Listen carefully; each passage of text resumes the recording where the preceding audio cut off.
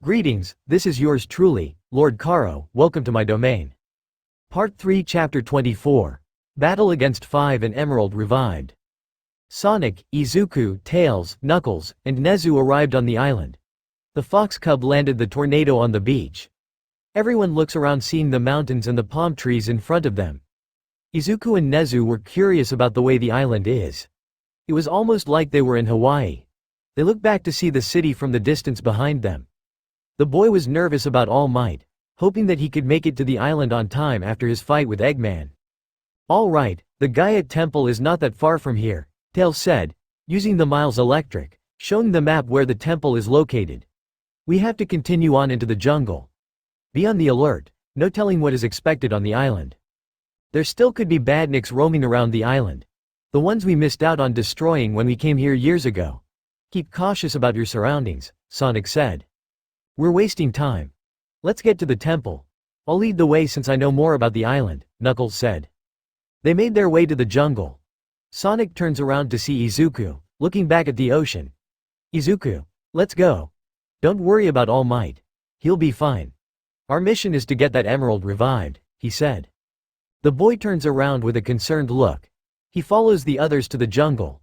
Sonic patted his back to comfort him while he walks past the Hedgehog. Nezu walked near the Hedgehog. "I know you're trying to make sure he's confident. You remember what All Might said the previous night," the principal said. "I know.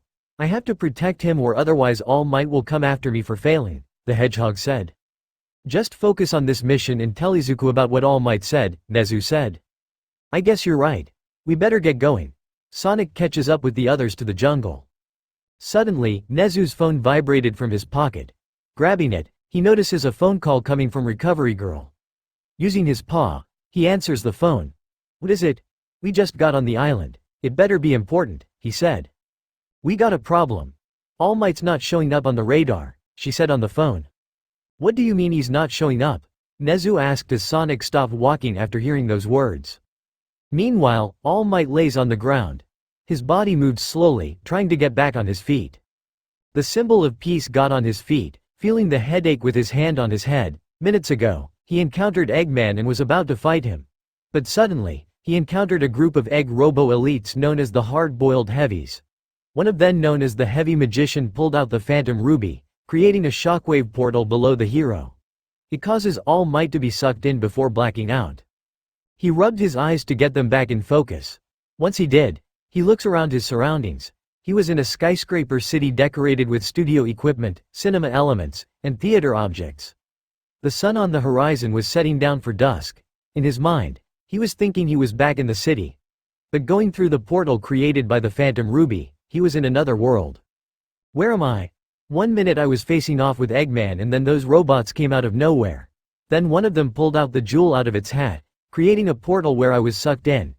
Could I be back in the city? The sun's setting down. Must have been a long fall. Question is, where's Eggman and those robots I've encountered?" he thought. Suddenly, a flash of light appeared behind him. Turns out the wall were multiple LED screens showing the face of Eggman, laughing before turning around to show his face as a logo of the Eggman Empire. 7 circles of different colors appeared above the logo. Below, the words appear saying Egg TV. Egg TV? What, this a TV network of his own? All Might thought. The screen changes to some type of news intro with a male voice heard. Live from Eggman's News HQ in Studiopolis, it's the Egg TV News Report with anchors Deku and Boko.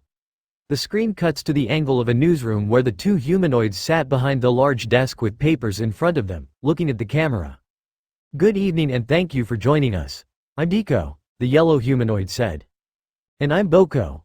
We begin our top story of the night on the most wanted man, still on the run by authorities. The man is known as All Might," the gray humanoid said with the screen of All Might's face behind him and the words wanted below it. "This man considers himself armed and dangerous.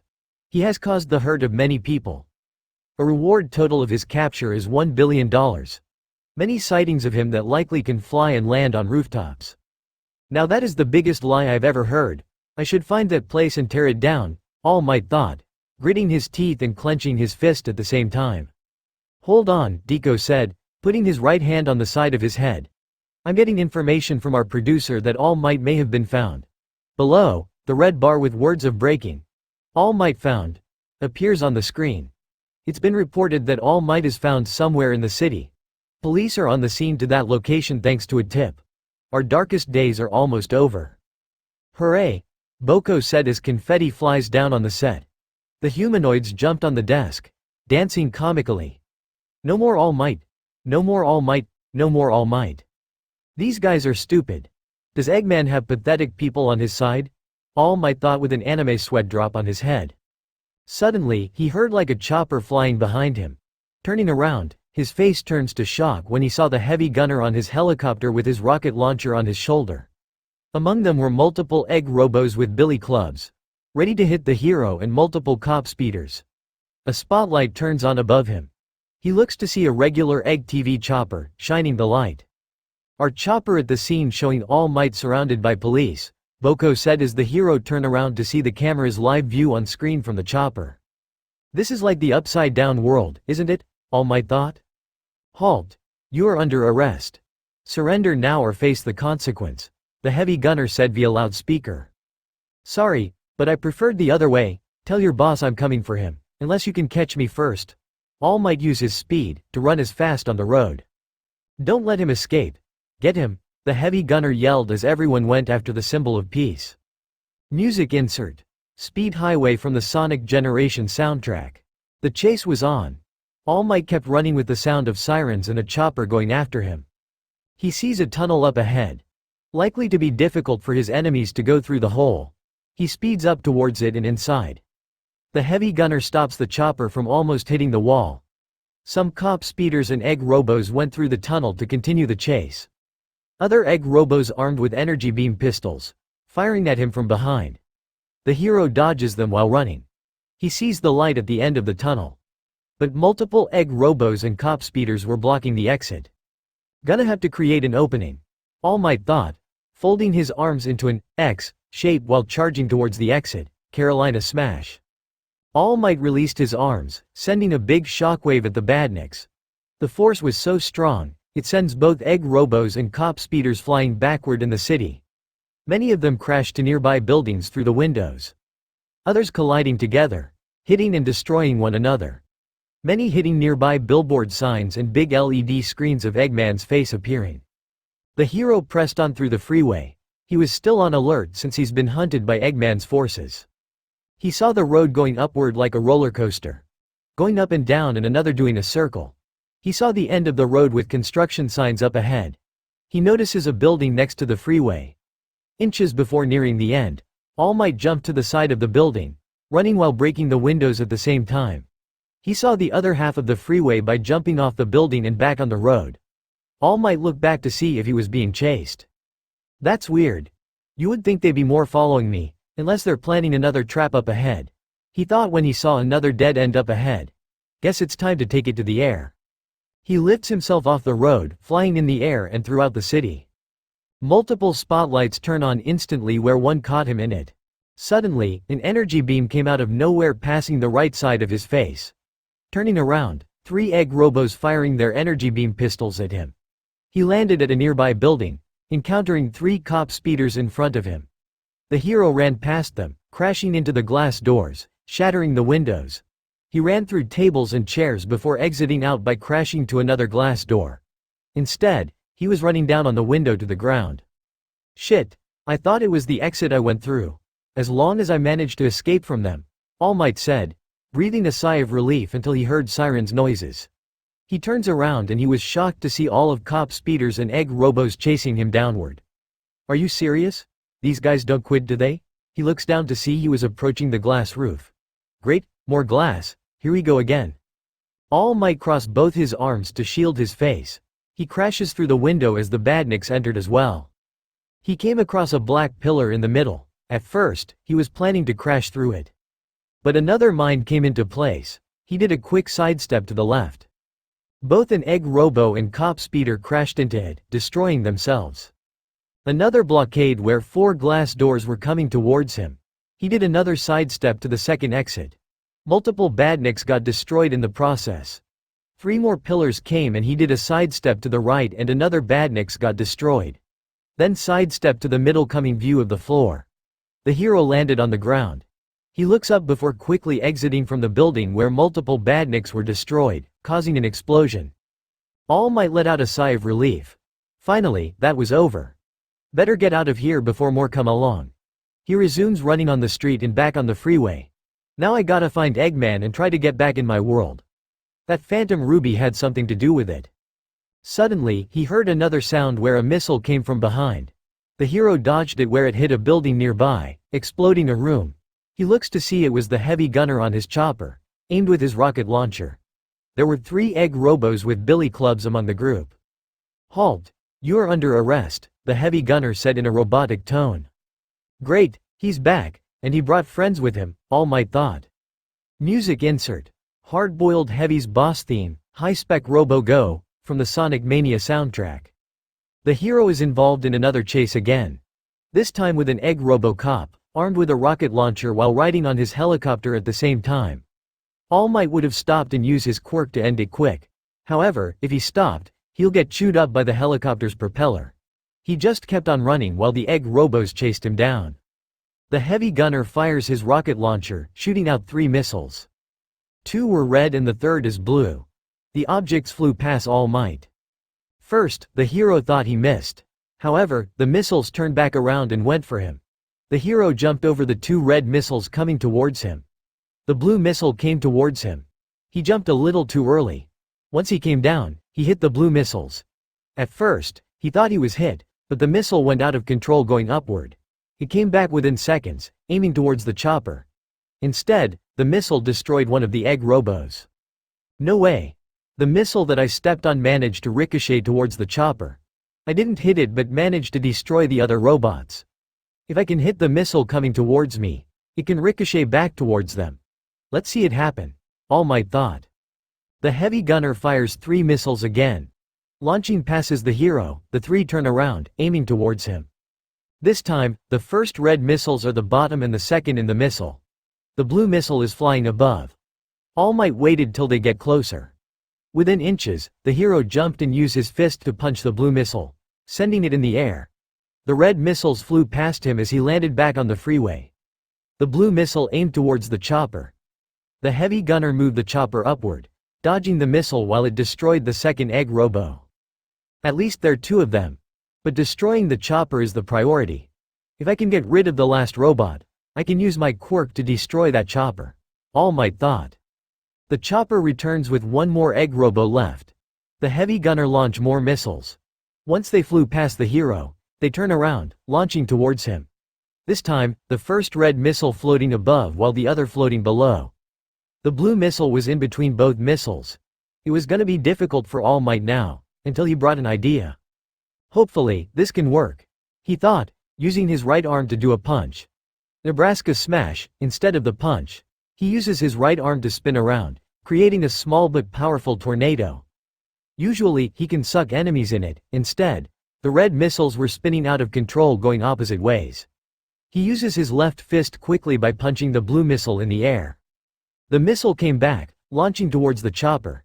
The heavy gunner saw it again, lifting the chopper back in the air again, dodging it.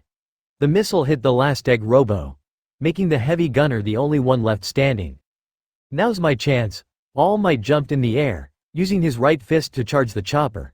He saw the heavy gunner ready to fire more missiles. Not this time. Texas smash.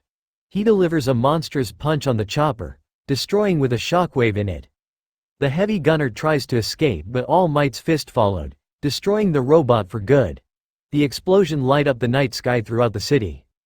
End music. At the newsroom, Deku and Boko sat at the desk with eye wide, witnessing the chase and the aftermath. The screen behind them shows a static noise snow screen. They lost connection to their cameras after the explosion. What happened? Boko asked. Did we beat All Might? Anyone find the connection to get our cameras back on the air? Deku said. Suddenly, something crashed in front of them from the ceiling. Both humanoids took cover underneath the desk. They look up slowly from the debris smoke to see what causes it. Only for the smoke to clear to see none other than the symbol of peace appearing. It's All Might, Boko yelled as he and Deku were shaking in fear. The hero turns around, facing the humanoids with his glowing green eyes. He slammed his right fist on the desk, destroying it. The humanoids were more frightened than ever. So you're one Eggman's minions trying to mock me by thinking I'm the enemy. I'm gonna give you a chance to spare your life, by that. Where's Eggman? He asked, cracking his knuckles.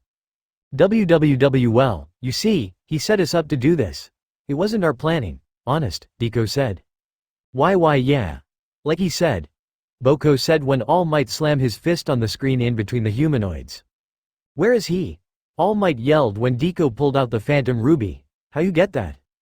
The ruby activates, creating a shockwave throughout the room.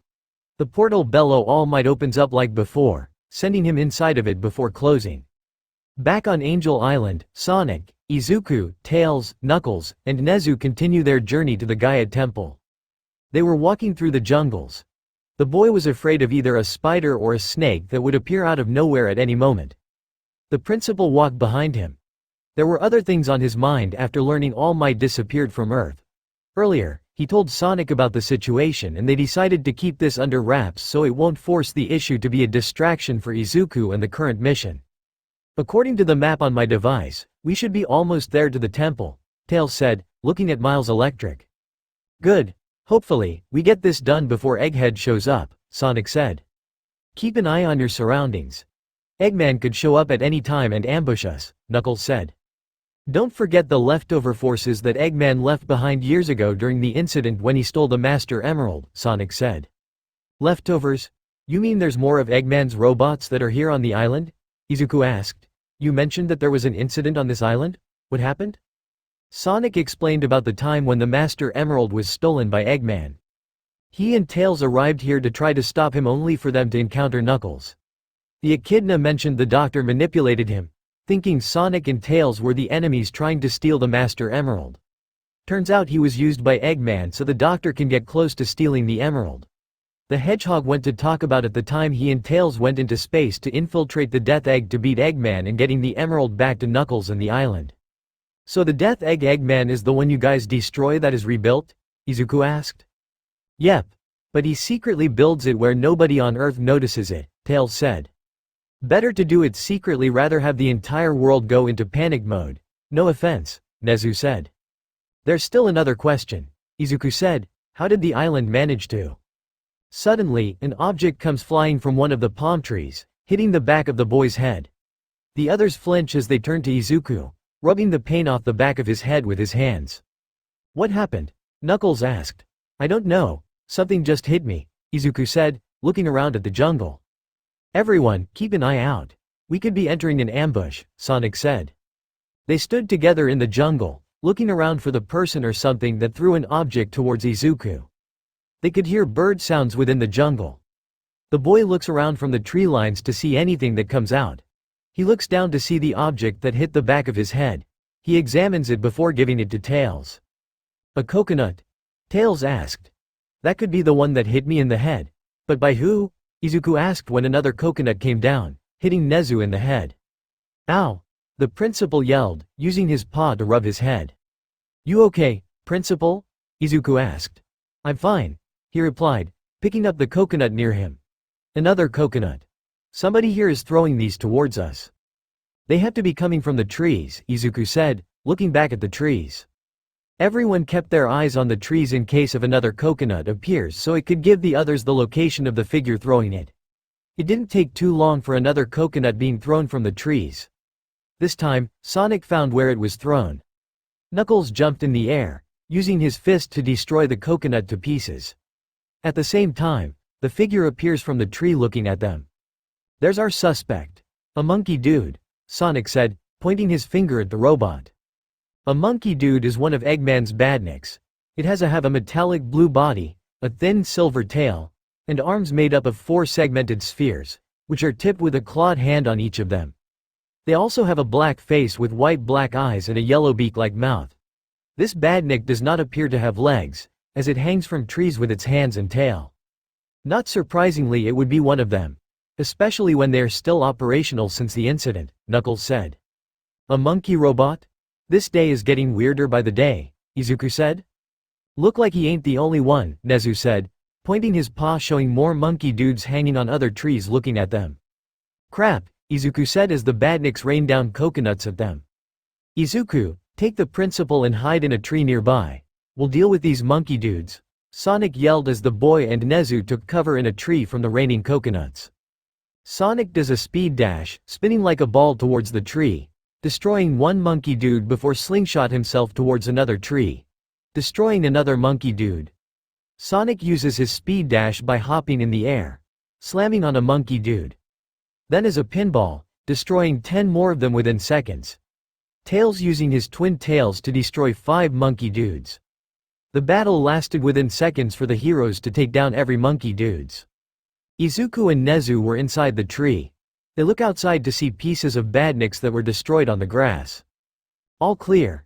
You guys can come out now, Sonic said as the two crawls out from the tree. That was quick. Didn't think it would take that long, Nezu said. These things are weak so they are easy to handle, Tails said. Wish I would have helped out, Izuku said. I know, but we can't take the risk of you getting in battle yet once the Chaos Emerald is fully back in power. Don't forget how bad One for All is if you use it, Nezu said. That's true, Izuku said. We better get going. Keep an eye out for any more badniks getting in the way, Knuckles said as they continue their journey to the temple. What they didn't notice in the trees, an egg drone was looking at them after uncloaking itself. The portal from the Phantom Ruby opens from above. All Might came falling out of it, hitting the ground that mixed with snow and cherry blossoms. Luckily, he was okay as she slowly got back on his feet. He wipes the snow and cherry blossoms off his costume. He looks at the new location he arrived. He's in a garden outside a castle. The area filled with cherry blossoms and ancient architecture. Snow falling with glowing lanterns in the distance. Where the hell am I? He thought, looking around at his surroundings. This is almost similar to a Japanese castle in Tokyo. Am I back home? The cold breeze blew by him, causing the hero to shiver. How in the world does it get cold all of a sudden? Suddenly, he senses something coming towards him. A star-shaped object flew towards him. The hero dodges it, hitting the ground near him. All Might look at the object where the red light beeped softly, then begin beeping quickly as he realizes it by taking cover behind a pair of rocks nearby. The object exploded with shrapnel flying everywhere, some hitting the rock where the hero took cover. All Might look up to see the crater created after the explosion. Wonder who threw that, he thought when he caught something coming down. The hero did a quick step backward, letting the object fall to the ground to face him. What the? It's the same robot. Music insert. Heavy Shinobi theme from the Sonic Mania soundtrack. It was the Heavy Shinobi, one of the other members of the hard-boiled heavies. This one's a ninja type. All Might thought when he realizes something. Hold on. This has to the robot Tsukachi told me that Kamui Woods encounter a couple of nights ago on the rooftop of a building. The Heavy Shinobi pulled out its sword, charging towards the hero. All Might does a quick sidestep to the right, dodging the blade. The robot swung the blade, causing the hero crouch down, dodging from his neck. The robot uses his sword, hitting the ground. It created an ice wall going towards him. The hero dodges the ice by doing a side step to the left. At the same time, the robot pulled out 2 asterons, swinging them towards All Might. The hero dodges both of them before exploding. Pieces of shrapnel flew everywhere, one grazing him on the cheek, creating a cut. I better do something before he attacks me, All Might thought as he charges towards the robot with his arms crossed like an X-shaped Nebraska smash. Before he attacked, the robot uses its sword, icing both his arms before unleashing his quirk. No way! How did he do that? All Might was shocked before using his strength to break the ice.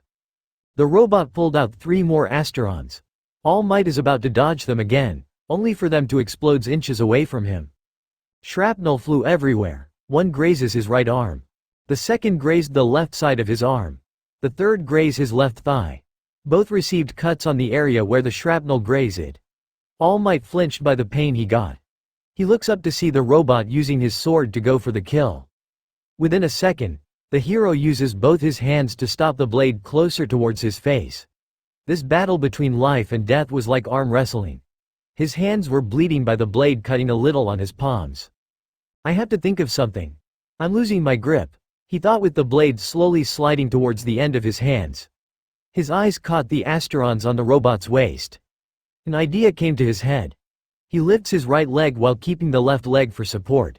His leg presses the red light quickly on the Asterion, causing to beep. The robot heard the sound. Quickly using its left arm while keeping the right arm on the sword, it quickly grabbed the Asterons.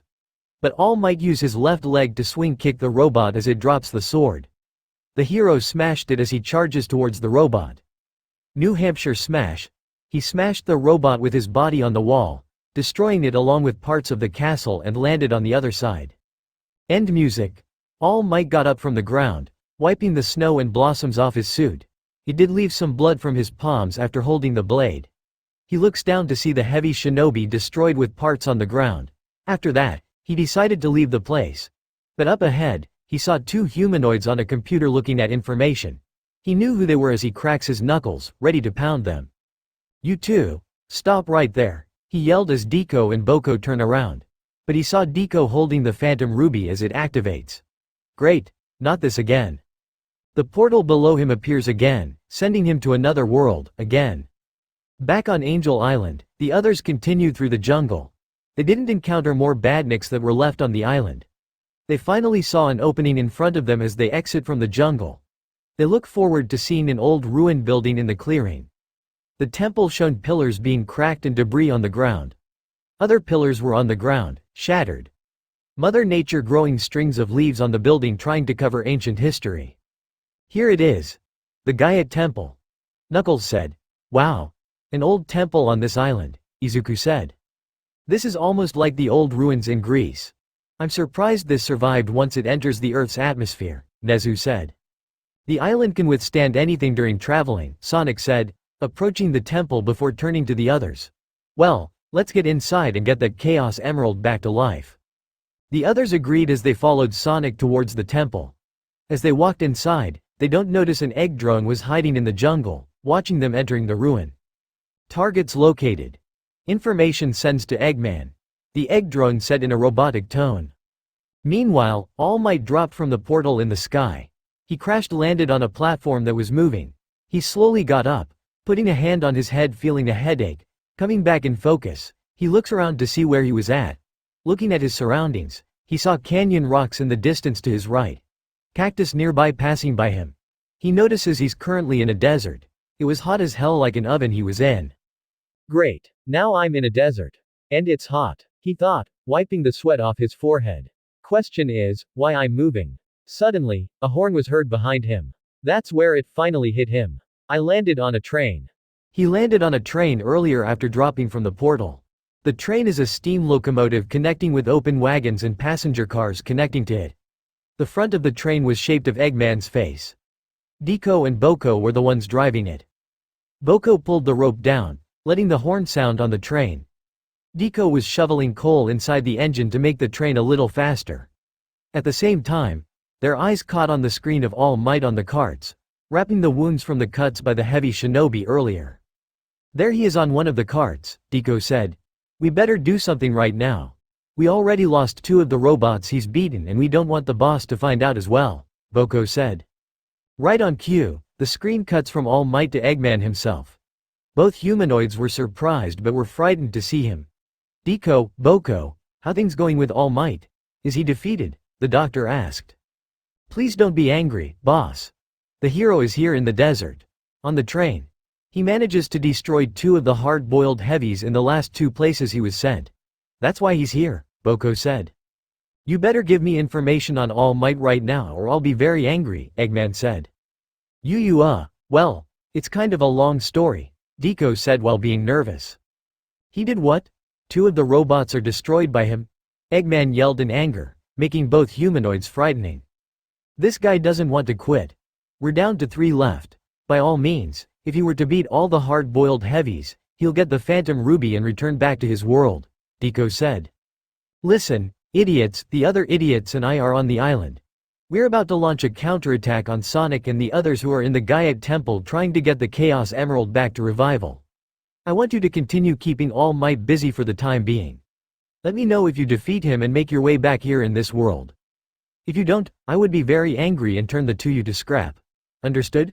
Eggman asked. "Yes, sir. We won't let you down," the humanoids both said. "You better," Eggman said as the screen turned off. "We need to do something or we're going to become scrap," Deku said, pressing a couple of buttons. The screen came back on, showing the heavy magician. We have a job for you.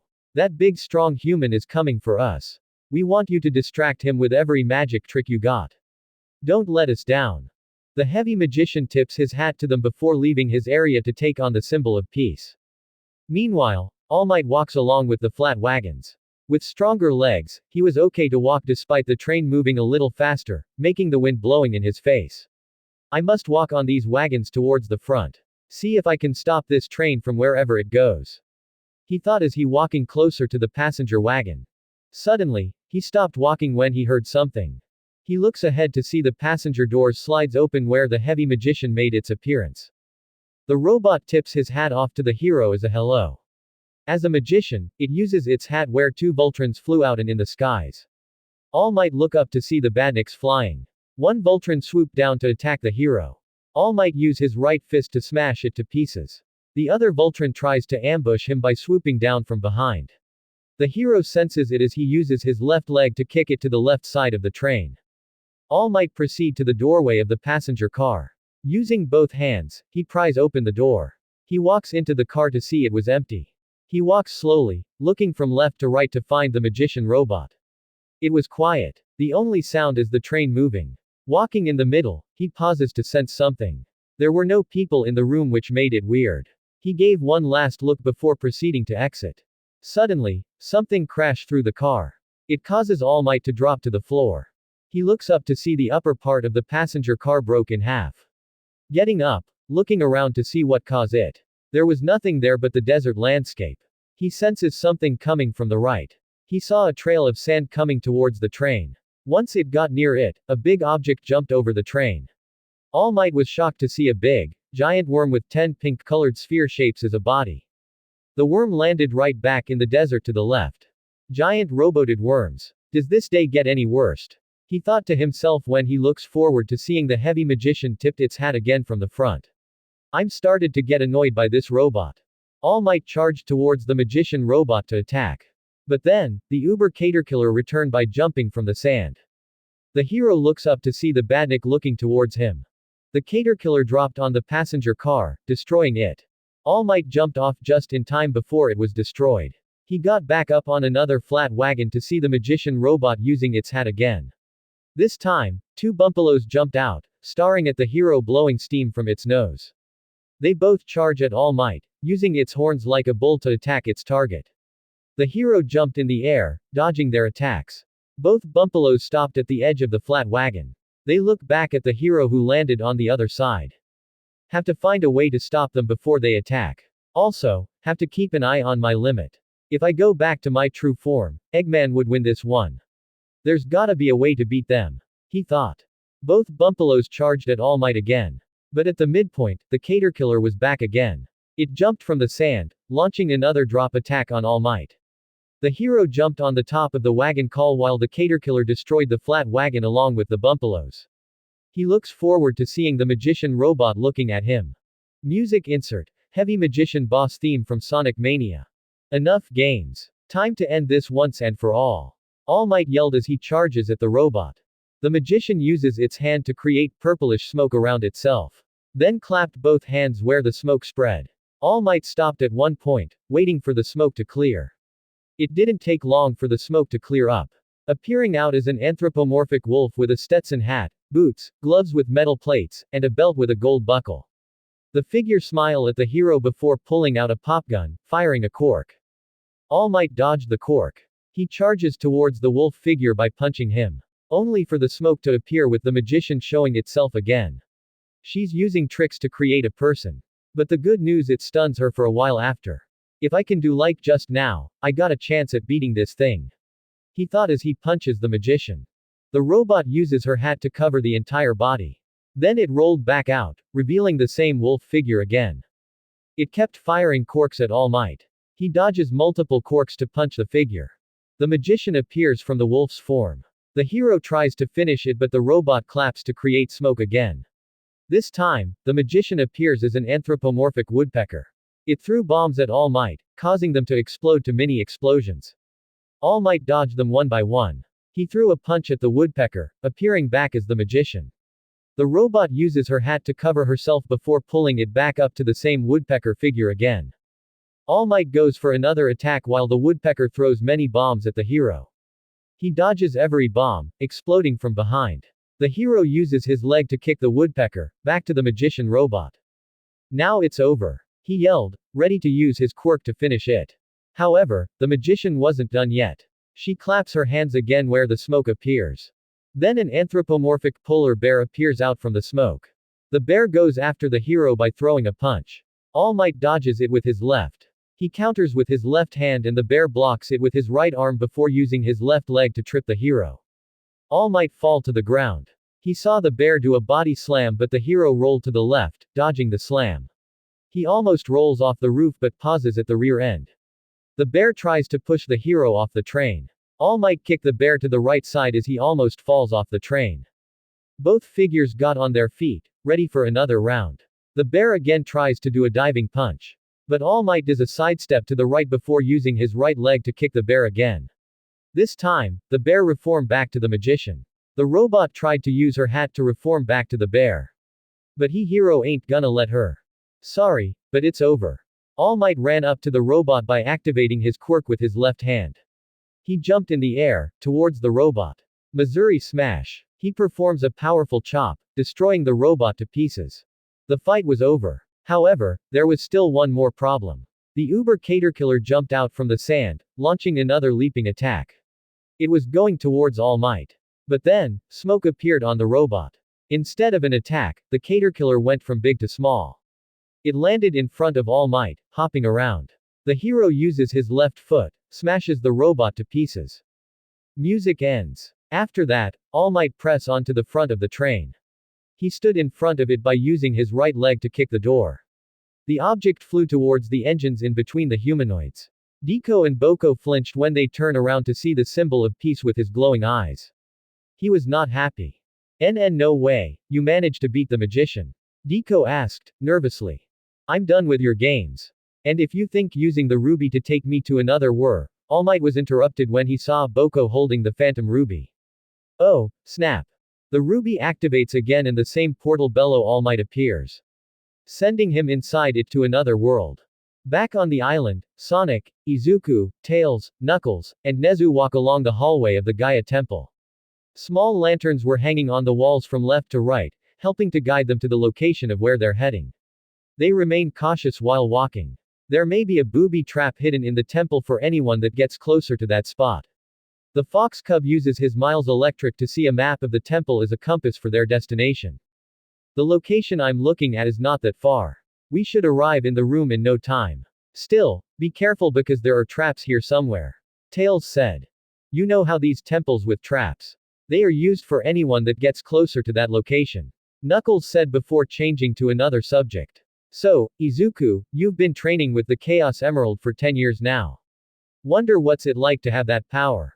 Ever since Sonic and Tails gave it to me, the Emerald has helped me go through the early stage of training. Before meeting All Might, I usually go to the airfield to train by using the Emerald. Then that's when All Might came into my life and took my training to the next level. Izuku said. You mean giving you one for all is your quirk and at the same time the Chaos Emerald protects you from breaking your bones, Sonic said. Yeah, that's true, Izuku said when he snaps back to reality. Wait. What? Don't worry, All Might told us everything about his quirk and how he passes it to you. He told us about it last night at UA. And yes, your principal was there as well. Sonic said. Seriously? Izuku asked, shockingly. And they agree to keep it a secret from others. Including their friends for the time being. Nezu said. That's why I told you to hide in the tree with the principal during that battle with the monkey dudes. I know you want to be part of the action, but we can't let you use your quirk to break your bones with the Chaos Emerald protecting your body. Sonic said. I understand, Izuku said as they proceed throughout the temple. Outside the temple, Eggman stood in his Eggmobile, looking at the temple in front of him. He's currently in deep thoughts. At the same time, he heard heavy footsteps approaching him. He looked to his right to see the robotized Nomu standing next to him. It has both a rocket launcher in his left hand and the M134 minigun in his right hand. The Nomu turned to his master, waiting for orders. You know they're in there. You have your orders. Make sure to you deal with them and bring the emerald back to me. Don't forget to bring the boy to me as well. Eggman said as the Nomu walked to the temple. Boss, everyone's in place, Scratch said as he, Grounder, Coconuts, Orbot, and Cubot approached them from the jungle. Good. I'm sending the Nomu to the temple to ambush them. Coconuts, get on top of the temple. There should be opening holes. Throw some smoke bombs inside so they be surprised while the Nomu moves to the temple. Eggman ordered. Yes, sir, the monkey badnik said. Everyone, hold positions until I order otherwise. The Nomu will chase them out and that's where we attack. Understand? Eggman asked. Yes, sir. The minions answered. Inside the jungles, egg robos, egg gunners, egg pawns, egg launchers H+V, and egg fighters were hidden in the trees. They were waiting for Eggman's orders to launch the attack on the temple. Dash. Meanwhile, All Might drops out of a portal by landing on the ground with his legs. He got up to observe his surroundings. He looks up to see a large hole with stars brighten up the night sky. He looks down to see lava all the way down below him. He notices ramps and 2 fire stacks in the middle next to him. Finally come to his senses, he's currently in a volcano. I'm in a volcano. Thank goodness it not erupting. I get that feeling I could be facing more of those robots. So far I've beaten 3. There's 2 left. I got to keep an eye on my limit as well. The more I keep fighting, the toll it'll take for me to lose. He thought when he heard something coming. Out of nowhere, a large mace almost hitting his head. He dodged it with a sidestep to the right. He turns around to see the heavy rider, with her mace as a weapon to swing and hit her target. The robot currently riding a moto bug, one of Eggman's first generation of badniks. Its eyes have red rings around its pupils like an insane person. This one should be interesting. Riding a ladybug robot as a vehicle. This is gonna be good. All Might thought as he got in his fighting stance. Music insert. Heavy Rider boss them from Sonic Mania. The Moto Bug let out steam as it charges towards the hero. The robot swings her mace at the same time, hoping the ball spike hit All Might. But he jumps in the air, dodging the mace. He landed back down when he turned around and saw the robot charging again. He jumped again as he did before landed back. The Moto Bug hit the brakes, turning around to charge back at the hero. All Might jumped in the air. But this time, the Moto Bug jumped as well. That shocked him where the robot swings her mace closer to him. All Might quickly dropped back on the ground. The Moto Bug landed back on the ground, charging at the hero. He did a quick slide step to the left, dodging the attack. Instead of turning back, the Moto Bug rode on one of the ramps. It turned back around, riding on the other ramp. Like a motocross biker, it jumped the ramp over the fire stacks to the other ramp. At the same time, the fire stack shot out flames all over the place. Confetti also rains down as well. All Might dodge the flames before it died down. Confetti. Seriously. Is this thing trying to be a stuntman or what? All Might thought as he saw the robot coming back for another attack. Time to end this fast. I'm getting tired of this crap. He ran towards the robot, activating his quirk with his right hand. Detroit Smash. His fist slammed at the Moto Bug, with enough shockwave to destroy it. The Heavy Rider tries to escape, but his fist is an uppercut, destroying the robot in the process. The wind sent up in the hole, towards the sky. Music end. Everything calmed down. The fight ended quickly, not like the last 3. All Might took a sigh of relief after that one. At least that was easy. Unlike the previous ones. Now, I know those idiots are here. Time to find them and get that ruby. He thought. Well done, All Might. A robotic tone was heard as All Might turned around to see the Heavy King, floating above the ramp, facing him. I admire you of what you did. You have managed to beat all 4 of my comrades. But you have yet to face the real and final battle. That battle will be against me. You won't have a chance at beating me. That's some big talk from a robot that already lost his friends. Either way, I'm done dealing with you. If you excuse me, I need to get back to my world. All Might said. That won't be necessary. The Heavy King pulled out the Phantom Ruby. Deku and Boko left this for me. They escaped back to your world to rejoin Eggman. He and the Empire are about to assault the island and try to defeat Sonic and the others. Including your student and principal. What? All Might was shocked as the robot used his scepter to create a hologram. It shows Eggman along with his forces standing outside the Gaia temple. He even saw the robotized Nomu on top of the temple. That's the same beast that attacked the students at USJ. including almost beaten young Midoriya to death. This is not good. I demand you to take me back now or else. As I said, if you want to go back to your world, you must beat me. Even better, you can claim the Phantom Ruby for yourself, the Heavy King said. All Might had no choice. With the limit of his transformation almost at its end, he had to do something before Eggman attacks the temple. Fine. I accept your challenge, he answered. Very well. Come to my world. This is the final battle. You win, you receive the ruby and return to your world. Lose to me, you will remain in this world for eternity, the Heavy King said as he activates the ruby. The portal appears in front of All Might. The hero jumps in, going once again to another world while the Heavy King follows. Back inside the temple, the others arrived in the main hallway. The trail on both sides shows multiple small pillars with a blue light on top of them. It led them to the entrance of the central altar. The altar shows multiple green flames around with a pedestal in the middle. They enter the altar, amazed by the entire place. There's also a carving of a Chaos Emerald on the wall above on the back. This must be the altar to revive the emerald. If the carving of the emerald on the wall indicated, then we're in the right place. Tails said when the place begins to rumble. What is that? An earthquake? Nezu asked when another pedestal rise out with a hole in it. The vibration in the room stopped. Guess all that shaking was from that. Knuckles said as Sonic turns to Izuku. Izuku, it's time. Bring the Chaos Emerald to the hole. That way, the emerald came back to life. He said. The boy approaches the pedestal. He examines while standing in front of it. He pulled out the emerald from his pocket. Looking at it one last time, he let out a sigh. He begins to put the emerald in the hole of the pedestal. Until a loud roar echoed throughout the temple. Everyone took notice as they look around to see where the sound was heard. Sonic, Tails, and Knuckles ran up to the entrance look at the main hallway. Izuku and Nezu stood behind. What was that sound? Izuku asked. I'm not sure. But we're not alone. Tails said, pulling out the Miles Electric, showing the map on screen with a red dot approaching them from the same way they came through. It's coming towards us. Eggman, I guess. Knuckles asked. Can't be. With that sound of the roaring, that's impossible. Sonic said. Izuku, Nezu, stay behind us. The trio stood still, looking at the darkness in front of them. They could hear footsteps coming towards them. Izuku was getting nervous with his heart pounding fast. Nezu stood still, a little nervous. The footsteps grew closer. The main heroes were ready to fight. Then the footstep sound stopped. Everyone looks at one another with curious looks. They were still cautious to find out who it was because of the roar they heard. They know it ain't human. Is it coming or what? Why isn't not attacking? Knuckles asked. Not sure. Maybe trying to sneak attack us from behind. Sonic said.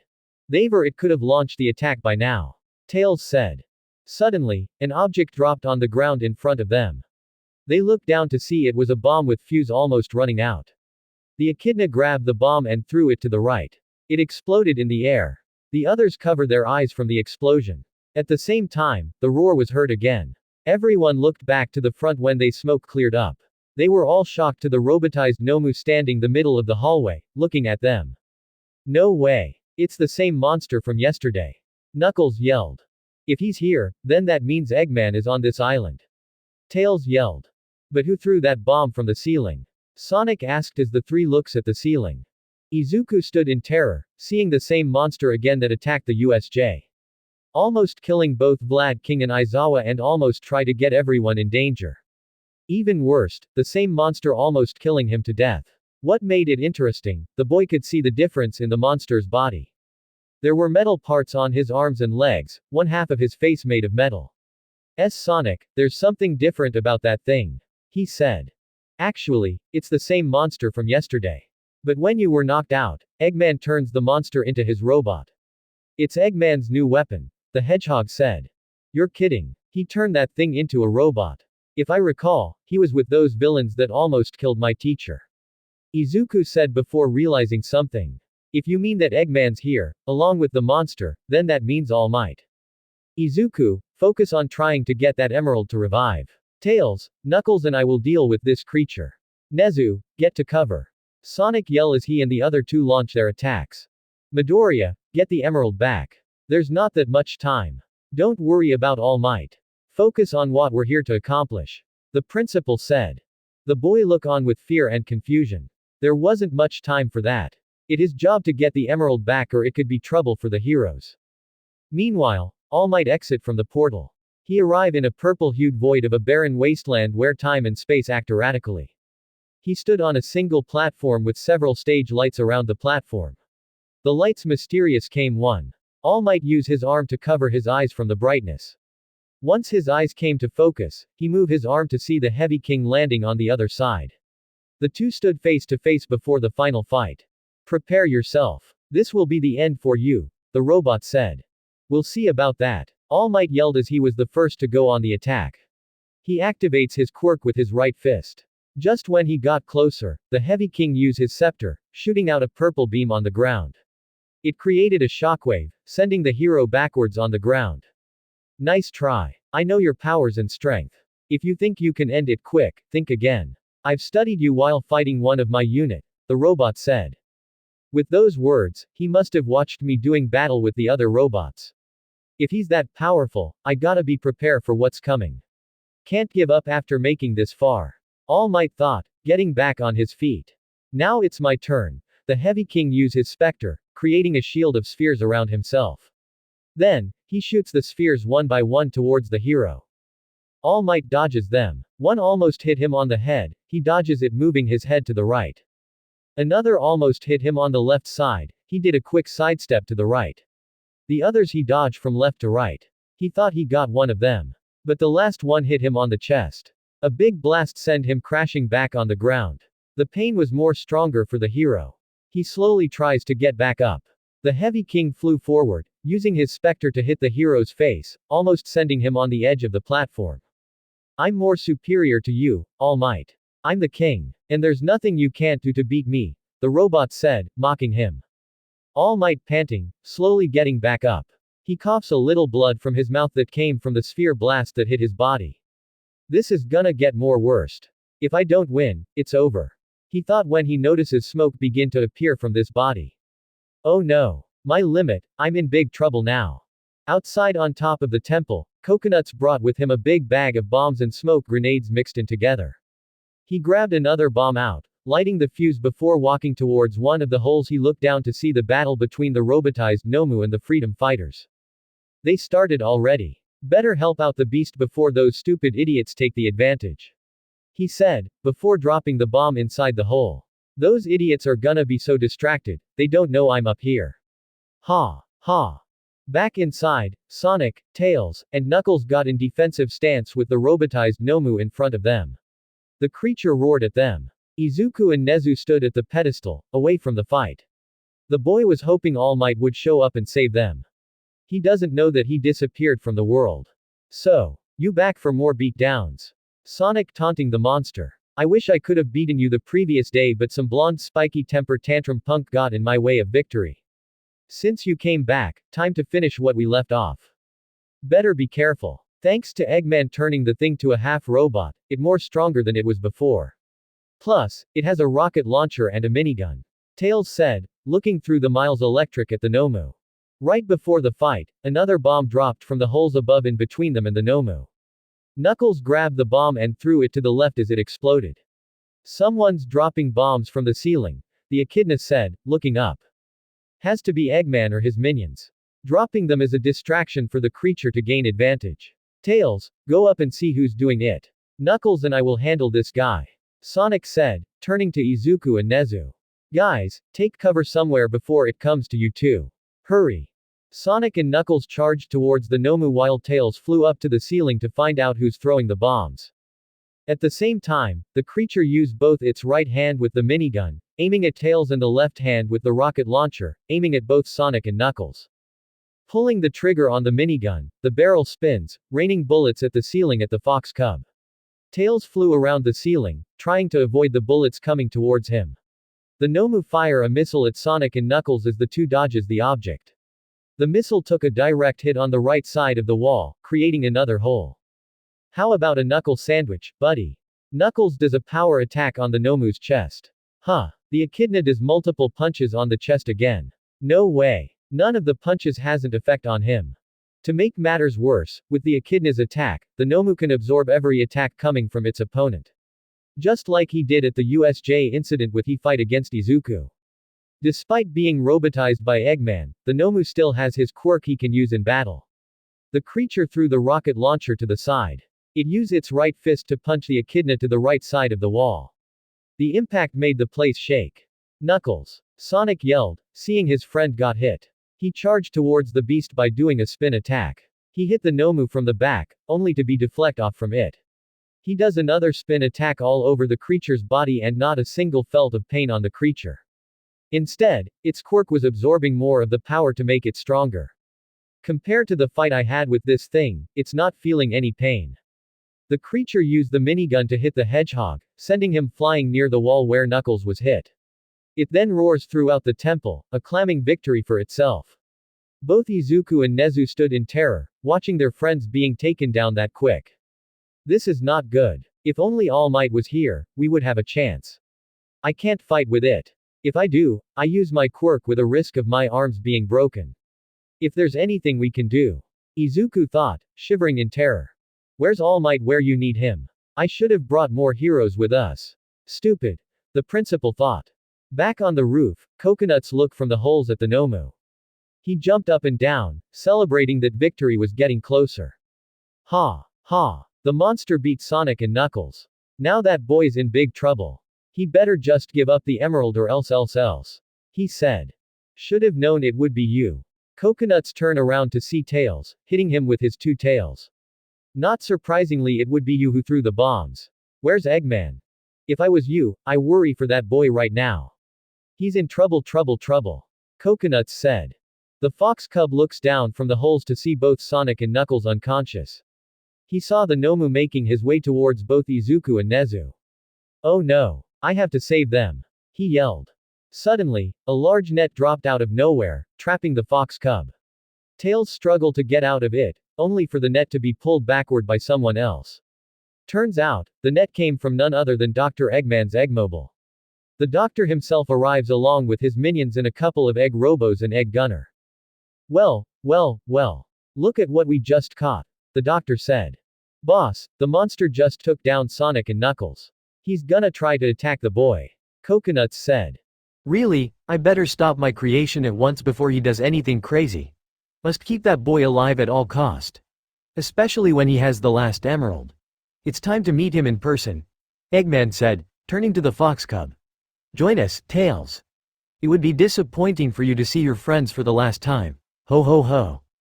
Back in the other world, All Might lay on the ground. Bruised and beaten. His costume has little cuts around it. There was smoke appearing from his body indicating the time limit of his muscular form was coming to an end. The heavy king landed in front of him to mock him more. Just admit defeat. If you keep getting back up, you're just gonna make it more worse than before. Plus, your transformation is coming to an end. That boy of yours will have to give up the Chaos Emerald as well. It's over. You lose, the robot said. I can't let it end like this, he thought, struggling to get back up. Back at the temple, the robotized Nomu slowly approach Izuku and Nezu. The beast noticed the boy from USJ before. He remember every beat down by him. But he does remember giving Izuku the biggest beating of his life. This time, it was ready to finish where he left off. This time by killing him. Izuku stood there, don't know what to do. With All Might in another world and Sonic, Knuckles down by the count, it spelled trouble for him. Halt your attack. A voice was heard from above. Izuku, Nezu, and the Nomu look up to see Eggmobile, Egg Robos, and Egg Gunners floating down the temple. Once they landed, the Egg Robos and Egg Gunners aimed their weapons at the boy and the principal. Both frightened with terror. Izuku saw Tails captured in the net. Eggman exit from his Eggmobile, standing next to the Nomu, petting it. The minions minus Deku and Boko had their laser guns pointing at the two. Well. We finally meet at last, Izuku Midoriya, Eggman said, looking at the boy, and if isn't the principal himself from yesterday during the whole fight. Why you must be Dr. Eggman. The one Sonic told me about, the boy said. So I guess the Hedgehog told me about my name? My name is Dr. Ivo Robotnik. But you can call me Dr. Eggman. Ruler of the Eggman Empire. I believe you're here for my Chaos Emerald, correct? Izuku asked. You're a smart one. I never thought you'll be this smart. No wonder All Might saw you as a successor to become the #1 hero. Eggman said as the boy was shocked. What? How did you know that? Izuku asked, shockingly getting nervous. There's no need to keep secrets, Eggman said, pressing a couple of buttons on his watch. Multiple hologram appears showing past videos of Izuku training with All Might, along with training with multiple heroes during the whole 10 months. Also footage of him and Bakugo fighting during the combat training. I've watched every moment of your life. All Might giving you his quirk. Training with him along with the Chaos Emerald you have. Plus, the way you handle that boy in the training. And doing battle with the Nomu, which is mine now after robotize it. So yeah, there's a lot to the story. Also, you must know my invasion plans of the Earth itself. You'll find out soon enough. Right now, I want something very important to you. But first, I want to ask you this question. Why do you want to become a hero? Izuku flinched at that question. At first, he didn't want to make up anything because Eggman will know he's lying. He looked back at Nezu where the principal nodded his head in agreement to answer it. He looked around where the minions were waiting for his answer. The reason I want to become a hero is because I want to save people with a smile on my face. I want to save them so they can give me the trust to rely on saving another day, he said, pulling out the Chaos Emerald out of his pocket. That's why Sonic and Tails gave this emerald so it can help train to be a hero. Then All Might came along and gave me his quirk to be more stronger than ever. I dream of becoming a hero one day, and I promise that I will be that person to say, I am here. The boy screamed with his fist in the air. He had a determined look where the room is silence. Everyone robot look at one another. Both Eggman and his minions look at one another before turning back to the boy. That is when they both started laughing. Ha ha ha, a hero? Seriously? That's gotta be the most dumbest thing I heard in my life, Scratch said, laughing. Here's my smile. So people think I'm a clown of stupid, Grounder said, laughing. My name's Izuku and I want to be a hero so people can smile at me. Ha ha ha, Coconut said, mocking and laughing. This is the person All Might found to be a hero. This has to be a joke, right? How in the world would Sonic give the emerald to this joke of a nothing? Eggman said, laughing. Don't you dare laugh, Eggman. I will save everyone, Izuku said with anger. Oh, I'm so scared. What you gonna do? Beat me up or something? Eggman asked, mocking the boy. He's not a joke. He's gonna be the best hero. And you know what's funny? He's gonna beat you, Eggman, Tails said. Yeah. Whatever. Anyway, I'm done. Now the moment of truth. Hand me the Chaos Emerald. Right now, Eggman said. What if I don't? Izuku asked, holding the emerald. Suddenly, one of the egg gunners snuck behind, grabbing Principal Nezu, holding him at gunpoint. That shocked the boy, getting him more nervous. Then I guess I got no choice at making the principal as my robotic pawn. Last chance, hand me the Chaos Emerald, Eggman said. Midoriya, don't give him the emerald. If you do, it's over for this planet, Nezu said. The boy was now under huge pressure. It was life or death. Either he gives the emerald to Eggman and Nezu stays alive. Or he doesn't give it up, and let everyone die within his hand. Deep down, he does want to save everyone. Time was indeed running out. With All Might not around, it was pretty much gonna be a dead end for everyone. Ribbit. Suddenly, everyone heard a sound. They look around to find the voice of the sound in the room. Ribbit. The sound was heard yet again. Everyone was confused, thinking this place was haunted. Izuku looked around to find where the sound was heard. Ribbit. The boy froze after hearing it again. This time, it was like near him. Izuku slowly turned his head to the emerald and realized a small animal on the emerald looking at him. Ribbit. The frog on the emerald. A frog? Izuku asked. What's a frog doing here in the temple? How did it get here? Tails thought when he realizes something. Oh no, if the frog's here, then that means. Sounds of footsteps were heard coming from the entrance behind them. A large cat ran through multiple egg robos, running to where the frog was located. Eggman and his minions got out of the way quick. The big cat stopped in front of Izuku where the boy's body turned comically white. The frog saw the cat as it hopped on its shoulder. There you are, Froggy. You ran off like that. Big the cat said, petting it before turning to Izuku. Thank you so much for finding him. He then pulled Izuku into a big hug. Thank you. Thank you. Thank you. The hug was so much that Izuku was turning blue. It made him drop the emerald on the ground. The hug lasted for a minute as the cat turned around to see he wasn't alone. What's going on here?" he asked. "Big, save us!" Tails yelled. "Quick, take down that fat of a cat!" Eggman yelled as the robotized Nomu jumped in, standing face to face with the cat. Who are you?" Big asked as the Nomu roared by swinging its right fist towards him. The cat quickly grabbed it with his right hand. The Nomu uses its left fist to punch. But the cat grabbed it with his left. Both figures locked in an almost arm wrestling match. The ground was cracking by the strength of both figures. "Someone take that cat down, now!" Eggman yelled as one egg robo aimed its gun at the cat. But then, a blue blur destroyed it out of nowhere. "What the hell I've been doing this whole time while I was napping?" Sonic asked, looking around when he saw the Nomu and Big colliding. "Big? No way." "Sonic!" The Hedgehog turned to see Tails trapped in the net. "Tails, I'm coming," he yelled, charging towards him. "Take that Hedgehog down!" Eggman yelled as an egg gunner aimed his guns at the Hedgehog. But a red blur appears out of nowhere, destroying the robot. "Sorry, it took so long to be awake," Knuckles said, ready for a fight as Sonic saves Tails from the net. "Thanks, Sonic," the Fox Cub said.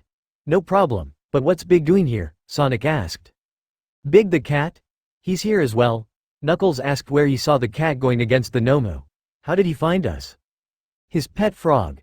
It appears out of nowhere on the Chaos Emerald Izuku was holding. It leads Big to find him here." "Thank goodness he showed up," Tails said.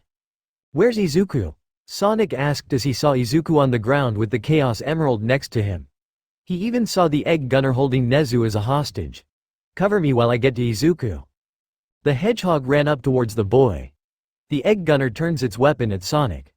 But Knuckles delivers a punch, destroying it and saving the principal from danger. Sonic got to Izuku, trying to wake him up. Eggman pulls his laser gun, aiming at both the Hedgehog and the boy. But Tails jumped in, hitting his face with his twin tails. The battle raged on as Tails and Knuckles were doing battle with both egg gunners and egg robos. Big and the robotized Nomu still locked in a fist of strength. "How's Izuku?" Nezu asked as Sonic tries to wake him. "He's okay but unconscious. Guess Big's hug knocked him out cold. Sorry about that," Sonic said. "It's okay. He saves our lives for a reason. We must get the Chaos Emerald to the pedestal," Nezu said. "Leave it to me," Sonic said, carrying the boy on his shoulder. He grabbed the Chaos Emerald, rushing towards the pedestal. "It's now or never. Here we go." The Hedgehog places the emerald in the hole. Suddenly, a light sparkle on the pedestal. A green beam appears from the hole, lifting the Chaos Emerald in the air with a sphere of green aura surrounds the object as it spins. At the same time, a big green light emerged throughout the temple. Back in the other world, All Might lays on the ground. Hopeless and defeated, his time was almost up. The Heavy King stood there, lifting the specter for the final blow. Suddenly, a green light appears from the purple clouds. The beam went straight down, colliding with the symbol of peace. The robot jumped back from the light. He observes what was happening. Inside the beam, the smoke on All Might's body was gone. The hero slowly gets up. The cuts and bruises were gone. His uniform was being repaired. He feels the same power like he did when he saved Izuku and Bakugo from the sludge villain. "What is this? It feels like the same power from the Chaos Emerald months ago," he thought. "Because it is." A voice was heard. "That voice? Is that Pachacamac?" All Might thought. "Is it me? The Chaos Emerald has been restored thanks to Izuku as promise. The good news is that he has the ability to protect himself from using your quirk. He'll be fine. Let him handle the rest of Eggman's forces. I'm just glad to be alive after the incident the previous day. Right now, you need to focus on finishing off that robot. The powers from the Chaos Emerald is transferring to your body. That green beam you saw coming from the sky," the Echidna chief thought said. "Thank you. I thought I was done," All Might said. "Hurry and finish your mission. Once you're done, return back to your world at once," he said. After that, the green beam disappeared back in the sky. Once it was gone, All Might stood up with the green aura surrounding his body. He felt the strength of the Chaos Emerald like before. It has been a while since he felt the power. He turned to face the Heavy King. He wasn't smiling and his green eyes glowed. "What? You were defeated. You should be giving up," the robot said, gripping his scepter in anger. If you haven't forgotten, I don't quit when I'm down. I tend to finish the job and get back to my world. I still need to continue on helping my student to become the next #1 hero. Now, it's your turn to go down. Get ready. The real fight begins now," he yelled. The Heavy King uses his scepter by firing 2 beams across the floor. Another shockwave went towards the hero, only for All Might to use both his arms in a shaped X letter to shield himself from the attack. Successfully it worked. That shocked the robot. It created a couple of spheres by launching them one by one towards him.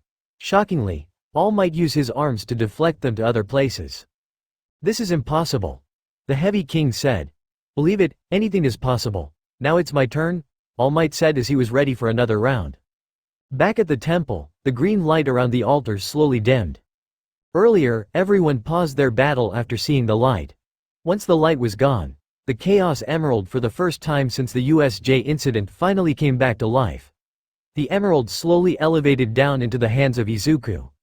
When he touched it, the green aura from the emerald surrounds his body. It was giving him strength to use his quirk. His eyes were closed, but once he opened it, his eyes light up green with a determined look on his face. "Is that Izuku?" Tails asked. "It is him. And he doesn't look happy one bit," Knuckles said as Sonic touched the boy's shoulder. "Well done. You got the emerald back to life. That won't make Eggman any happy," the Hedgehog said, turning to see the doctor gritted his teeth in anger. "You finally got the emerald back to life. Doesn't matter. That emerald is still gonna be mine. I thank you for reviving it for me. It's time to give it to me," Eggman said, turning to the robotized Nomu. "You have your orders. Get me the Chaos Emerald." The Nomu roared as he delivers a punch to Big, sending the cat to the right side of the wall. The beast has its eyes on the boy like before. It delivered another roar, trying to terrify him. It wasn't working this time. Izuku still has his serious look at the beast. The two were ready for the rematch. "Sonic, Tails, Knuckles, and Nezu. Get behind me right now. I'm about to do something very crazy," he said as the others got behind him. "Oh, we're scarred. A little boy is gonna hurt us," Grounder said as he laughed again. The more taunting they were doing, the more it was making Izuku more madder than ever. Sonic realized it but kept it to himself. He wanted to experience what the boy was gonna do. Izuku lifted his right arm towards the front. He put his left hand on the arm to hold it. Creating a fist on his right hand, he moved his thumb, locking it with his middle finger. Small red veins appears on his middle finger. That got the Hedgehog's attention. "What's that? Is this Izuku's quirk? What's he gonna do?" he thought. "Delaware Smash," the boy yelled as he snaps his finger, creating a monstrous shockwave. Eggman saw how strong the power was. He activates the force field on the Eggmobile, lifting up to the ceiling, escaping the temple. The Egg Robos and Egg Gunners were flown backwards, destroying themselves on the wall by the impact. The minions were flown towards the entrance of where they just came from. The robotized Nomu tries its best to hold ground from the shockwave, but flew backwards to the entrance as well. The impact took a couple of seconds to end. The entire floor was covered with robot parts. Sonic, Tails, and Knuckles were shocked to see Izuku's quirk for the first time. They didn't think it would be that powerful. Nezu noticed their looks. "Was that his quirk?" the Echidna asked, with a shocked face. "Wow, that's insane power," Tails said, with a shocked face. "Unreal. Plus, the power of the Chaos Emerald makes it more times stronger. Never thought the quirk All Might gave Izuku would be that strong," Sonic said. Suddenly, Izuku ran forward to the entrance. The others snapped from the shocked look to see the boy running. "Where's Izuku going?" Tails asked. "He's going after the Nomu. It appears Midoriya wants to fight it. A rematch of what happened at the USJ the previous day," Nezu said. "Remember, the monster almost tried to kill 2 of our teachers. Plus, it almost tried to kill him too. He wants to finish it off himself. No wonder he's angrier. We better hurry before anything happens to him," Sonic said. "What about Eggman? He escaped when Izuku uses his quirk," Knuckles asked. "He's not leaving this island yet until he gets that emerald. He'll be outside as well. If he plans to interfere, we'll take him down ourselves," Sonic said as he grabbed the principal and speed out of the temple. Tails and Knuckles followed suit. Back in the Egg Reverie world, the heavy smoke still surrounds the platform. All Might appears from the smoke, still standing with the green aura of the Chaos Emerald surrounding his body. The smoke in front of him starts clearing out, waiting for the Heavy King to see if he's still standing. Once it cleared, the robot appeared. But this time, in a different form. The robot was bigger. It transformed from its original form to a size of a klepto-mobile. It still retains the same red, gold, and gray color scheme he sported before. Losing his legs, he has gained purple, square-like legs that dangle from his bottom. His shoulders and collars have also become more pronounced and the crown on his chest has become red, though at the cost of his cape. His circular arms are coated with spikes. His bronze-colored armor plating has also become yellow and more pronounced, covering most of his body. It has the phantom ruby on top of the crown. "Not surprised you're still alive. I expect you weren't ready to quit," All Might said. "I'll never surrender to the likes of you. This is my true form. I'm the king and I'm always unbeatable." The Phantom King replied in a robotic tone. "That's fine. Because I'm gonna win this one and return to my world," All Might yelled as he prepares for the final fight. Back on the island, the robotized Nomu crashed out from the entrance of the temple. It lands on the ground before getting back up. It uses a second quirk called Super Regeneration. It grants it the ability to regenerate from severe injuries, including the recent attack by Izuku's quirk. The monster looks back at the entrance to see Izuku flying out with a fist, hitting the beast. That sent him flying towards trees, destroying them. The Nomu tries to use the minigun on the boy, but Izuku uses his right foot, kicking it off his hands with enough force into the jungle. Sonic, Tails, Knuckles, and Nezu exit from the temple. They see the battle going on as the Nomu was pushed back to the clearing. The Hedgehog was about to intervene in the fight, but Nezu placed a paw on his shoulder, telling him don't. Sonic took his advice as they looked back at the fight. They weren't alone as Eggman along with the other minions arriving to see the battle at hand. The others has their eyes on the doctor in case he doesn't do any sneaky to get to the emerald. Izuku charge out from the jungle towards the Nomu. He does multiple punches on the monster's stomach. The punches didn't affect it as it used the shock absorption quirk to absolve the punches more. The beast does a huge punch with its metal fist on the boy's face, sending him flying towards the temple's wall. Sonic saw that moment to jump in, but Nezu still holds him back. The Hedgehog didn't want another repeat of the beast's beat down on Izuku. The boy got back on his feet. He curls himself into a ball like Sonic, doing a spin attack on the Nomu's head. That got the monster dizzy from the attack. Izuku activates One for All. Red veins appear on his right arm and right hand. Forming a fist, he launches his attack to go for the win. Instead, a laser shot in between him and the Nomu. The boy stopped his attack to see where the laser attack came from. Turning to his left, he saw it was Eggman with the laser gun. "Oops. Must have slipped that one in by accident," he said, laughing as the other minions do the same. "Damn that egghead," Sonic said. "He's trying to screw over Izuku so that Thing can win," Knuckles said. Izuku turned his focus on the Nomu to continue the fight. The others kept a close eye on Eggman and his minions in case they try to interfere in the fight. Back in the other world, the battle between All Might and the Phantom King continues. The robot created more energy spheres, throwing them towards the hero. One by one, All Might dodges them from left to right. The robot used its arms to attack him with a punch. But he would grab the right arm, ripping it with his hands. Losing its arm, the king wasn't ready to go down. He launched another set of sphere. One almost hit All Might, but he used his arm to deflect it to the side. The robot used its left arm to attack. The hero countered it with his left leg. Then used his arms to rip it off. The king had no arms but only its head left standing. "I will not go down," the robot said. "Sorry, but you lose, it's over." All Might activates his quirk on his right fist, ready to go for the final blow. This ends here, Detroit Smash. The robot tries to activate more energy spheres to create a shield to protect himself. But it was too late. All Might delivers a massive punch on the robot. At the same time, a powerful shockwave erupts the platform. The floodlights shattered, raining sparks. Pieces of the robot were flying everywhere. The powerful wind dissolves the purple clouds in the sky, showing a clear dark sky with stars. It took a couple of seconds for the wind to calm down. All Might look up at the sky, breathing a sigh of relief. It's finally over. Thank goodness, he thought when he saw the phantom ruby floating in the air. It light up at the same time, creating the portal near it. If this is the end, Then that means this portal will take me back to my world. Better hurry before Eggman get to them. The hero jumps in the portal, grabbing the Phantom Ruby at the same time. Back on the island, Izuku and the Nomu continue their battle. Eggman was ready to pull out his laser gun to distract the boy from his fighting. Sonic saw that moment as the Hedgehog was ready to charge at the doctor.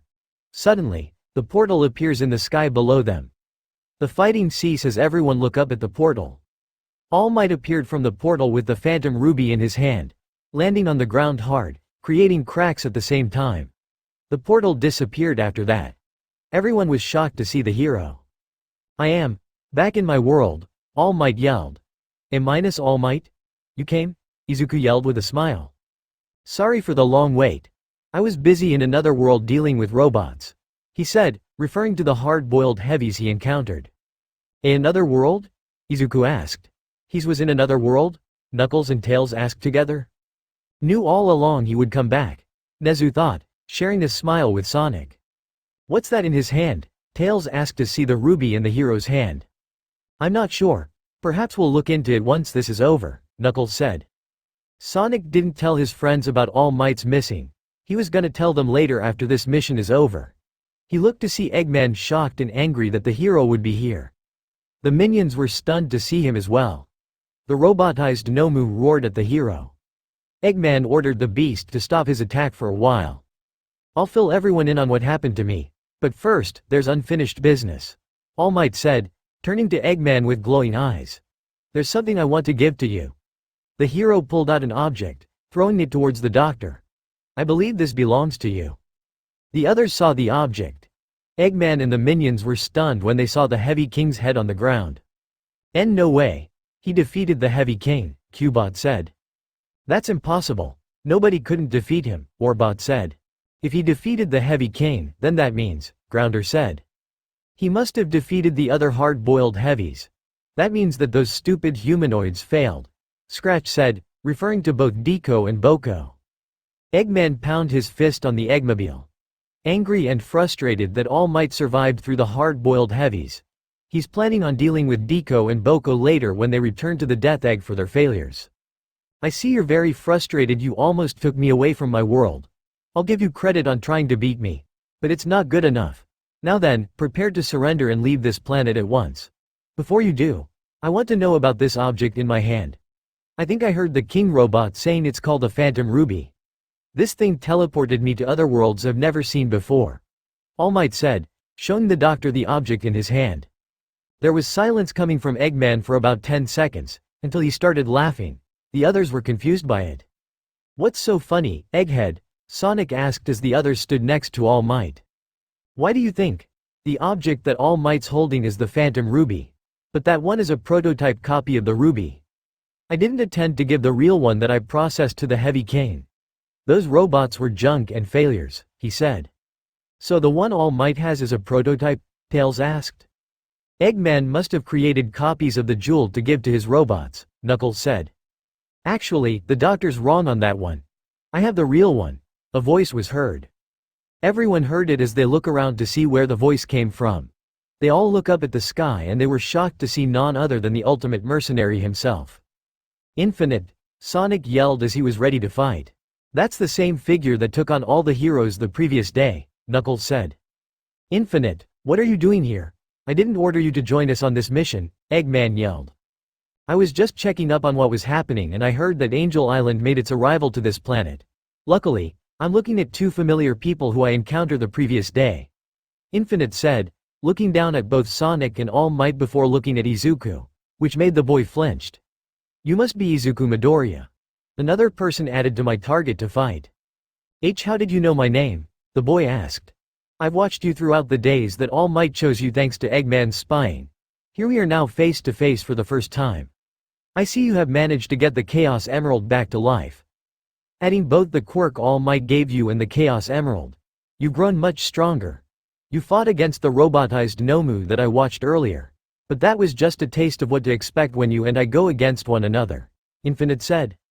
"Sorry, buddy. I won't let you get closer to Izuku," Sonic said, getting in front of the boy. "You're making a big mistake if you plan on going after young Midoriya. After what you did to the other heroes at USJ, I'll make sure you'll be held accountable for it, All Might yelled. Just like what I did to the heroes, you'll be joining them very soon. Once I'm done, I'll be dealing with Sonic and his pathetic freedom fighters. And then, it'll be me and the boy facing one another in the greatest fight of the century. If you want to be a hero that badly, then prove it when you face me soon. Until then, I'll keep my eye on you once the invasion begins. Infinite said as he began to leave. Before you go, the ruby you have is the real one on your chest. The one I have is the prototype jewel. Does that mean there's more the doctor and yourself are creating? All Might asked. You'll find out soon enough. It's only the beginning, Infinite said as he left the island. Damn that fool. Eggman said, turning back to the heroes. Well, it seems everything became a failure. Almost trapping All Might in another world, but he manages to survive it and return. And the boy getting the Chaos Emerald back to life. Either way, this isn't over yet by a long shot. You may have won today, but the war ain't over yet. I have a lot of other plans against the rest of you in the near future. As for you, boy, keep the emerald. But it will be mine soon. Minions, retreat at once. Eggman launched the Eggmobile upwards to the sky while the minions jumped in before he would leave to space. The robotized Nomu used its rocket to launch himself in space. The others were planning to go after him, but decided to let him go. He'll be back. As usually, he doesn't quit until he get what he wants, so will Infinite. Sonic said, turning to All Might, you okay? I'm fine. Glad to be back in my world, he said, looking at the Phantom Ruby prototype. Found this while I was being transported to multiple worlds. Had to fought with those robots Eggman made. Thank goodness it's over. All Might. The hero turned to see his successor with the Chaos Emerald back to life. Great work, young Midoriya. The Chaos Emerald is back to life, he said, seeing the green aura surrounding Izuku's body. I see you're finally feeling the power again. I'm glad you're okay. I was worried that you didn't show up, Izuku said. I was wondering what you mean going to other worlds. I'll tell you more about it. Right now, our job is done here on this island. We got the emerald back to life and we can go home now, All Might said when he heard a ribbit sound. He looked to his right shoulder to see the frog, looking at him. A frog? How this little guy got here? Sonic, Tails, and Knuckles' eyes went wide. They knew what was coming. They heard heavy footsteps coming out from the temple. Izuku and Nezu turn around to see Big the cat running towards the symbol of peace. The hero turned at the last minute, only for to be hit towards a tree, comically unconscious. At the same time, the smoke appeared from his body, signalizing back to his original form. Everyone had sweat drops while Izuku gasped comically, running to All Might. Nezu followed suit to see if the hero was okay. There you are, Froggy. Don't run off like that. Okay, the cat asked while holding the frog. Ribbit. The frog replied. Minutes after the encounter, Eggman and his minions returned to the Death Egg. After parking his Eggmobile in the hangar, the doctor made his way to the bridge. He saw Snively at the computer as he turned to see the doctor enter. Welcome back, sir. I guess the mission was a failure since you didn't get the Chaos Emerald back from the boy, he said. Failure? I never fail. The only people that failed are Deku and Boko. Where are those two? Eggman asked. In hiding, I guess. Snively said. Order all egg robos to find them and bring them to me this instant for their punishment. Eggman said. And where is Infinite? In the training simulation, sir, Snively said. What was he doing on Angel Island when the Phantom Ruby wasn't 100%? Eggman asked. I'm not sure. I told him to stay, but he doesn't obey any order to us. It'll be at the point he does whatever you want to do, Snively said. I deal with him later then. Right now, I decided to let that boy keep the emerald for now. We will make sure to continue to keep a close eye on him along with All Might since the hard-boiled heavies are no longer operational. Plus, he got the Phantom Ruby prototype to give the freedom fighters, Eggman said. This is not good. We really have to find a way to get to All Might. Let's not forget those other villains are in the mix of getting him as well, Snively said, referring to the League of Villains. Don't worry about them, including that person with multiple hands around his body. I'll make sure he'll be dealt with soon, Eggman said, referring to Shigaraki. Suddenly, the doors open as the two turn to see the hero killer walking in with a large object in his hand. What are you doing here? How's that boy of yours doing? We got a problem. It's not about the boy, but something else, Stain said, showing the head of a egg drone. I found this when I was getting back from the mountains with that boy I met. There were two agents dressed in suit near a warehouse. They said there was a message that they want to give to you. Eggman and Snively look at one another with curious looks before looking back at Stain and the egg drone. Back on Angel Island, the others were on the beach as the sun was setting. Tails brush off palm trees off the plain. Toshinori was back in his true form again. He's still recovering from the hard bulldozed hit by Big. Are you sure you'll be okay here on this island? You know Eggman will be back again. Sonic said. Don't worry. I got my friend here. Big said, referring to the frog on his shoulder. We'll make sure the island is safe. The others sweat dropped by his answer. Anyway, I'm surprised you didn't notice that you arrive here. Tails said. I didn't notice anything because I was fishing. Only thing I know was seeing the stars in the sky. Big said. Glad you're okay, though. Knuckles said as the cat turned to Izuku, Toshinori, and Nezu. I'm sorry for ramming in you, the cat said to the symbol of peace. It's okay. No need to apologize. Toshinori said as the cat turned to the boy. Sorry if I hugged you hard. This is the first time I meet a human. He said. It really is nice to meet you too. I'm wondering why you're friends with a frog. Izuku asked. Froggy has been my best friend.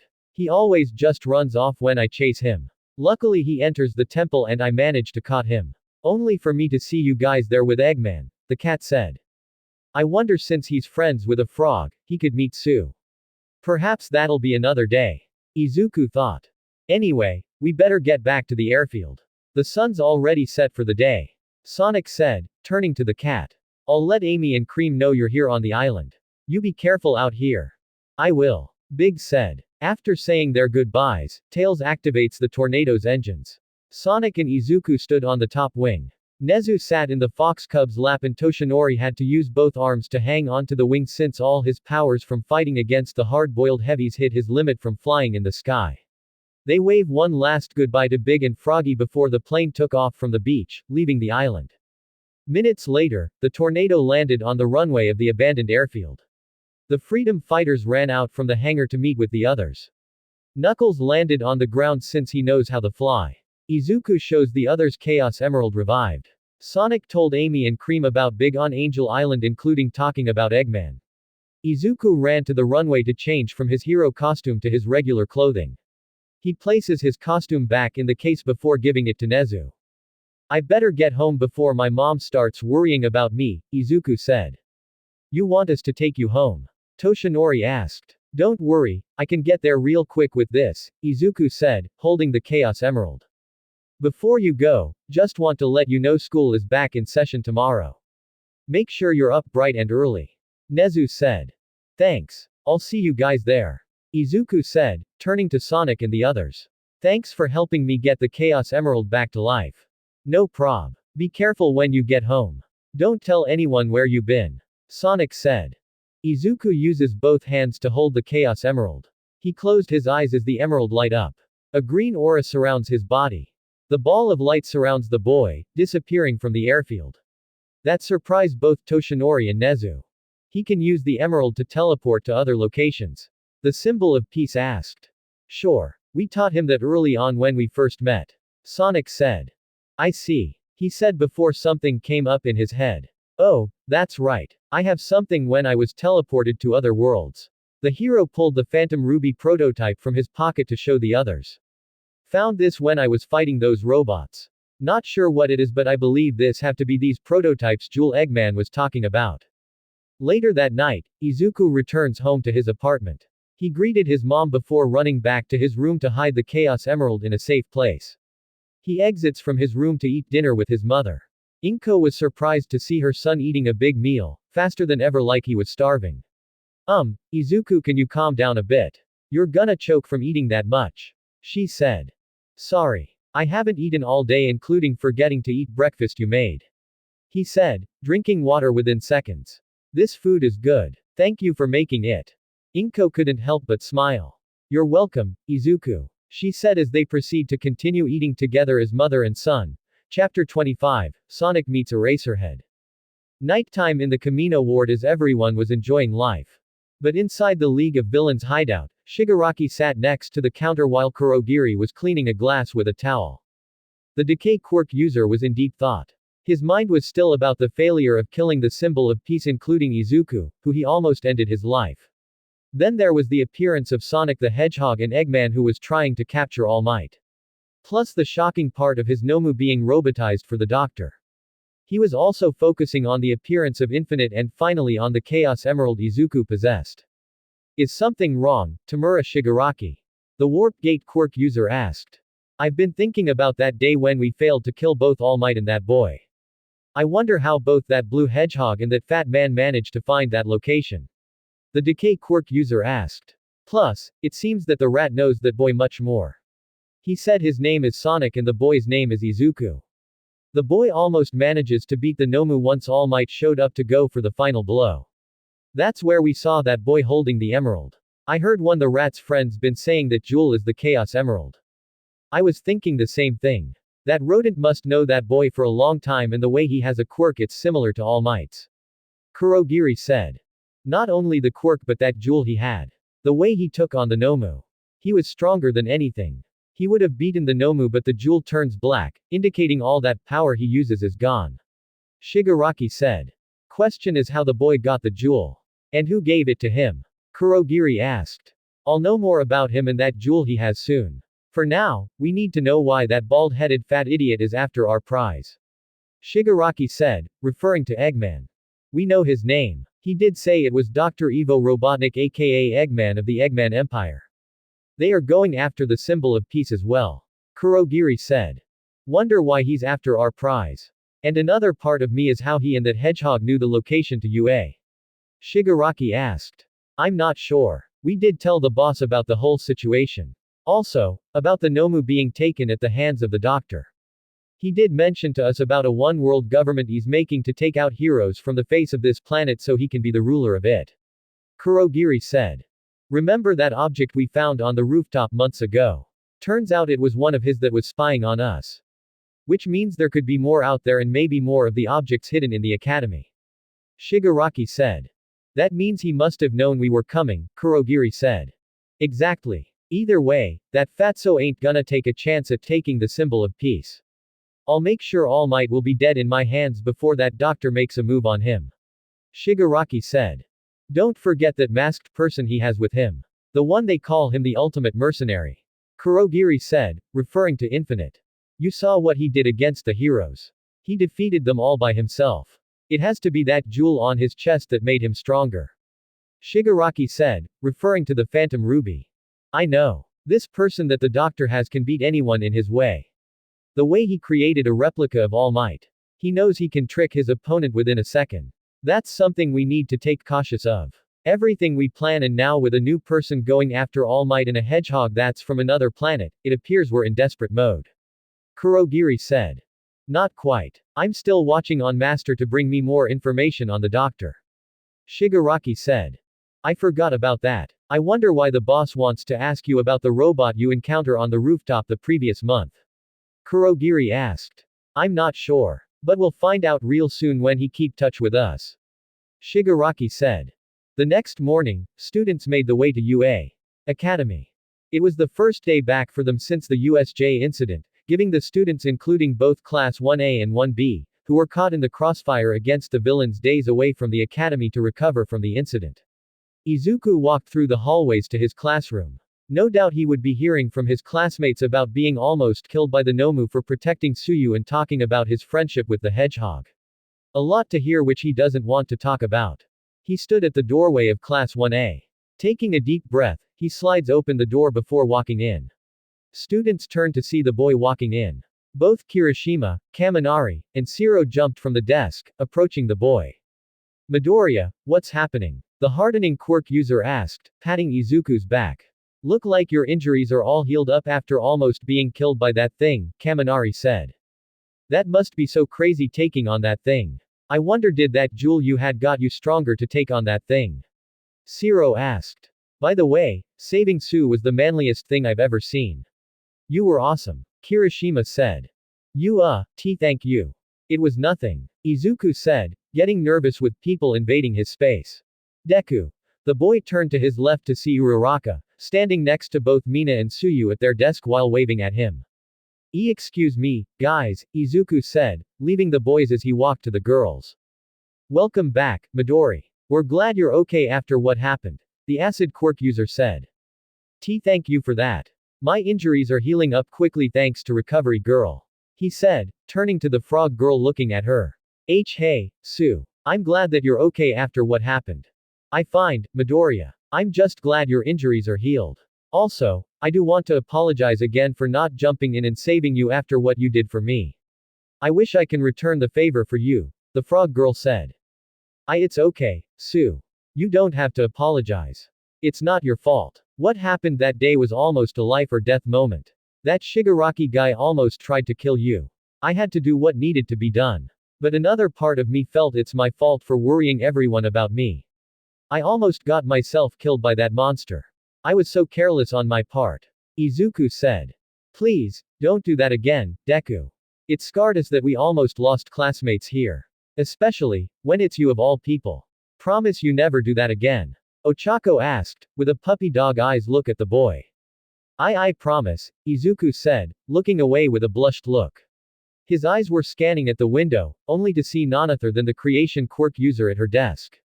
The girl looked to see the boy looking at her. It was a sad face he saw before she looks forward. Excuse me, I need to talk to someone. The boy made his way towards the girl's desk. Hey, Momo. The girl turns to see a boy with a smile. Hi, Izuku. I'm glad your injuries are okay. She said before changing her face back with sadness. Listen, about what happened that night. I'm sorry that I slapped you. I didn't mean to do that. I was worried about you. I still had those mind flash when I was carrying your body in my arms. It's okay. I'm not angry. You had every right to slap me. I was careless in my part and it was stupid. But I couldn't let Sue die as well. I promise. I'm gonna be stronger and ever. I'm still alive and I want to continue my dreams of becoming a hero. Don't worry, I'm gonna stay alive no matter what. Izuku said, placing a hand on hers. Momo reacted with small pink cheeks appearing. But it made her smile gently to the boy. Thank you, Izuku. I really needed that, she said, placing her hand on his which made him blush. Across the room, Mina and Uraraka looked towards the two with comical jealous looks. Suyu kept a straight face but deep down, she was a little jealous as he felt huge feelings for the boy that saved her life. But in front of the two, Bakugo sat there not care of the world. He heard what happened to Izuku thanks from hearing by Mineta, who told both Kirishima, Kaminari, and Shiro about the whole thing. The bully wants to talk about how weak Izuku was on the Nomu but decided not to intervene. Don't want to cause mayhem on the first day back since the incident. There was one person that was keeping a close eye on Izuku. That was Todoroki. The white-haired boy has his eyes on the green-haired boy for a while. He overheard Mineta's conversation with the boys about Izuku's fight against the Nomu with the help of the Chaos Emerald giving him strength. The boy did remember seeing that action during the combat training against Bakugo. He was very interested more about Izuku. The question is, why? Hey, guys. Did you watch the news last night? Hokage asked while talking with both Ojiro and Mezzo. Yeah, Ojiro asked. It was so cool we got a few seconds of screen time. Though I bet nobody notices me hanging out on the background. Hokage said with a sad look despite being invisible.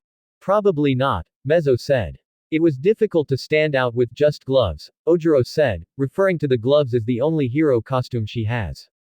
We're totally big deals. Those news channels love us, we're basically celebrities. Kaminari said. Yeah, it's kinda crazy, right? Kirishima asked. Get over yourselves. The heroes course that pumps out pros were attacked and that's what they care about. Juro said, using her fingers to twirl her left earjacks. Who knows what would happen to us in Class 1B if the teachers hadn't shown up, Shiro said. Not only the teachers, but let's not forget that Blue Hedgehog was the first to show up and he saved Midoriya from near death, Kaminari said. That's right. I forgot about that hedgehog that came out nowhere. Don't forget I saw this echidna person as well and that fox cub that was there as well.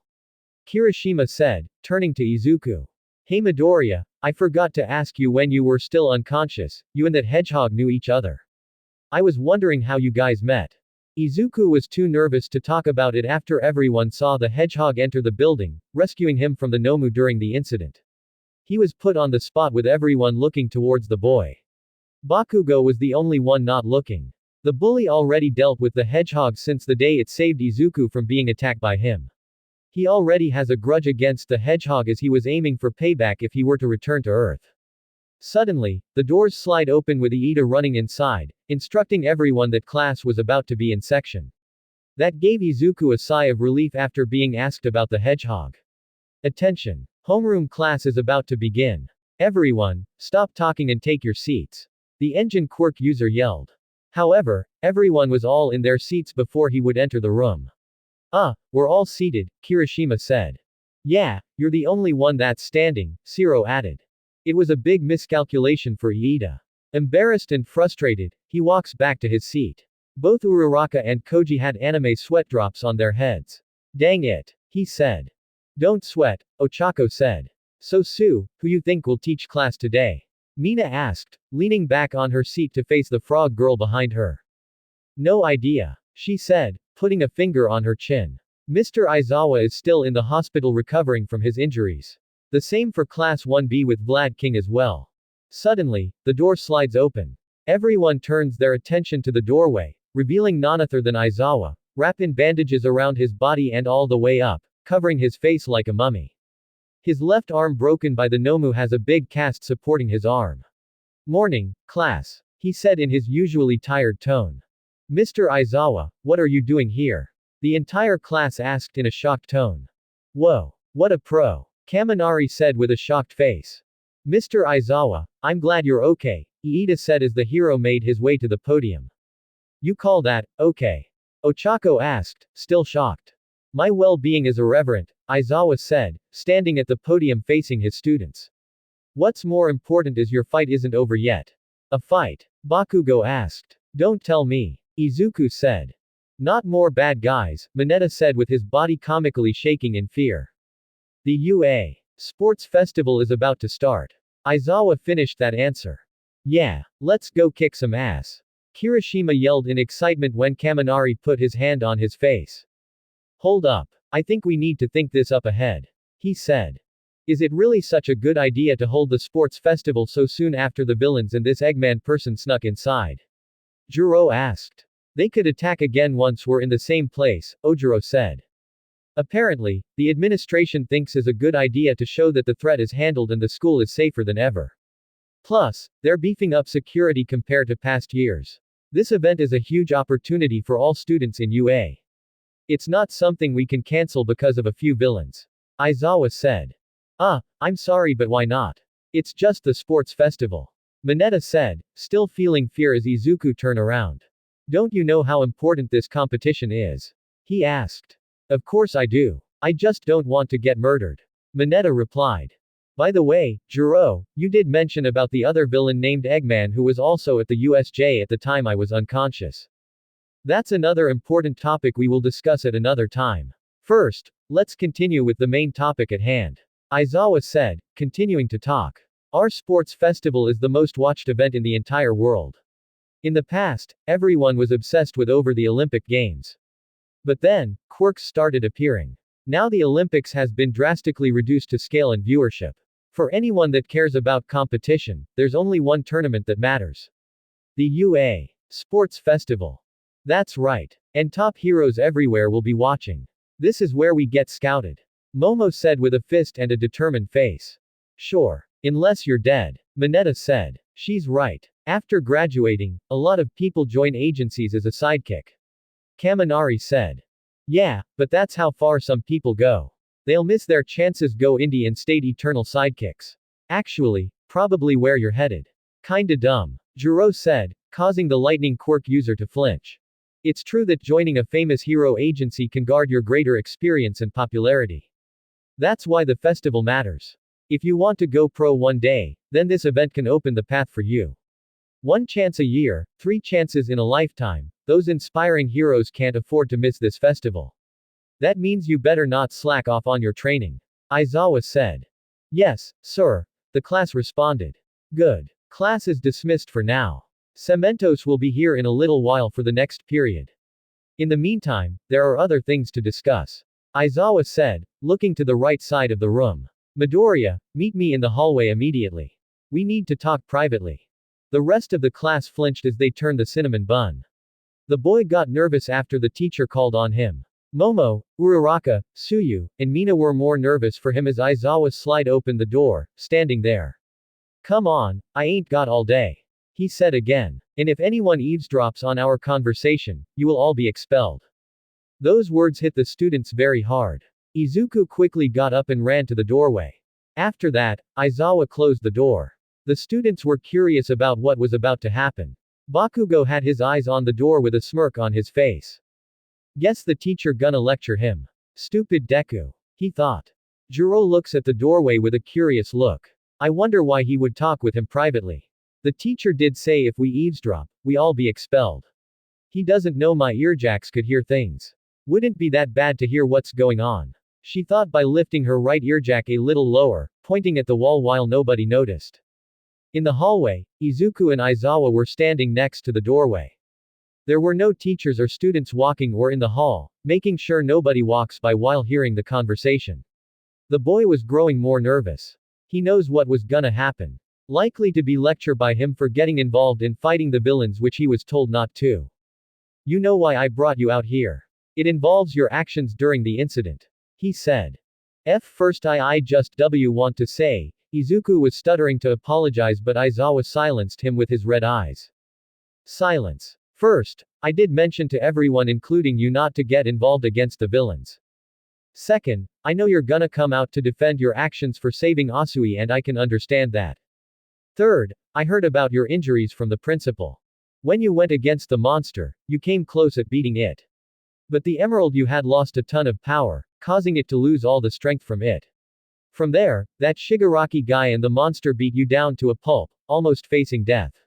You were thinking of using the quirk All Might gave you, but you fear at the risk of breaking your body parts if you use it. If you fear of losing them, then that's not called a hero. It's called weakness, the eraser quirk user explained. Those words hit Izuku big time. He looked down at the floor in shame with his eyes covered in the shadows of his hair. Don't look down in shame. Understand this, there are things you need to sacrifice in order to be a hero. You can't rely on the emerald much. Situations of your classmates being attacked, you have to take risk of saving them. Either way, learn from all this because the next time it happens when you become a pro, you won't be lucky in saving lives. Aizawa said, before changing to another subject. The blue hedgehog that showed up is named Sonic, correct? Yes, sir. Izuku replied in a whisper tone. If there's a chance, I would like to meet him soon. That's all for now. You can return inside the room. The teacher walks past him to only stop for a minute. Midoriya. The boy looks up where the hero still had his back to him. He was about to speak for the last time when those words come to shock the boy. Quote. Thank you, for saving everyone. He answered as he proceeded walking in the hallways. Izuku heard those words in shock. His eyes were wider. He couldn't believe for the first time a strict teacher would thank him for the events that took during the incident. Those words encourage him. He sensed that Aizawa appreciate him. The boy could only smile as he returned back inside. Meanwhile, at the airfield, the freedom fighters were working throughout the area. They were still getting things set up as their HQ base for the time being. In the main hangar, Tails was studying the Phantom Ruby prototype that All Might gave them yesterday on his newly built computer. He wrote a ton of information on paper to show the others. While working, Sonic walked inside to see his buddy working hard. You've been working a while, the hedgehog said, standing next to the fox cub looking at the screen. So anything you've been getting? Got a ton of information about the Ruby. I'm writing a ton of it on paper so I can share it with the others including All Might and Nezu. Since you're here, I'll give you the information. Tails said.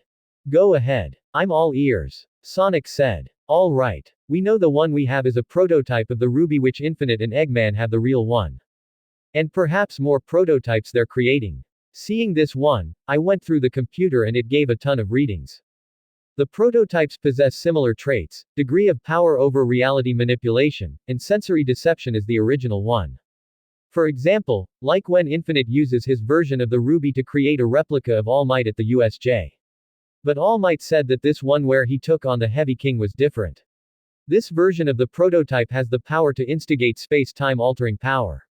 That's how All Might was transported to other worlds to face each member of the hard-boiled heavies. Tails explained. So the prototype we have is a version that alters time and space. Sonic said. Exactly. Eggman may have other prototypes he's created. That means the main one that Infinite has on his chest is stronger and comes in one. Tails said. Just like we saw when Infinite uses his own to create a replica of All Might at the USJ. Sonic said. True. And that's gonna be another warning. Infinite can create an army of replicas with the Ruby. That's gonna be a big disadvantage for ourselves if we don't find ways to destroy it. Plus, he can create a replica of himself to trick his targets. Like when Cementos almost trapped him in a block of cement. Only to find out that was the fake one and the real one on the outside, ambushed him and the heroes. Those are strategies we need to look ahead if we can take on Infinite. Tails said. Gonna be a tough one to take on since Egghead has a stronger person to get the way of his mission, Sonic said when he watch beeped. Looking at it, he notices it was a call. He presses the button with a hologram screen appearing in front of him. Hey, All Might. Hi, Sonic. Sorry if I'm interrupting you day, but Nezu just told me to come to the academy at once. It will be inside the teacher's lounge. Also, young Midoriya will be here as well. Toshinori said, who is in his true form.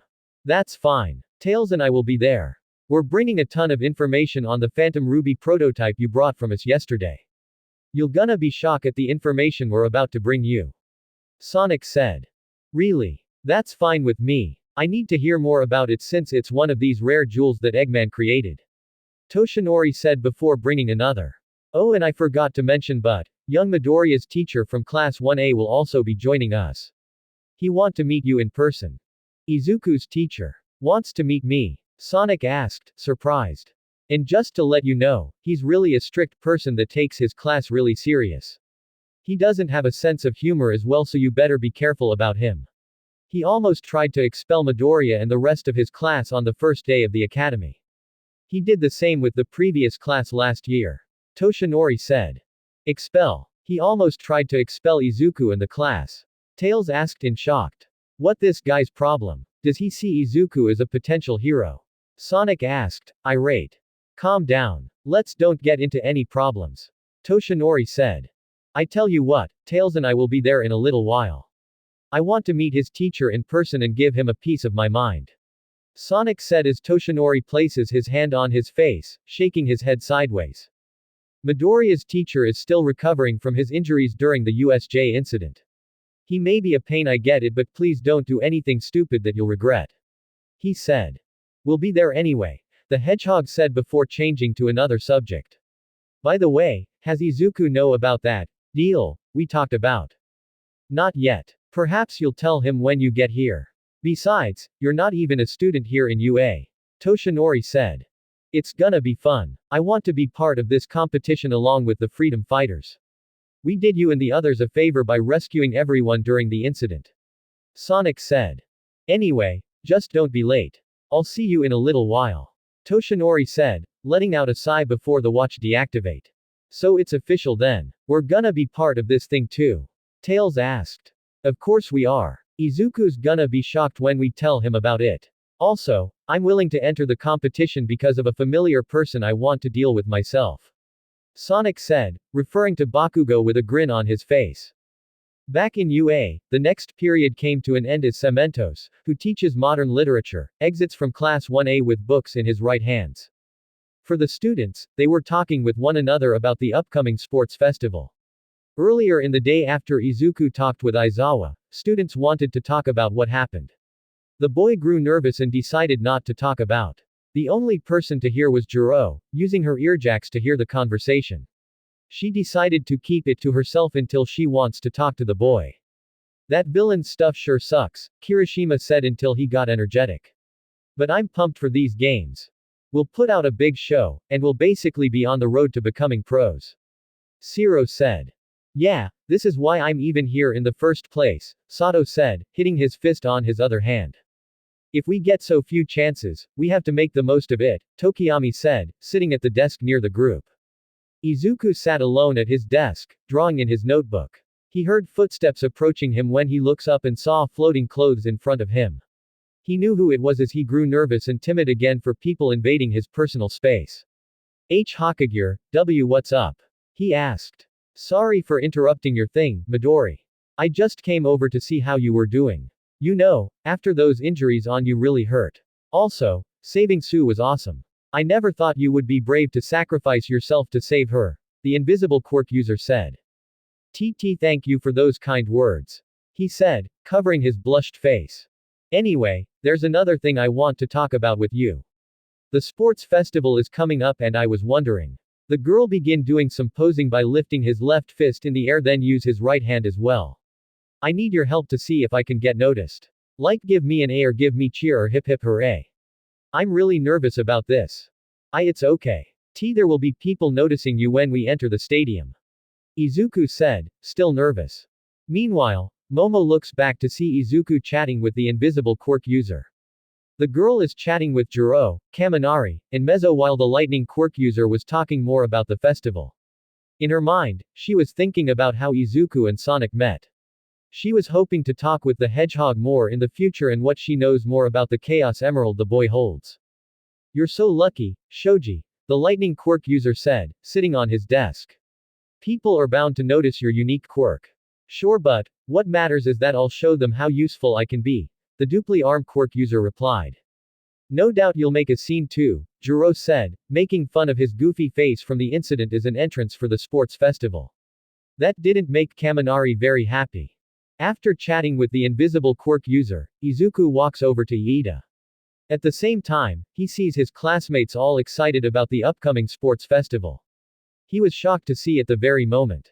This is going to be nuts. Everyone's is so excited, the boy said, looking around with a shocked face. Well, yeah, of course, we are, the engine quirk user said, getting up from his desk. We enrolled at this school with a soul's arm to become heroes. So naturally, we're fired up. The boy was using arms to do like fist stretch. Wow, Iida. Those are some interesting moves. Ribbit. Suyu said while she and Mina were looking. You have to be excited, too. Right, Midoriya? Iida asked. Well, yeah. Of course, I am. And also nervous. Izuku answered. Deku, Iida. The boys turned to Uraraka. They were shocked to see her cheerful face turn to a scary but fired up to face. Let's do our best in the sports festival. You Uraraka, what happened to your face? Izuku asked, shaking in fear while Iida adjusts his glasses to observe her face. Seriously, what's up? You're normally the most laid-back girl ever. Mina asked. Mineta has blushed cheeks appeared while standing next to Suyu. Just before he was about to say something, the frog girl uses her tongue to slap the pervert's left cheek. I'm gonna do my best. Ochako yelled with a scary comical face with her right fist in the air. The others followed suit before she turns to the other boys. I said I'm gonna do my best. Got it, Kirishima said with a sweat drop. Sure. Shiro said raising his fist. Both Sato and Tokiyami followed suit though they didn't want to do it. Now that I think about it. Something I mean to ask her. Izuku thought when he heard a beeping sound. He saw his watch beeping. Looking around, the other classmates were distracted by Uraraka's motivation. He quickly sneaks out from the room and in the hallway. I wonder what Sonic or Tails want. He presses the button on the watch where the hologram screen appeared in front of him. Tails, didn't expect you to call me. Sorry to interrupt. I know you're busy with class. But Sonic and I are on our way to the academy to meet with All Might and Nezu. Important meeting coming up and we want you to be there as well, the Fox Cub said. Meeting. Right now. I'm about to head to lunch with my friends and all. Izuku said. Sorry, but it's a big meeting involving our information regarding the Phantom Ruby All Might found during his fight with the hard-boiled heavies. Also, this is gonna be awkward but your teacher, I think his name is Aizawa, will be part of the meeting. Tails said. Seriously? Izuku asked in a shocked tone. It ain't gonna be a good one. Sonic wants to have a chat with him after hearing your teacher was gonna suspend you and the entire class from a quirk assessment test I heard. Tails said. This is not good. Izuku said, getting nervous said. I know. We'll see you in a little while. Tails said as the hologram deactivates. The boy stood still with a nervous look. His heart was beating at a rapid pace. Knowing that Sonic meeting his teacher would be a big problem. Great. Having Sonic meeting my teacher is not gonna be a great idea. Besides, he should take it easy on Aizawa. He's still recovering from his injuries during the incident. This is not gonna be great and already have my teacher slamming me for my reckless moment. I don't want to take the risk of being suspended. he thought when a hand touched his shoulder. Izuku, are you okay? You're flinching and shaking. The boy jumped when he turns around to see both Kendo, Tetsu, Setsuna, and Yui standing behind him. Gee guys, what are you doing here? Izuku asked, flinching seeing the big quirk user's hand on his shoulder. We were on our way over here to get you and the others so we can walk to lunch. We saw you standing next to the door shaking and nervous. Are you okay? Itsuka asked. Oh yeah, I'm fine. Just nervous about the sports festival and all. Izuku said, changing the subject. Why should be? You should be fired up after taking on that beast. Tetsu said, referring to the Nomu. This is gonna be excited, I can't wait for the festival, Setsuna said. It should be good, Yui said in a serious tone. Suddenly, the Class 1A door slide open as Momo, Iida, Uraraka, who faced turning back to a cute one, exit from the room to join the others. Sorry for the wait. We should be going, the creation quirk user said before turning to the boy. Izuku, what are you doing in the hallway? I thought you were in the room. Just to get a head start, Izuku replied. Anyway, let's get going. We're hungry, Kendo said as they proceed to the cafeteria. Back at the airfield, Sonic and Tails exited from the hangar, walking to the tornado. They were on their way to the academy to talk with All Might, Nezu, and Izuku about the information about the Phantom Ruby prototype. The Hedgehog was eager to meet with Aizawa as well. That won't bode well from both sides after the symbol of peace talk about recent events between Aizawa and Class 1A. While walking to the plane, they heard a voice coming towards them. Sonic. The two turned to see Amy, Cream, and Cheese running towards them. Hey, where you going? Tails and I are heading back to the academy to meet with the principal and All Might. We will be seeing Izuku there too. We're getting information to them about what we found on the Phantom Ruby. Don't worry, we'll be back in no time. Sonic said. I want to ask you that Cream and I are thinking of going into the city tomorrow for sightseeing if that's okay with you, Amy said. Please, Mr. Sonic. I want to see what this planet and humans look like. Cream said. Chow. Cheese said. I'm not sure. After what happened at the academy couple of days ago, Egghead will likely return soon. Trying to make sure everyone is safe for now. Sonic said. I don't think Eggman will attack again. Not only that but the other villains as well we encounter, they could strike again as well. Don't forget they're trying to kill All Might. For now, seems everything is calm. Besides, a nice free time away from the events would be a good idea to clear our minds. Tails said. Well, okay. You guys can go to the city tomorrow. Sonic said. Thank you, Sonic. I'm gonna try to get Blaze and Rogue if they want to tag along. Don't worry, I'll make sure Cream doesn't get lost throughout. Amy said. No prob. Anyway, Tails and I are off. We'll return before sundown. Also, there's a big announcement we're planning. All Might and Nezu will be returning to base tonight. Izuku will be joining us as well. Won't spoil it for you. That will be until tonight. Sonic said. Okay, Amy said. Both characters said their goodbyes before Sonic and Tails got on the tornado. As usually, the Hedgehog stands on the top wing of the plane.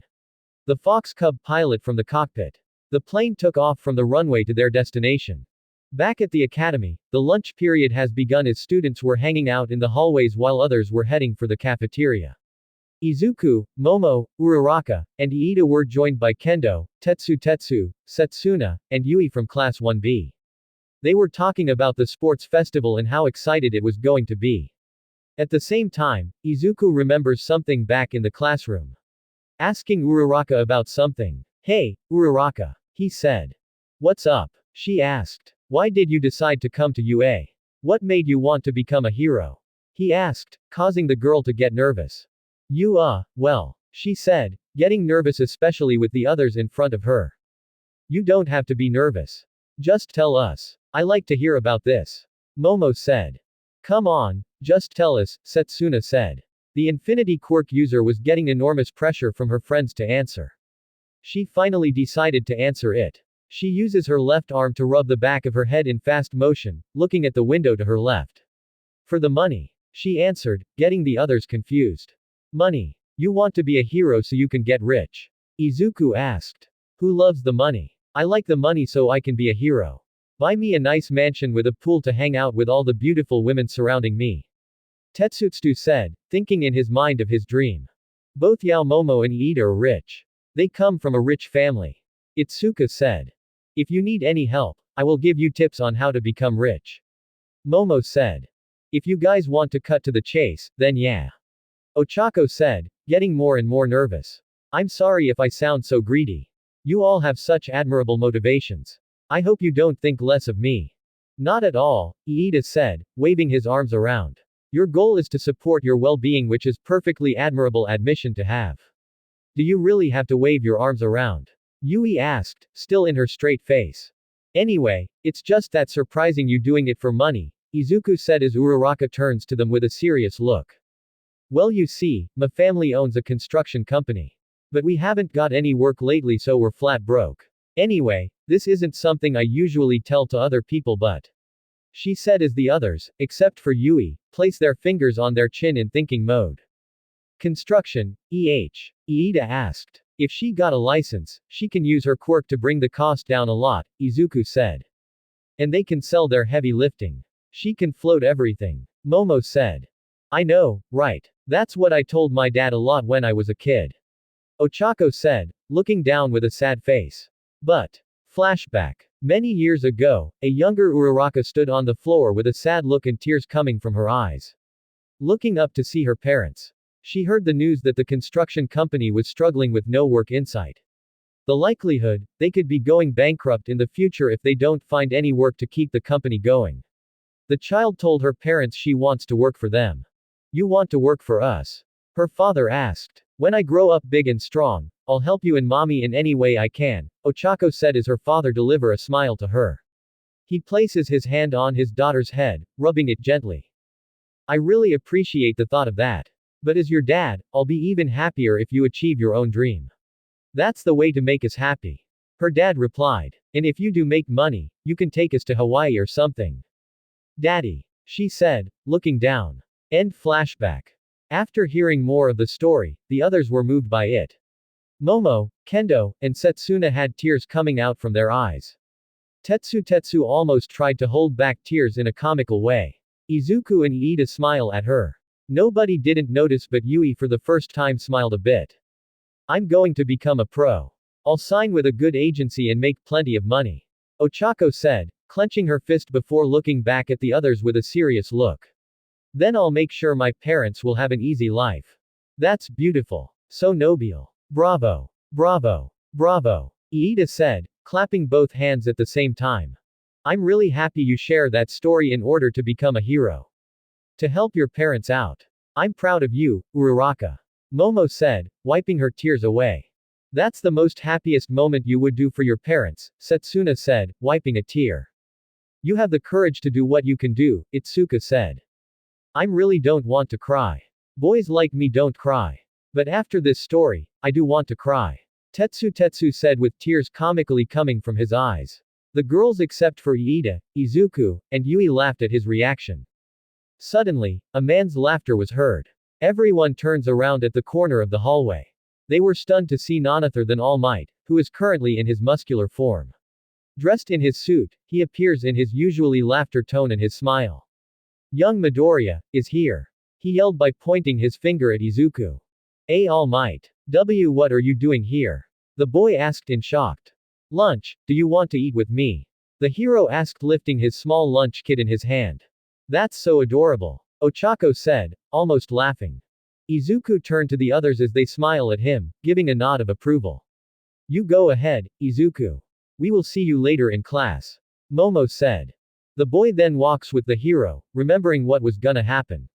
That's right. The meeting. Sonic and Tails must be there in the teacher's lounge. Here goes nothing, he thought. The others proceed to the cafeteria. They would arrive in a long line to get their lunch. At the same time, they were talking with one another, including Izuku having lunch with the symbol of peace. I wonder what All Might want it with Deku. Ochako asked. Perhaps want it to say thank you for saving everyone at the USJ, Itsuka said.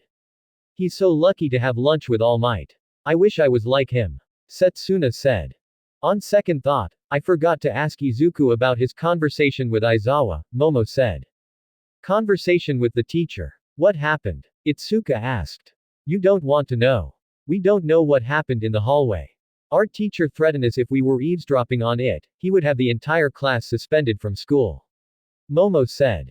What? That's insane. Itsuka said. My guess is that he probably got on Midoriya for not leaving the building like everyone else, Iida said. No. He probably was angry because he almost got himself killed. Momo said, looking down a little. That's crazy. He saved everyone including our teacher. He should just say thank you for that. Setsuna said. Either way, I heard that he tried to beat the monster with that emerald he has. I remember seeing that in his hands. Don't forget that Sue mentioned he has a quirk similar to All Might's. You don't think he's talking to him about that? Ochako said. I do want to talk with him about the emerald and his friendship with the hedgehog named Sonic. Hopefully he tells us more about it soon. Remember, we saw the first glimpse of it during the quirk assessment test and the combat training. It made him stronger. Momo said. While they were talking, they didn't notice that one person was hearing the conversation up front. Turning around, he looked back at the others with his light blue eyes and a serious look. All Might and Izuku Midoriya. And an emerald and a hedgehog. What does those have in common? Todoroki thought. Meanwhile, Izuku and All Might arrived inside the teacher's lounge. The hero quickly transformed back into his original form due to the limit he was still recovering from his fight against the hard-boiled heavies the previous day. The boy sat at a nearby couch while Toshinori grabbed a cup to pour green tea in it. He told the boy about his limit of 50 minutes in his transformation. Though Izuku felt bad, the hero made sure he didn't feel bad. Anyway, before I start talking, I need to do something. Toshinori said before looking up to the ceiling. You guys can come out now. The vent above them popped open. Sonic and Tails dropped to the carpet. Izuku flinched when he saw the two. The hedgehog brushed up all the dust from the vents. He coughs a little while the fox cub brushes up the dust off his two tails. Maybe we should have entered through the front gates, the hedgehog said, looking to see the boy. Hey, Izuku. Sorry we scared you. We parked the tornado on the rooftop. So we enter through the vents instead. Don't worry, All Might knew about it. That's fine. Didn't expect that to happen, the boy said. Did anyone saw the plane? I doubt it. School is still in section and the only person that saw was All Might. Tails said. They call me through the watch letting me know that they were getting close. Because class was still in session, I told them to land the plane on the rooftop. After that, I told them to go through the vents. Students in the academy except for class 1A and 1B don't know about Sonic yet despite the news of the incident. For now, we're keeping low profile on him. Toshinori said. I see, Izuku said. Suddenly, the others looked behind to see the door slide open. Entering was the principal and Aizawa, trailing behind him. Sonic and Tails observed Izuku's teacher but couldn't tell his entire appearance because of the injuries he sustained during the USJ incident. Sorry we were late. Busy preparation for the sports festival. Nezu said. Hello again, Sonic and Tails. Good to see you as usually. Good to see you again. I hope you enjoyed the adventure on the island, the hedgehog said. I sure did. It was crazy at first. I told the teachers about it. It was really fun. Let's put that aside for now. Nezu turns to Aizawa, pointing his paw at him. Before we begin the meeting, I will like you to meet the Eraser Hero. This is Shota Aizawa. His is Izuku's Midoriya homeroom teacher in Class 1A. He is also known as the Eraser Hero Eraserhead. Sorry for his appearance. There's bandages around his body thanks to Recovery Girl. He's still recovering from the incident. He'll be joining us for this meeting. Izuku, Toshinori, and Tails grew nervous about this. They knew Sonic wasn't gonna go easy on Aizawa after hearing everything about the boy and his class almost being suspended on the first day. That ticked the hedgehog off and he was prepared to give the Eraser Hero a piece of his mind. Both the hedgehog and the hero look at one another. The principal could sense the tenacity between the two that was about to get crazy. Aizawa was the first to talk by moving his right hand to shake the hedgehog's hand. You must be Sonic the Hedgehog. It's nice to meet you. He said. Nice to meet you too, the hedgehog replied, shaking his hand. Everyone breathes a sigh of relief. But it wouldn't be long when the Eraser Hero tried to get his hand off. Only for Sonic to squeeze it very tight. The tenacity in the room was back up to intense. I was gonna go ahead and do my little rant on you for trying to expel Izuku. But since you were injured during the incident, I'm gonna go ahead and go easy on you for the time being. Next time you try to do that stunt, I will take matters on my own hand and beat you down. Izuku's gonna be a great hero and you don't see it because you're blind. You haven't faced me yet, but I glad to take you challenge you. Sonic flashed a grin towards the hero. Sonic's trying to create a grave for me. Is he insane? Izuku thought, getting nervous. I knew this was a bad idea. Toshinori thought, placing a hand on his face, shaking his head. Please save your little introductions for another time. We have a meeting to begin. So let's get to it. Nezu said, clearing his throat. Sonic let go of Aizawa's hand as he sat next to Izuku. The eraser hero sat next to the principal. Now then, let's begin. First up, we managed to get the Chaos Emerald back to life. At the same time, Eggman made his appearance as he almost tried to capture the emerald. During the mission, All Might stayed behind to hold off Eggman while we head for the island to get the emerald's powers. At the time, All Might was transported to another world with the help of a rare jewel called the Phantom Ruby. Tails, you mentioned you brought information. I'll share it for you. Good thing I brought a ton of notes with me. The Fox Cub began explaining the notes he wrote. He begins talking about the Phantom Ruby All Might has as a prototype that can transport others to different worlds. He then focuses on another prototype of the ruby that creates a virtual world to hallucinate his enemies. Studying everything that relates, he then talks about Infinite's appearance at Angel Island. He talks about the ruby that is the main thing Infinite has on his chest that holds both powers in one. He told Aizawa about the ultimate mercenary since he was unconscious during the incident. That must be the one the teachers were talking about. I heard he's stronger. The eraser quirk user said. It's true. He created a replica of me to trick his enemies. If he can create a copy, he could create many more like an army against his opponents. Toshinori said. It won't look good with many more. He can tire us out and more after more to go for the kill. We're dealing with one tough fighter. Nezu said. If he were to return, I'll use my quirk to erase his powers easily, Aizawa said. Won't be easy. As the principal said, he's one smart person. I remember that Cementos, I believe that's his name, use his quirk to trap Infinite. Turns out, that Infinite was a replica and the real one ambush him from behind. He's one step closer to everyone. So it won't be a good idea to try to attack him. Tails said. I see. I believe we need to think about this at another time. Now that's out of the story, I want to bring something up. Aizawa changes to another subject, facing Izuku. You and Sonic knew each other for 10 years. I want to know how you got the Chaos Emerald. Plus, I want to ask the Hedgehog about Eggman and what's his plan of taking over the world. The boy breathed out, explaining the day he and Sonic met. He told him about the day Bakugo and his friends were bullying a boy. Izuku jumped in to defend the boy, the explosive quirk user and his friends were gonna attack him and the boy. Until the Hedgehog showed up and ruined everything.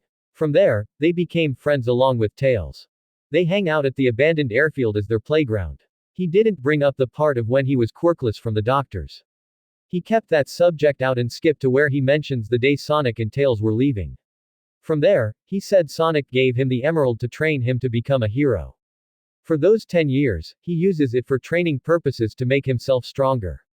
The rest was history from there. It was Sonic's turn to bring up about the powers of the Chaos Emerald. Talking about its mystical properties and contain an unlimited amount of potent and powerful chaos energy that is said to give life to all things. It could sense people's thoughts. It can achieve certain feats, even reviving the deceased. That caught the attention of Izuku, Toshinori, and Nezu who were both stunned by the information they were getting. The Hedgehog continues on about the powers which he brought up Eggman's robots. Reasons for the emeralds is for Eggman to use them to create his machines as powerful as well. From there he told the Eraser hero about Eggman's plan to take over Earth. So there are reasons why he showed up at USJ the same time the villains arrived, Aizawa said. He didn't like those guys that showed up because he thinks they were interfering in his business. Sonic said.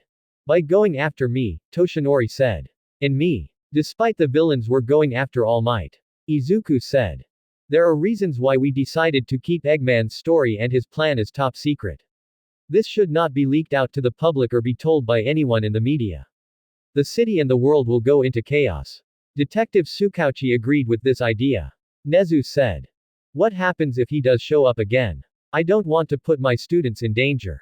Especially when it's Midoriya who has the emerald. Aizawa said, looking at the boy. I doubt he'll try again. Egghead's not that dumb. He'll be back to attack when it's the right time. As long as those other villains don't appear again. Sonic said. Let's not forget. Eggman does have the other Chaos Emeralds. Toshinori said. Wait, there's more emeralds? Aizawa asked. Sonic told All Might and me about the other emeralds. There are 7 emeralds. Eggman has 5 while Midoriya has the other. Sorry we didn't bring that up with you moments ago. Nezu said. That's alright. I don't like surprises. If Midoriya has the one, and this Eggman has 5, who has the other? The Eraser Hero asked. We don't know and we still don't know since we arrived at Earth. If we encounter Eggman again, we better ask him about it. Tails said. Since we talk about this subject, let's move on to another. There are reasons why we brought Midoriya here. It's about the sports festival that's coming up in a couple of days. Nezu said, turning to the boy. There were students talking about how you managed to take on the Nomu during the incident with the help of the Emerald and the Quirk at the same time. Now the Emerald's power's active, I wonder how you can use it during the festival. That's a good question. I want to be cautious about how to use it. All those powers I used between the Emerald and the Quirk during the incident was a learning experience. Just imagine if I did beat the Nomu, I could have used the Quirk without the Emerald's powers. But I didn't want the risk of breaking my arm. Izuku said, looking at his right arm. I'm just gonna have to be stronger if I can be that hero. Be lucky that we're back. We can help you get into your training. Doing a couple of moves as I would do. Sonic said. Really? Izuku asked, looking at the Hedgehog. Since myself and the rest of the Freedom Fighters are gonna be in this tournament. He answered. Wow, that's awesome. I didn't. Izuku stopped when his jaw dropped, comically. You're gonna be in the tournament. Shish. Not so loud. Sonic said. You're gonna be part of this. Aizawa asked, turning to the principal. How can he be part of this when he's not a student? Well, let's say that was a different story back at the airfield when Midoriya left. Toshinori said, rubbing the back of his head, smiling. Flashback. The sports festival. Sonic asked. It was just yesterday after they returned back from the island. After Izuku left for home, Nezu was talking with the Freedom Fighters about the reason they headed for the island to get the emerald back to life. He brought up information for the UA Sports Festival which was coming up in a couple of days. That caught the attention of Sonic and the others. The principal continues on about the tournament and the competition. Plus, getting Izuku on how he can compete in this tournament by getting the Chaos Emerald back to life in order to prove that he'll be the next symbol of peace. Is this tournament only for the students that are trying to become heroes like Izuku? Tails asked. Not only for the students in the heroes course, but the entire students of the academy who don't want to be heroes will also be party-patting in this tournament, Nezu said. The entire students. Wow, that has to be awesome. Knuckles said. This tournament gives a chance for our students to prove who will be the person to be the best hero there can ever be. No doubt I want Midoriya to accomplish this feat to pass the torch to him as the next symbol of peace, but there could be others that want to be the better person. Not trying to play favoritism. Plus, it gives a chance of other heroes that has agency spots the best person to qualified in their agency. Toshinori explained. I can't wait to see this tournament happen. Right, Sonic. Tails turned to his partner, only for him to shiver when he saw Sonic has that smirk on his face. Oh, I forgot. Can we be part of this tournament? The Hedgehog wasted no time to ask. That didn't take too long. Knuckles said. Did he said us? Amy asked. You guys want to be part of the sports festival. You're not students at UA. Toshinori said. Come on, we did you guys a favor by getting the Chaos Emerald back to life. Second, you know me about tournaments and all. The Freedom Fighters and I were involved in many tournaments back at our home planet. And yes, those were mostly run by Eggman himself to try to get rid of me. Sonic said. You had tournaments back on your planet? Toshinori asked. We've been through it all and we won, especially me since I'm the best at everything. Sonic said, pointing his finger with a smile. Really? Tails asked with a sweat drop. Of course he'll make it about himself. Shadow said. As usual, Rogue said. I'm not sure that's a good idea. Nobody knows about you on the news about the incident. Except for both Class 1A and 1B students that saw you at USJ. Plus, you're not from this planet. We really trying to keep this tight-lipped since Eggman is here. Toshinori said. I save Izuku and the other life during the incident. Besides, that Shigaraki guy and those villains saw us that day and they've taken notice. Since this is gonna watched by the entire world to see, it a great chance to send a good message to them of who we are. Plus, I'm already making a big prediction on the tournament. It's gonna be Izuku and I batting in the finals. Sonic said, guaranteeing it would happen. Already calling his shot? Silver asked, plating his hand on his face. That's how he rolls. Charmy B said. What you think? Toshinori asked the principal.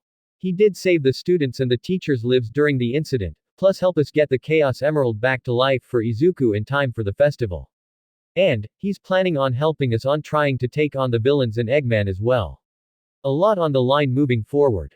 We're living in crazy times right now. Nezu turns to the Hedgehog with a smile. Very well, you can officially be part of the festival. Yes, Sonic said, giving a thumbs up before turning to the others. You guys better be prep and ready for the tournament.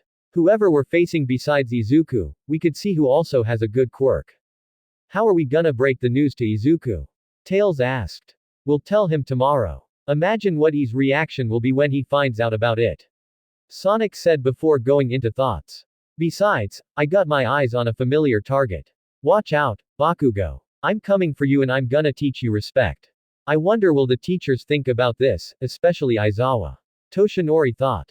End flashback. Hang on, so he's gonna be part of this? Aizawa asked. Of course. If that's okay with Midoriya. Nezu said, turning to the boy as Izuku regained his compositor. I'm shocked you're gonna be at the festival. Plus, the others as well. I've never seen their quirks or something, the boy said. Trust me. The others are fully prep. We got a couple of days to train for this thing.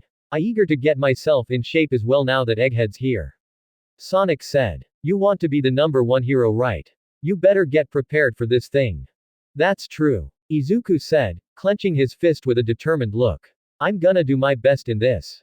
That's the spirit. Sonic said. I don't to be rude and all, but how can I trust you if you don't do anything stupid involved in the festival? Aizawa asked. Come on. Trust me. Besides, it's not like you try to expel Izuku and the rest of the class on the first day of school. All Might told me everything. The Hedgehog said as the Eraser hero turns to the symbol of peace with a look.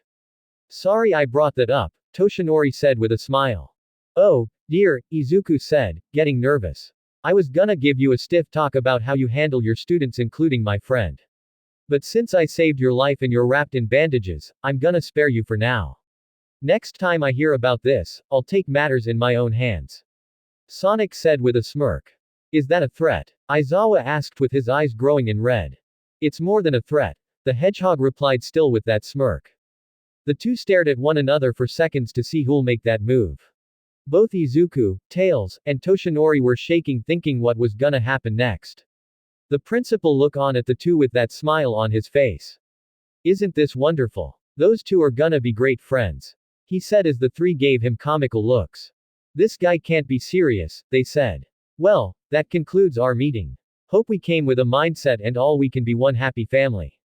Nezu said. Aizawa walks off, giving the Hedgehog a glare before turning to Izuku. I'll see you back in class. Don't take too long, he said, leaving from the door. Really, Sonic, you didn't have to go to my teacher like that. He might make me do hard training. Izuku said, getting more nervous. Don't worry, he won't. Besides, you got to get focus on your training for this festival. We got a lot of work to do. Sonic said. That's fine. I'll see you guys later. Izuku said, walking to the door. Midoriya. Toshinori said as the boy looked back at his idol. Make you're prepared for this. The entire world will be watching you. When you walk out into that stadium, I want you to say the words, I am here. Izuku smiled with a determined look as he walks out from the door. Maybe I should say that, Sonic said. Not with that cocky attitude, Toshinori said, shaking his head.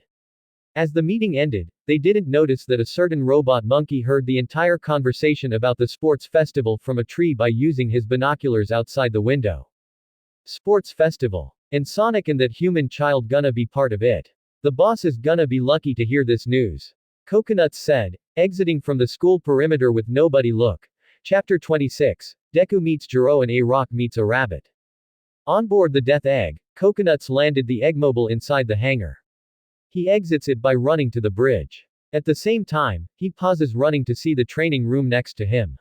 He could see from the window the hero killer standing on the left side, looking at something in front of him. The monkey looks to see a boy, swinging his sword, destroying every training dummy within a second. The boy's eyes were to kill anyone, much like the hero killer's eyes. That must be the boy the boss was talking about. I wonder why he's training with him. He thought when Stain's eyes turned to the window. He saw coconuts as his eyes flashed red. It was a signal to kill for interfering in the training. Oh, crap. He saw me. The monkey made a run for it to the bridge. I hope he doesn't remember. He made it to the bridge to see Scratch, Grounder, Deku, and Boko working on the computers.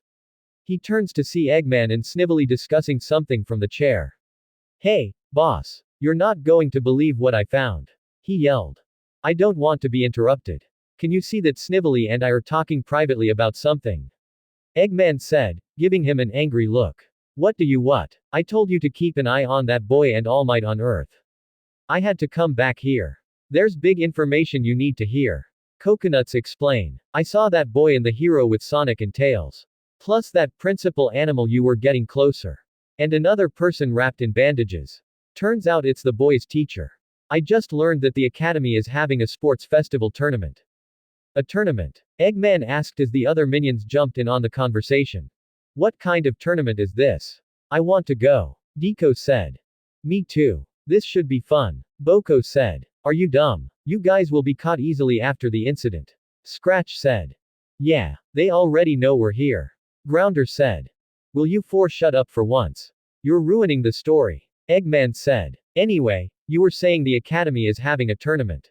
It's called the UA Sports Festival. Coconuts continue to explain more. Talking about not only the students from the hero course taking part in it but other students from other courses are in this tournament. The event goes from the preliminary elimination rounds to those who passed can take part in the main event. He brought up that other heroes from other agencies will be in attendance to see who has the potential to be a hero. Then, he brought up that Izuku, along with Sonic and the Freedom Fighters were taking part in this tournament. That Hedgehog and the worthless Freedom Fighters are gonna be part of this. They'll not even students at the academy. Eggman said. Probably a favor after Sonic arrived to save the boy from death by the other villains before we arrived at USJ the other day. Interesting that watching the news reports, none of them didn't mention the Hedgehog or neither us. Snively said. That's because that principal is trying to cover it up to make sure we don't exist. Either way, this tournament should be interesting. I have done tournaments before, and no doubt Sonic has been part of these before. Eggman said. Because he finds a way to beat us to the top, Boko said when the doctor threw a wrench, hitting the humanoid's head. Shut up, idiot. Anyway, with Sonic now in this tournament, no surprise the boy will be part of it. A great chance to see what the boy can do against the students. Including the ones we're trying to recruit to be part of the Empire. Eggman said, referring to the names he saw during the quirk assessment test. Likely to see more recruitment since the entire academy will be part of this, Snively said until something came up. Wait a second. I just noticed something. If this tournament going to be televised for the world to watch, then that means. Exactly, those idiots from the USJ will be watching it as well. Don't think it'll be the last we'll see them since they're going after the same thing. Eggman answered, referring to both Shigaraki and Kurogiri. You don't think they saw the Chaos Emerald? Scratch asked, signal caution in the room. If they did, they would go after us and they'll know what the powers of the Emerald look like. They can capture that within a second. Grounder said. They don't know about the Emerald the boy has. Plus, they don't know we have 5. But if they did, I'll make sure it doesn't go into the hands of the wrong people. With an iron fist, I will make sure they don't take them. Eggman said. When does this tournament take place? Snively asked, changing the subject. In a couple of days. Right now, Sonic is gonna take the boy in for training. Be interesting to see how this goes. Coconuts said. We better send in some egg drones to see more of the training before this tournament commences. I'll be intrigued on how Sonic and the boy would handle it. Plus, the boy with the Chaos Emerald with him to see if he can activate it during the festival. Eggman said. Start prepping egg drones to Earth. We got a lot of work to do. Yes, sir, the minions replied, running back to the computers. Doctor, sir, we still need to try to operate the drone the Colonel found on Earth. Snively said. We'll do that at the same time. I need to know what the drone found once it was destroyed. We got a lot of work to do. Eggman said. Back at UA, the clock struck 3:21 as the school day comes to an end. Students were happy the day ended, eager to get home to get to training as the countdown to the sports festival began. Izuku stretched his arms before getting up from this desk. He grabbed his backpack, placing his stuff inside it before placing it on his back. He notices Momo was standing next to him. The two smiled at one another as they walked together to the door. Iida and Uraraka followed suit with the two. Izuku was gonna let Momo go first through the door. Once he slides the door opened, his eyes went wide. The three gasped at what they saw. The other students planning to leave were stunned who was blocking their way. In the hallways, a dozen students were blocking the exit. They were looking at them with a curious look. What's going on here? Why are they blocking our way? Izuku asked. Never seen ton of students here. But what did they want? Momo asked as Iida stepped forward. Do you have some sort of business with our class? He asked with a karate chop gesture. Why are you blocking our doorway? Mineta stepped forward, raising his fist with a mad look. I won't let you hold us hostage. They're scouting out the competition, you idiots. They know our class along with the other class survived the real villain attack. They want to see us with our own eyes. Bakugo said, walking towards the exit with a serious look. At the same time, he purposely bumped Izuku to make way to the exit. The boy and Momo gave the explosive quirk user an annoying look. He stepped in front of the doorway, looking at the students with narrow eyes. The class stood there, getting nervous about what the boy would do. At least you know what a future pro looks like. Now move it, extras.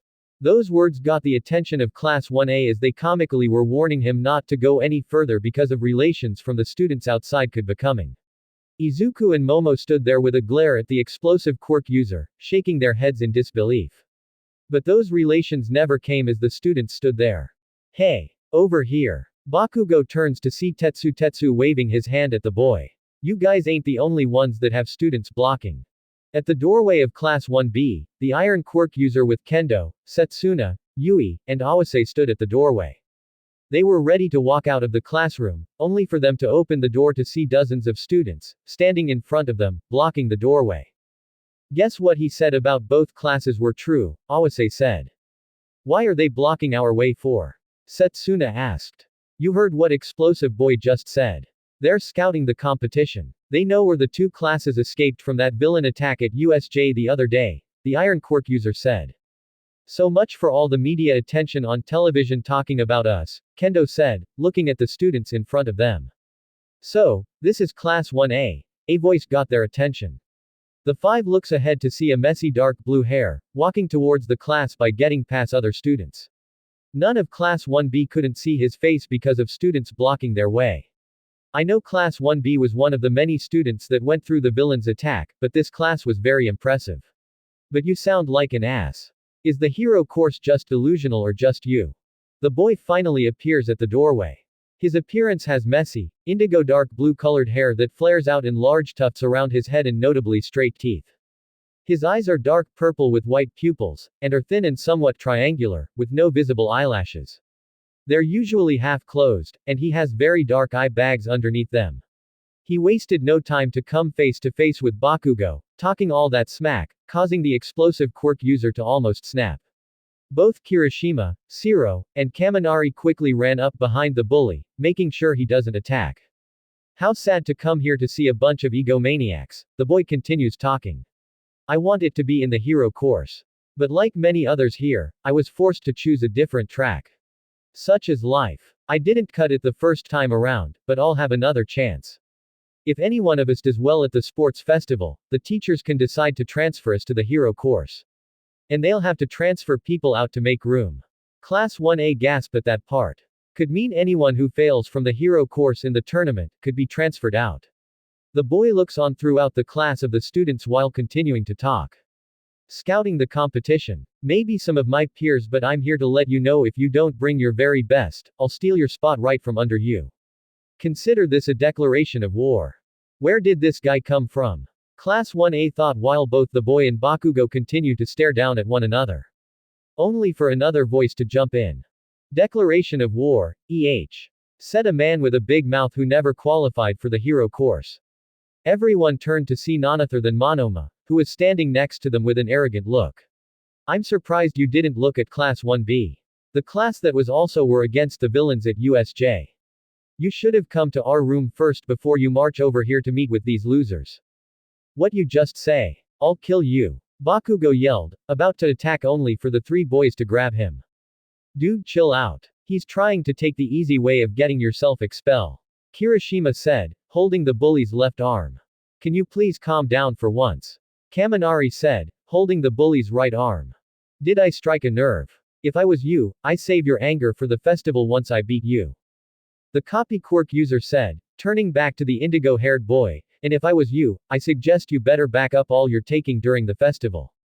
You might encounter the rest of Class 1B after I deal with the rest of Class 1A. Including a certain person that I'm willing to take down. Monoma turns his eyes to the room to see Izuku. That person is the little runt that escaped death from that monster at USJ. Everyone turns their eyes to Izuku, where the boys stare at the Class 1B student. The two had their encounter a couple of days ago when he was in Class 1B's room, meeting the other students. Only to come face to face with the person that was talking down on the boy. What's wrong? You're not talking. Seems you're afraid to admit you can't compete in this tournament. Don't want the events of the incident coming down on you after that beast almost tried to kill you. Monoma taunts the boy more with that cocky smile.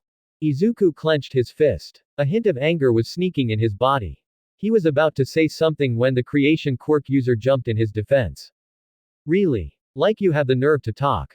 Momo yelled, with the students shocked. If I recall at USJ, you weren't a no-show at the mountain zone with Kendo, Jiro, and Kaminari. We had to fight with villains in order to stay alive. You, on the other hand, were scarred and probably hiding. It makes you a coward and not a hero. Izuku almost sacrifices himself by saving Asui at the hands of that Shigaraki person. Including saving our teachers by the monster. That makes him a true hero unlike you.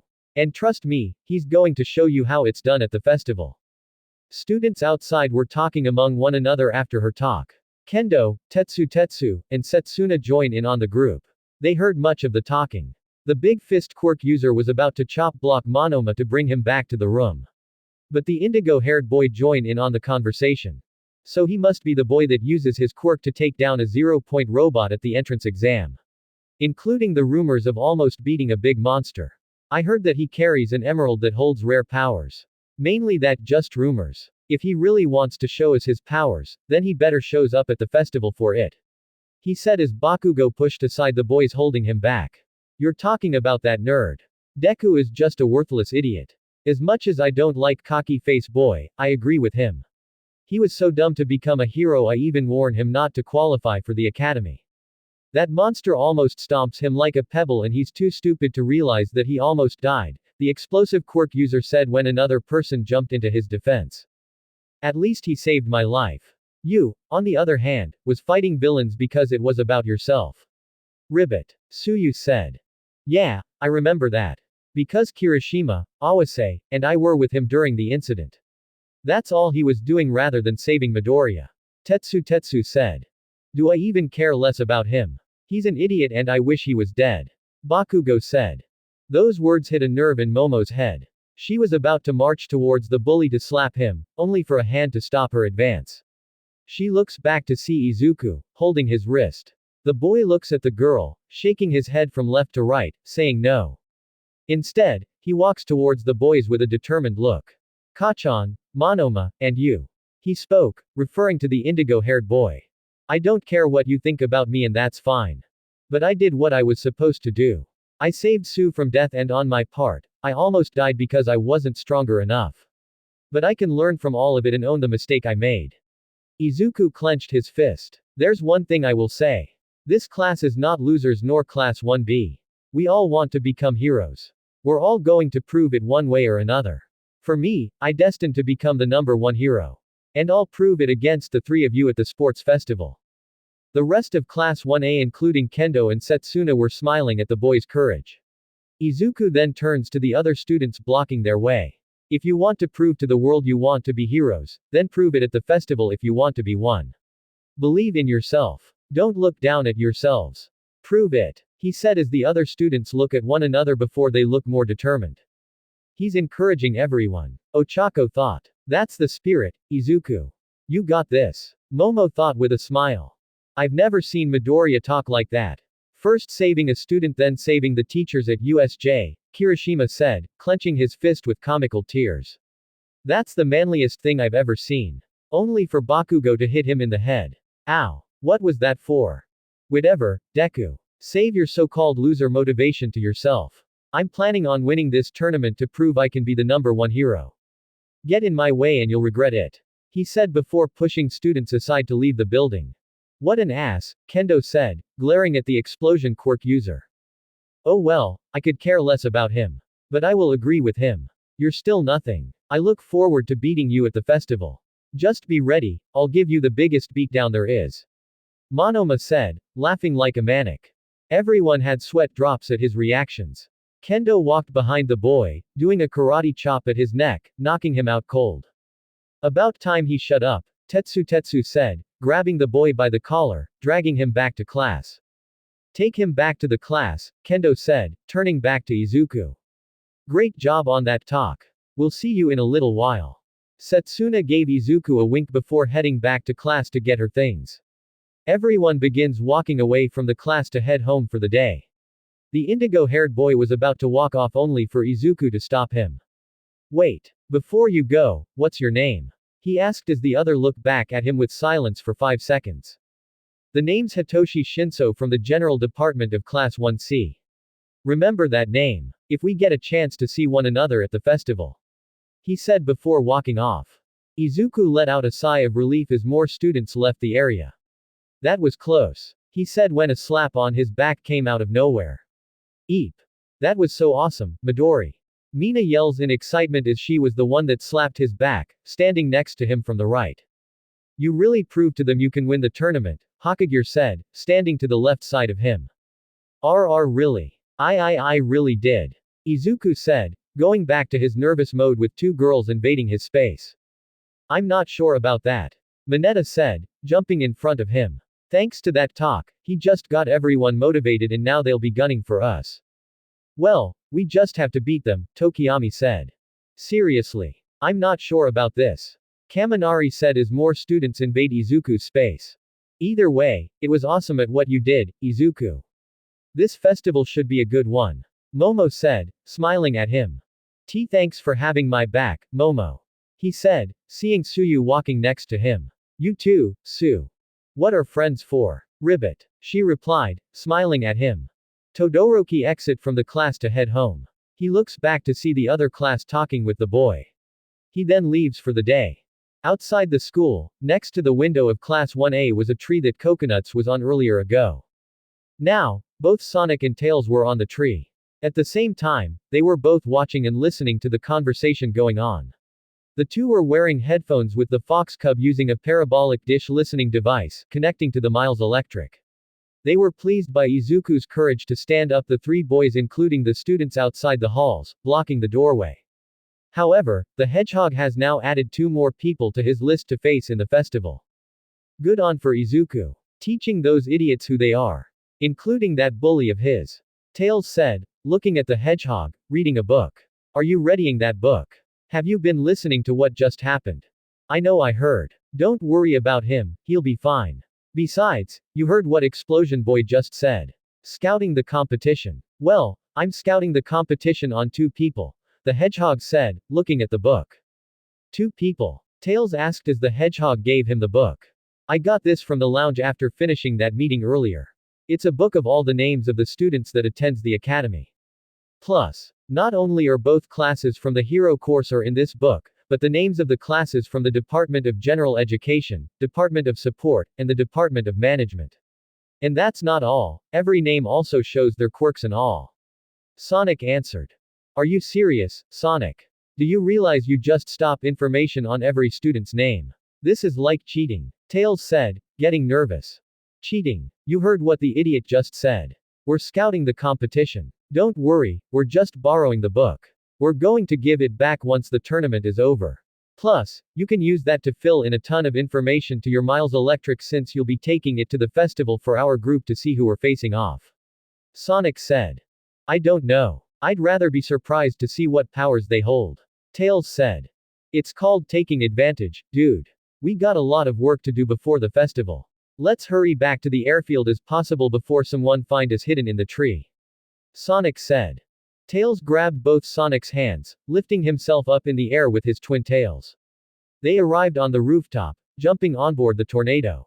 The engines were turned on with the propeller spinning. As they were ready to go, the Hedgehog was in deep thought on the two boys that Izuku faced minutes ago. He got their names and quirks identify already when he read the book. So, the one with the blonde short hair is Nito Monoma from Class 1B. The other with the dark blue hair is Hitoshi Shinso from the General Department. I'm not going to say the quirks to Izuku during the festival, so I'm going to tell the others to keep tight-lipped on them. But those boys really are eager to give it shot. They're both my next targets with Bakugo in the mix. He thought when another person was brought up. There is one person I'm interested in as well. He's also in Izuku's class and he has white hair and a mark on his green eye. Name's Todoroki Shoto. I heard Nux was with him during the USJ when we split up. Perhaps I'll take with him about it. The tornado plane took off from the rooftop with nobody not looking from the ground. They headed back to the airfield for the day. Somewhere in the city, All Might landed in front of a skyscraper building glass doors. He looks at the glass reflection by straightening his tie out in his suit. No dust or anything, he was perfect. He checks his teeth as usual, clean and ready. He has 2 bouquet roses and 2 heart-shaped boxes with chocolate in them. He enters the building, greeting the receptionist. The person allowed him to head for his destination. The hero walks towards 2 doors, entering it. In the room, many people were looking at the direction of the wall. A photographer was snapping pictures at 2 women, doing poses like models, smiling at the camera. The background has a white screen with 2 HMI Fresnel lights facing the 2 women. The men in the room were ogling at them with blushed cheeks. The first woman has a curvaceous body with long blonde hair, styled in curly locks in the front with folded curls in the back that is pressed by a curved plate and golden eyes with vertically slit pupils. Her most distinguishing features in the 3 snakes, a rattlesnake, a yellow king cobra snake, and a Japanese rat snake, are seen protruding from her hair. She's currently dressed in a simple maroon dress hugging her cleavage, matching shoes, a choker, and golden snake-like bracelets on her wrist and ankles. The second woman has chin-length blonde hair, which she wears swept back with a headband, a long fringe over the right side of her face, covering her eye. She has thin, yellow, inward-tilting eyes with slit pupils and notably sharp teeth, these aspects purposefully reptilian as a reference to her quirk. She wore her hero costume consists of a dark red, traditional kipao with a pale green scale trim around her shoulders, which seems to only be slit on the left side, and knee-high boots, a strap around her exposed thigh. She wears a matching green headband with 4 large, pale purple claws attached, covering the right side of her face, and a set of small dragon wings protrude from the back of her head, with several gold-spiked cartilage piercings decorating her left ear. That's very good, ladies. Now, can you hug one another and smile at the camera? The photographer asked as the 2 put their arms around each other. Both cleavages smooshed together while smiling at the camera. Perfect, he said, snapping more pictures. Do not fear, ladies, your knight, and shiny armor, is here. The symbol of peace said, appearing with his usual smile. The others look on with surprise look including happiness as they all want its selfies with the hero. The ladies saw as they ran up to him, hugging him both sides. Hi there, baby. Uwabami, the snake hero said by kissing his right cheek. What took you so long? Ryoko Tatsuma, the dragon hero asked by kissing his left cheek. All Might bluish by the reaction. Another that was making him more or less concentration were the felt of his muscular arms being in between 2 women's bosoms from both sides. Though he kept his smile with a straight face. Anyway, I brought you flowers and chocolate if you like. Plus, I need to talk to you 2 alone if that's alright. He asked. Uwabami ordered everyone to take a break as they headed for the dressing room. The door was closed and locked for anyone entering. All Might sat at the couch, taking a deep breath until smoke appeared out of nowhere surrounding him. Took a couple of seconds to disappear back to his regular form. So much for that introduction. That's what happens when he couldn't finish when both women pulled both his ears from each side. Ow, ow, ow, ow. The 2 let go of his eyes as the hero rubbed them both. What was that for? That's what happens when you get carried away from your true form while fighting villains, Uwabami said, staring at him with her arms crossed. Such a stubborn man, Ryoko said, glaring at him with her arms crossed. Let me guess. Nezu told you what happened couple days ago. Toshinori said, referring to the USJ incident. You think we didn't forget what happened? Uwabami asked as the symbol of peace let out a sigh. You're right. Should have gotten carried away of my transformation. The school didn't realize the villains sneak into the academy by using the media as decoys. At least the students are okay, including one. He said, referring to Izuku. Both girls sat next to him both sides, laying their heads on his shoulders. Nezu told us you found your successor for your quirk. Is that true? The dragon hero asked. It's a work in progress for him. Luckily, he survived. I did give him a little prep talk earlier today leading up to the sports festival. Toshinori answered, placing his around both girls. The sports festival. The tournament at the academy. I wouldn't mind tagging along to see this. Good news, my schedule is clear for the next days. Uwabami said, looking at her schedule on her phone. We are pro heroes and own an agency. It'll be something to see these students that has potential to be heroes. Ryoko said. Speaking of agencies, how your agency been doing? I heard you have a student from UA that is much stronger. Toshinori said. You mean Nijire Hado? She's a nice girl. Though she is very hyper and excited for it. She does want to go to the sports festival. I'll see what I can do for her. Ryoko said. Since we'll be there, are you going to let us see your successor? Uwabami asked. Might as well you since you ask. Just remember, he's very shy at girls. He's very timid and nervous. Especially you, Uwabami. Toshinori said. Don't worry, I won't tease the young man. I already meet a person who is stronger. She said, trailing her hand on his chest. You two leaving me out, already? Ryoko asked, trailing her hand on his thigh. I'm shocked that you two still standing by my side in this state rather than my hero form for all those years, Toshinori said. There will be time that you'll be retiring as the symbol of peace and a new breed of heroes will take your place. Uwabami said. As heroes like us, it will be our duty to take them under our wings to prepare them toward what's at stake, Ryoko said. That's all we can do for now. It'll be all eyes on the festival from here on out. Toshinori said before letting a grin form on his face. You know, it'd be nice since I've been doing the hero work. Why you two comfort me to get the stress out of me. At the same time, his hands squeezed both women's rear ends. Both ladies gasped as they were embarrassed. They slammed their fist at the hero's head comically, standing up with their arms crossed, looking away embarrassed with blushed cheeks. Pervert. Uwabami said. How shameless, Ryoko said. Ow. The symbol of peace said, rubbing the bump that was on his head. It was nighttime as the day ended. At the airfield, Sonic called in the Freedom Fighters for a meeting. The only person not attending was Tails, who was busy on his computer getting information on every student from the student information book the Hedgehog took from the teacher's lounge earlier today. Sonic told them that they were invited to the festival to compete. They were all excited except for Shadow, who has his arms crossed but is ready for the competition at hand. However, he told that Cream and E123 Omega that they can't compete because the rabbit was too young to take part in the tournament. The young rabbit was disappointed, but Sonic was going to make favors with the help of All Might and Nezu for her. He continues talking about upcoming training for tomorrow and including the day they supposed to be at the academy. Sonic, quick question. How we're going to get into the stadium without being detected? You haven't told anyone other than that boy that we're in this tournament. Silver said. All Might and Nezu are making plans to get us in without being detected. They want us there early in the morning before the crowd and the students show up. Sonic answered. So hopefully we got everything situated. We got a lot of work to do leading up. Oh, and finally, Amy and Rogue are off tomorrow. They're going to take Cream to the city for sightseeing and all. Are you sure? I don't think humans haven't seen animals from another planet, Charmy B said. I think they are taking animals on this planet. If I recall from the incident, there was a student from Izuku's class that has a head shaped like a bird. Knuckles said, referring to Tokiyami.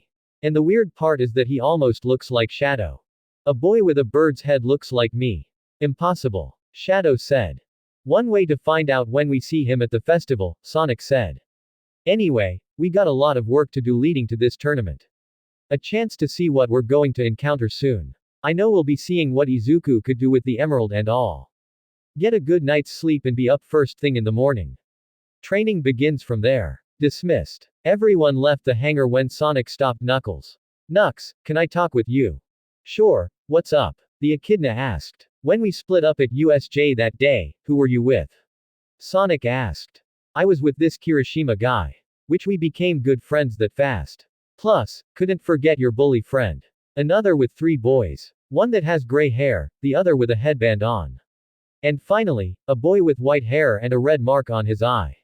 This kid has different eye color. Knuckles said. Is it that the one with the red mark named Shoto Todoroki? Sonic asked. I guess that his name.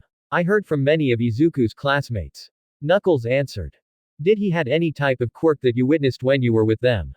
Sonic asked. He had like an ice quirk to freeze up enemies. Why are you asking for these things? Knuckles asked as the hedgehog was in deep thought. So he has a quirk that he shoots out ice. In the book I read, there's another quirk he has. Wonder what could it be then? He thought. Todoroki abode. Back in the city, a large house with the exterior look of a traditional Japanese house with outside views from walkways and a garden in the middle. The interior of the house resembles Japanese-styled rooms with tatami mats, is home to the Todoroki family. In the garden, Shoto was doing usually push-ups as part of his training for the sports festival. He was almost finished with 5 last push-ups. He did just that, standing back up, breathing heavily. He looks up at the stars as he was in deep thought on Izuku earlier today. His mind flashed back to the part where he overheard Momo, Iida, Uraraka in the cafeteria talking about why All Might want to talk with Izuku. Then another flashback going back to the quirk assessment test where Izuku uses both the Chaos Emerald and One for All to throw the ball in the sky with the highest score in the test. Then another moment where Izuku fought with Bakugo during the combat training with both the quirk and the emerald. Then he heard the stories from class about Izuku came close at beating the Nomu only for him to be near-death experience during the USJ incident. Then today the encounter of other students along with Shinso. Izuku motivating the students for the festival. Midoriya's quirk is like All Might's quirk. But he has a rare green emerald that makes him stronger. I wonder if he's connected to All Might with the quirk. He thought until something came in his head. If I remember that echidna brought up about the blue hedgehog and Midoriya's name. Did they have a connection to the emerald? Suddenly, the door to his right slid open, revealing a young woman with intelligent gray eyes, white hair, flecked with a few noticeable traces of a crimson-like color, which is mostly shoulder-length aside from the ear-length side bangs she sports and the short clump she leaves hanging down her forehead. Wore a white dress shirt with a plain grayish peach-colored cardigan, the sleeves worn rolled up to just below her elbows, along with navy blue jeans. She also sports brown dress shoes and a pair of red-framed rectangular glasses. Hey, dinner is almost ready. Are you coming in? Fuyumi Todoroki, Shoto's sister asked. I'll be there soon. I just got finished with training. He replied. Getting ready for the sports festival I see. Okay, make sure you take a bath before you come and eat. Fuyumi said. She was about to slide the door closed until she reopens it. Oh, I forgot. Father's working late again so he won't be home in time. She slides the door closed to leave her brother alone. But after hearing her mention father, those words made Shoto angry inside. He has a hatred for his father and nothing more. Nor, he never wants to see his face anytime when they encounter one another. Like hell I want to deal with that fool. I must focus on the sports festival. I'm determined to win it. I'll show that old man that I'll be much stronger than him. He thought as he walks back inside with a little hint of anger. The next day, the freedom fighters were outside doing their training for the sports festival. Silver used psychokinesis to pick up 2 empty barrels. Lifting it up in the air, he forces them to hit one another. Then picking up a wooden box in the air, throwing it to another. Shadow used his air shoes to glide on the runway. He saw 4 Eggrobo's prototypes dummies. He uses a spin kick by spinning on the ground, hitting the first robot on the leg. Then got back up to glide up to the second and did the same as the first. He continues to do the same for the last 2. Vector, Espio, and Charmy were doing joint training together. First, the crocodile uses his fireball technique by using both the chameleon and the bee as projectiles, throwing them towards empty barrels as target practice. Next, Espio hold onto Vector's gold chain while Charmy hold onto the crocodile's tail. Vector blows out bubblegum bubble from his mouth. It lifts them up in the air. By mid-air, a green aura surrounds the crocodile. They launch attacks on the Buzz Bomber's dummies with Vector throwing Espio to one while throwing Charmy to another. Sonic, Tails, and Knuckles were also doing joint training. The Hedgehog team up with his partner by doing a rolling combo attack. They both join hands in a flash of light, forming a combined spin attack. They move faster towards 4 Egg Gunner's dummies, hitting them like a pinball machine within 1 second. The Echidna joins in by grabbing Tails' feet while the Fox Cub holds onto Sonic's legs. The Hedgehog begins spinning them around to gain momentum. Knuckles lets go of Tails' legs, who kicks Sonic into the air while the Hedgehog surrounded by a red aura. Blast away! The Hedgehog yelled, unleashing a massive light speed attack, causing him to zoom around the air at astounding speed, striking on 10 Eggrobo's dummies for about 2 seconds before landing back on the ground. Meanwhile, the Lightning Bolt Society were doing the clean-up by picking up debris of robot piece on the ground. More and more pieces were coming down from the air. Each member was getting annoyed by them. The Weasel Bandits were picking up a couple of pieces, only for one of them getting comically knocked out by them. Can you guys give us a break for once? Dave the intern said as Amy, Rouge, Blaze, and Cream walked by him. Sorry, but whose fault was it when sneaking into our ship in the first place? Stop complaining and keep working. The pink hedgehog said as he kept working but mumbled something for her to not hear. You girls are off to the city? Sonic asked, walking towards them. We are. We'll be back before nightfall. Amy said. That's fine. We're going to continue training throughout the day. Izuku should be joining us later. The hedgehog said. Mr. Izuku will be here. Cream asked. Chow. Cheese replied. He'll be here when you come back. The hedgehog said, patting the rabbit's head. Anyway, we're about to get going. We'll see you guys later before nightfall. Amy said as they headed for the exit. See you, girls, later. Make sure you keep an eye on Cream. Sonic said. Bye, Mr. Sonic. Cream said. Chow. Cheese said. Sonic saw the girls exit from the airfield with Tails standing next to him. You sure they'll going to be fine? The Fox Cub asked. As long as Cream with them, they'll be fine. The Hedgehog answered. And Izuku? Tails asked. He'll be here. He's busy with other things right now, let's focus on our training. Sonic said as they proceed with their training. At Dagoba Beach, Izuku is doing his routine jog across the sand. He currently dressed in a white shirt with All Might's face on it and black shorts. He wore white sneakers for jogging.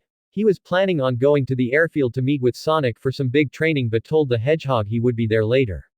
Since cleaning the beach, he would use this place for jogging or other activities. Many people would come to see the view of the blue ocean. While jogging, the boy was in deep thought.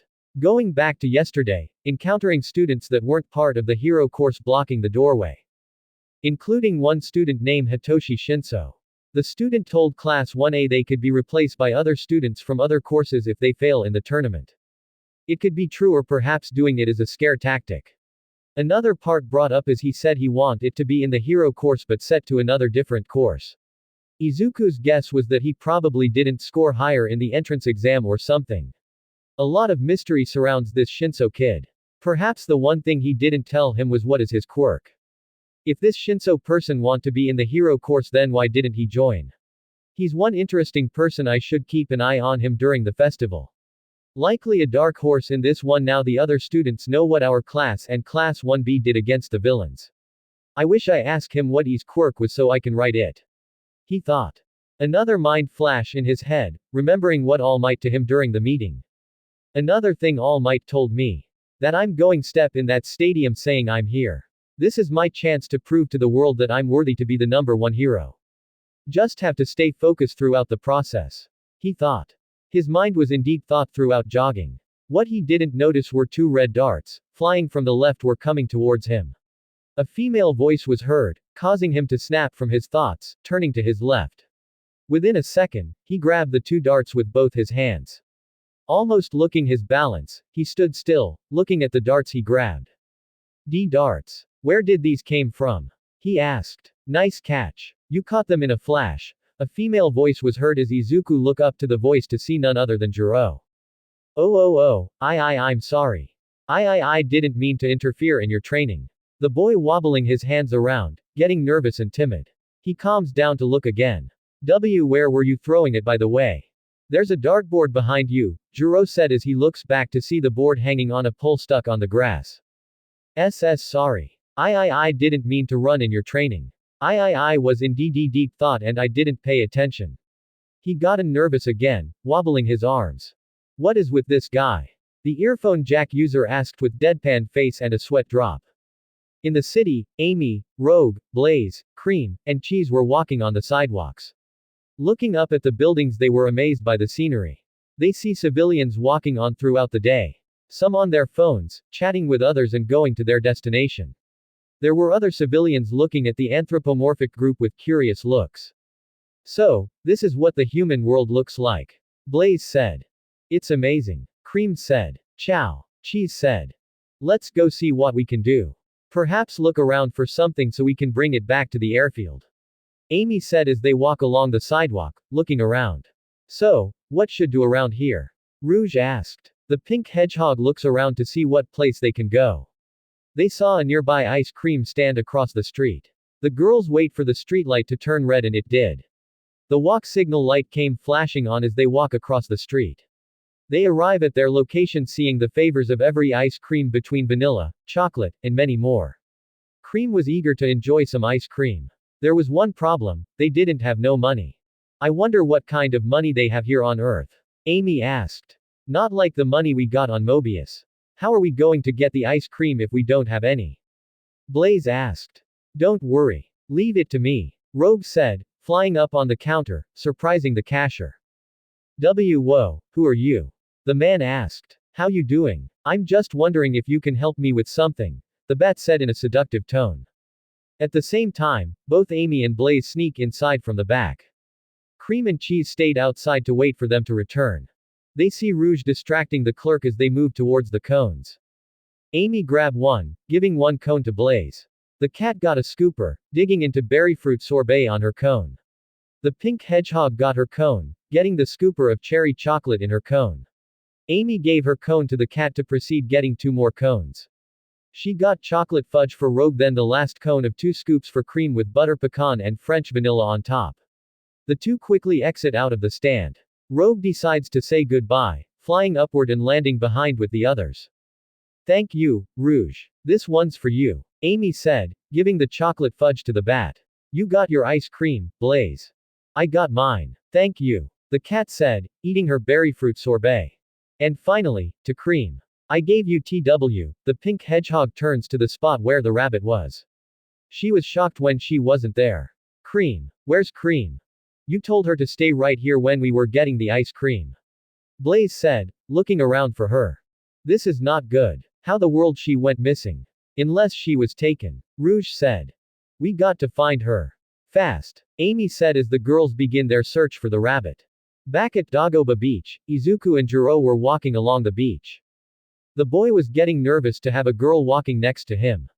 The earphone jack quirk user looked at him. It was like yesterday he had a determined voice against the boys, including saving Sue from the hands of Shigaraki at USJ. Now today, when a girl is next to him, he would get nervous and timid. It was a walk of silence from both. Neither of them hasn't spoken a word since the encounter in the hut moments ago. The girl decided to be the first to speak.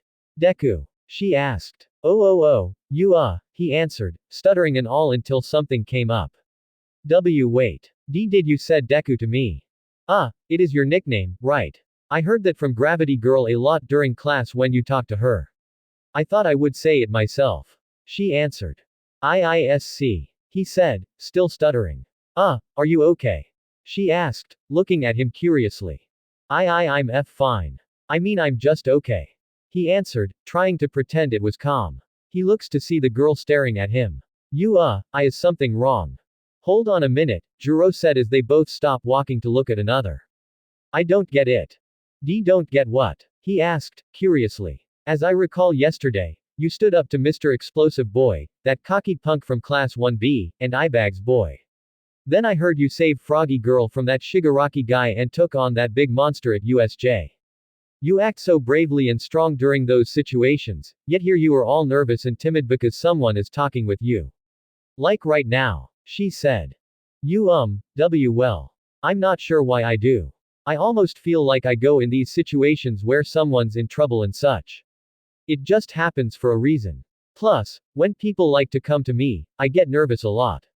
Including when people get really near me. Sometimes they would tease me something funny or such. Izuku said. I see. So, another thing I would want to talk about. She said, changing to another subject. Why is your nickname Deku? I heard that from both Gravity Girl and Explosive Boy. Izuku fiddling his fingers, hearing that name a lot. Well, you see, for Uraraka. She would call me it because it means you can do it. Something that I'm proud of. And what about Bakugo? Juro asked. When she mentions his name, Izuku flashes back in his mind of the childhood bullying moments, the mention of his bully saying Deku a lot. Those mentions always a grim reminder of what those days were. He let out a sigh before talking again. Look, Kachan, you always call me Deku because it means something I can't do or good for nothing. It's been like that since we were childhood friends. Until he develops a quirk of explosions from his hands. Since then, he would pick on me and bully me during middle school. It's been like that since. Even since we're in UA now. She asked. He only cares to become the #1 hero and nothing more. He's all about himself. I should have never become friends that day. He even tries to prevent me from coming to UA. Izuku said, clenching his fist. That's so messed up. What an asshole he is. On the bright side, you did prove to him during your fight with him in the combat training. Juro said. Still, that doesn't change anything. Izuku said, clenching his fist more. The earphone jack quirk user saw that moment, knowing his was a little angry. She places her hand on his shoulder. But he won't change his demeanor when he flinched with a girl touching him. He was back to being the timid and nervous guy again. Sorry, I didn't mean to flinch. I didn't expect that to happen. Izuku said. Dude, you don't have to do that, Juro said. Anyway, you're got to show him you're not the worthless boy you were. You proved to him during the combat training. You even told him out in the hallway the other day. Guess what? I hope you kick his ass in the festival so he can't push you around anymore. Maybe from there, he'll stop beating you up. If he doesn't, then you just got to move on from him and keep doing what you're doing. Just don't be the wimpy boy like you are right now. Izuku looked at her with a smile. You're right. I must prove it to him. Plus, it's not only me I'm focused, but I also want the class to be their best as well. It's a team game. And we're going to prove to the world we can be heroes. Thank you for that advice, Juro. He said. Anytime. By the way, if it's okay if I call you Deku. It really fits you well. Not the version of Explosions Boy. She said. I mean, Izuku said, stuttering. Can you stop stuttering and being nervous for once? Juro said, lecturing him. Sorry. I mean, it's okay that you can call me that. I'm fine without. He said. Much better. She said. Suddenly, a beeping sound was heard. Izuku looks on his watch. Sorry, I need to take this. He said, walking 5 inches away from her, activating the watch with the hologram screen appearing. Sonic. Did you call? Sorry, I'll be there at the airfield in a little while. He said. It's not about that. We got a problem. The Hedgehog said. Cream is missing. You mean the rabbit girl? What happened? Izuku asked as Sonic told her the part of where Amy and the girls informed the Hedgehog that she was missing when they were getting ice cream. She just disappeared without a trace. It just happened out of nowhere. Anyway, I'm going ahead to find her throughout. Can you help me out? Sonic asked. Sure. I'll look for her. If I find her, I call you back. I'll give the location to where I'm at. We can meet there before sundown. Izuku said. Thanks for your help. Keep in touch. Sonic said as the hologram deactivates. Juro, sorry. I would like to chat but I'm very busy and, Izuku said. Let me guess, a rabbit girl is missing, and you need help to find her. She finished. What? Well, that second part one didn't mean no help. But the first part is how did you know? Izuku couldn't finish when she lifted up one of her earphone jack. Hello. My quirk could hear things. Especially when they hear things. Now, I'm going to help you whether you like it or not. She said, lecturing him again. I really need to remember that in the future. Izuku said, letting out a sigh and agreeing with her. They begin leaving the beach to search for her. Back at the airfield, Sonic got the call on Cream's whereabouts from Amy. The others look on with concern if they want to come along and find her. The Hedgehog declined and told then continue their training. All right, I'm going to go ahead and find Cream throughout the city. Rest of you continue on with your training. He said. You sure, Sonic? We can come along and help you out. Tails said. Sorry, Just focus on the current objective in hand. We got a couple of days to get ready for the tournament. Don't worry, I'm going to find her and hopefully bring her back. I told Izuku about it and he's helping as well. I'll see you guys later. Sonic said, speeding out from the airfield. Hopefully Cream's okay. Charmy B said. I don't want to know when Vanilla finds out her daughter is missing. I should have gone with them in the first place. Vector said. Don't blame yourself. If anyone can find her it's Sonic. Espio said. Or maybe Izuku. Knuckles said. That's true too. Silver said. Anyway, we got to focus on this training. Let's continue. Tails said as they continue with training. Somewhere in a wooded area, Koji Koda of Class 1A was training for the sports festival. Sitting on the ground, looking in the air, he activates his quirk. Suddenly, numerous animals such as birds, squirrels, ducks, and rabbits were making their way towards him. The rock hero smiles at them with his eyes closed. Two white birds landed on both his shoulders. A blue bird lands on his left finger. He smiles at the bird. Like Izuku, he's much of a shy person and quiet type.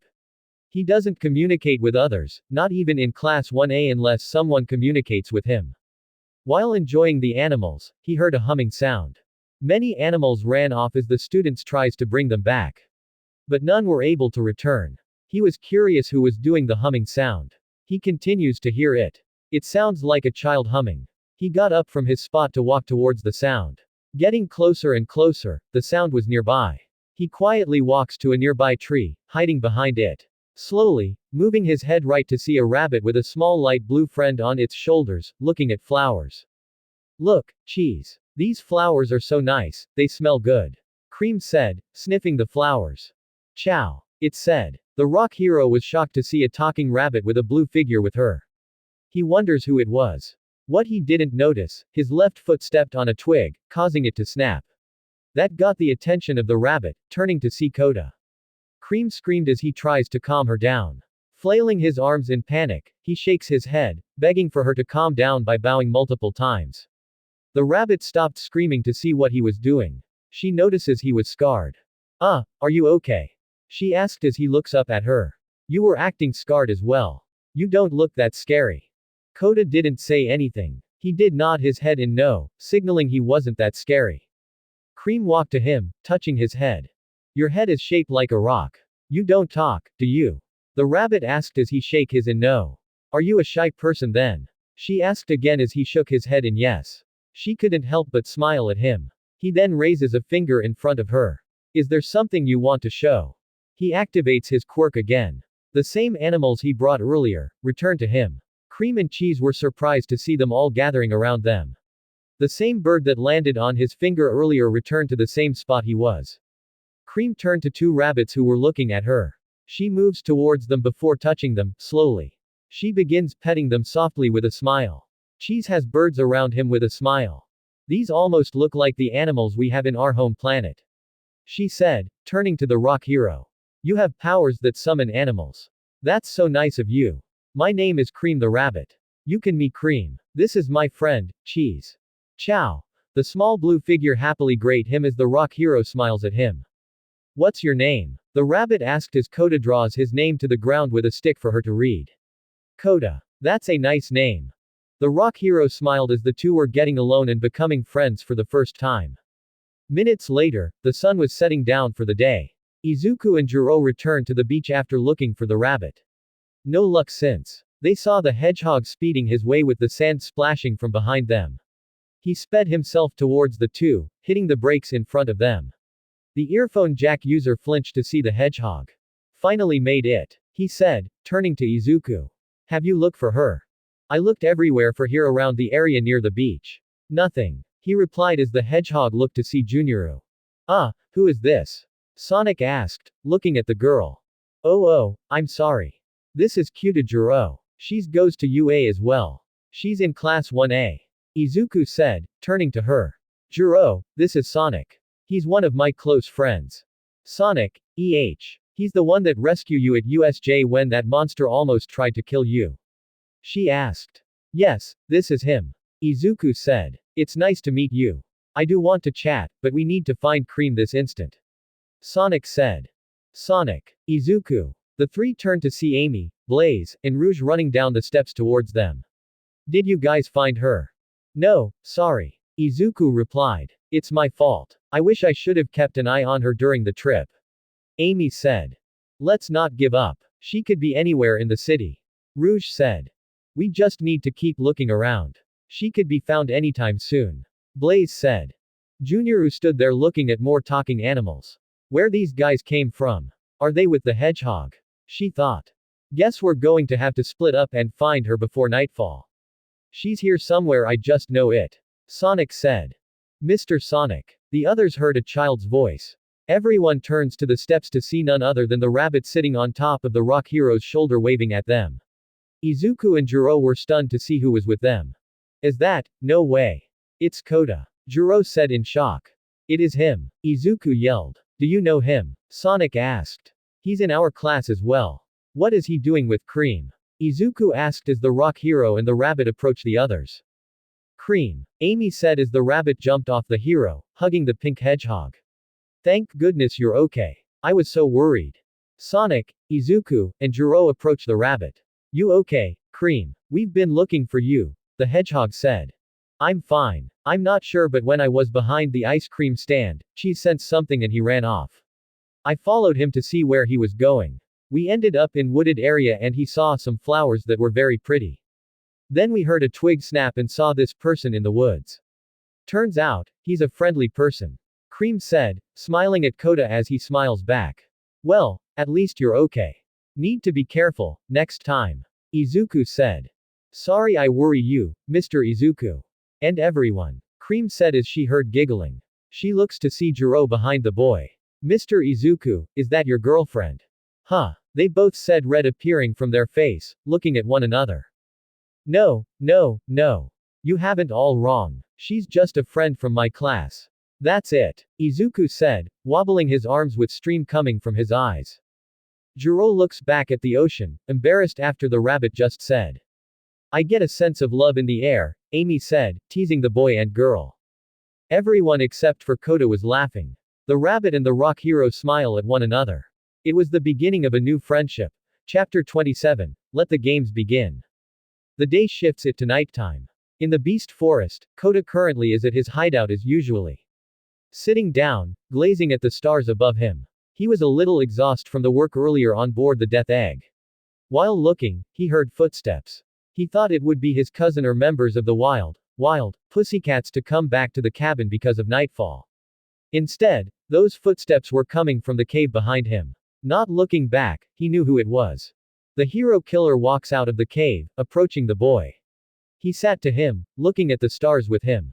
They sat there in silence until he broke the silence.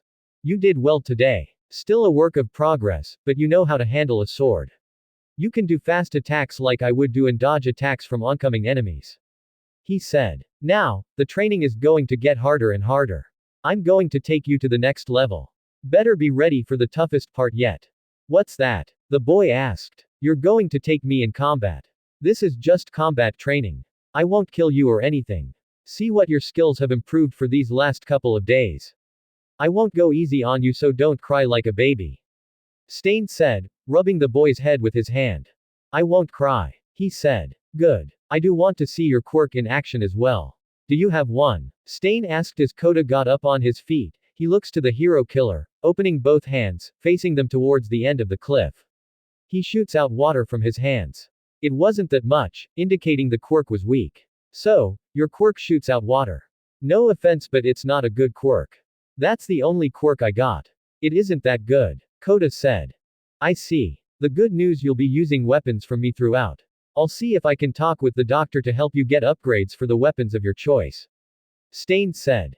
What about you? What type of quirk do you have? The boy asked. You really want to know my quirk? He asked as the boy nodded his head up and down. My quirk is called Bloodcurdle. It allows me to paralyze my targets by tasting a sample of their blood. The amount of time a victim remains paralyzed depends on their blood type, in descending order from longest to shortest durations. The maximum amount of time a target can be paralyzed is 8 minutes. Almost like a vampire would do, Kota said. A little. I'm not like a vampire who uses its teeth to drink blood. Stain said. I want that type of quirk, Kota said. Are you serious? The hero killer asked with a shocked face. I have a weak quirk. I want to grow stronger. I hate heroes more than you do. I even hate villains, including their quirks and the society we live in today. You told me more about that when we first met. These two shows around their powers for money and fame. I hate this society so much. I want to change it, and that Eggman person wants to create a world with no heroes and villains. Only a peaceful world. I want to be part of that moment, the boy said with a determined look. I bet my money the doctor probably put propaganda in this kid's head. He doesn't seem to get it at what the doctor's planning on creating a one-world government. Either way, I admire this kid's courage. He's just like me. But he's playing a dangerous game. Stain thought. Is this what you want then? Because if I say yes to give you my quirk, you'll cross that red line, and once you crossed it, you'll never go back towards that ever again. So, I'll say this is my question, do you want the quirk? No matter what happens in the end, I want the quirk. That's my final answer. The boy answered. I'll talk with the doctor about it. Stain said. Thank you, Kota said as he ran up and hugged the hero killer. Stain was surprised by what the boy just did. Never thought a person would hug him like that. He could help but smile as he hugged the boy back. They stood like that for minutes.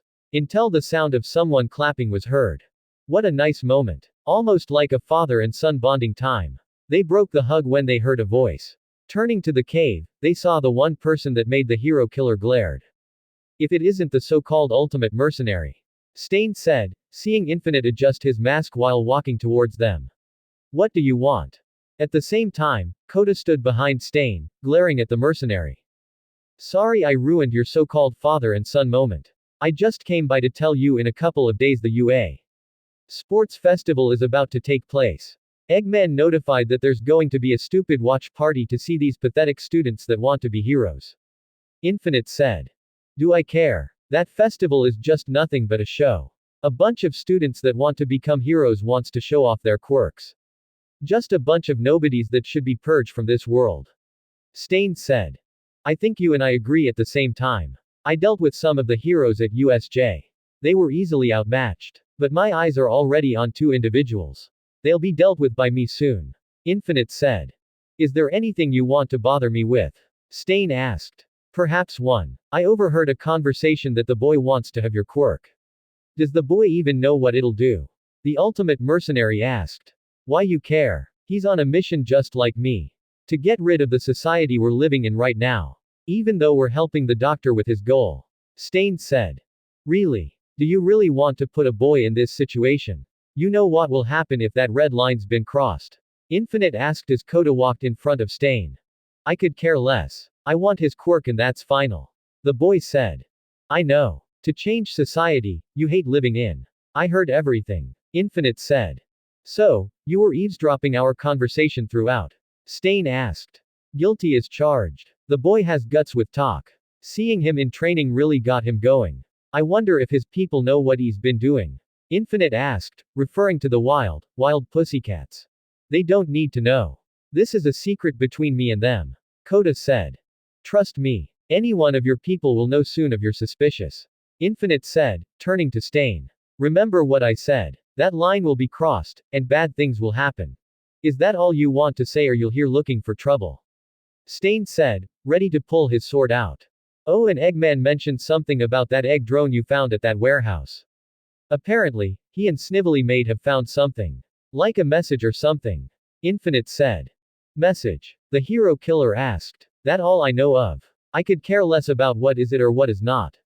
I just want to let you remember what I said before. Infinite said as he flies away from the hideout. Is he a friend of yours? Kota asked as they look at the sky.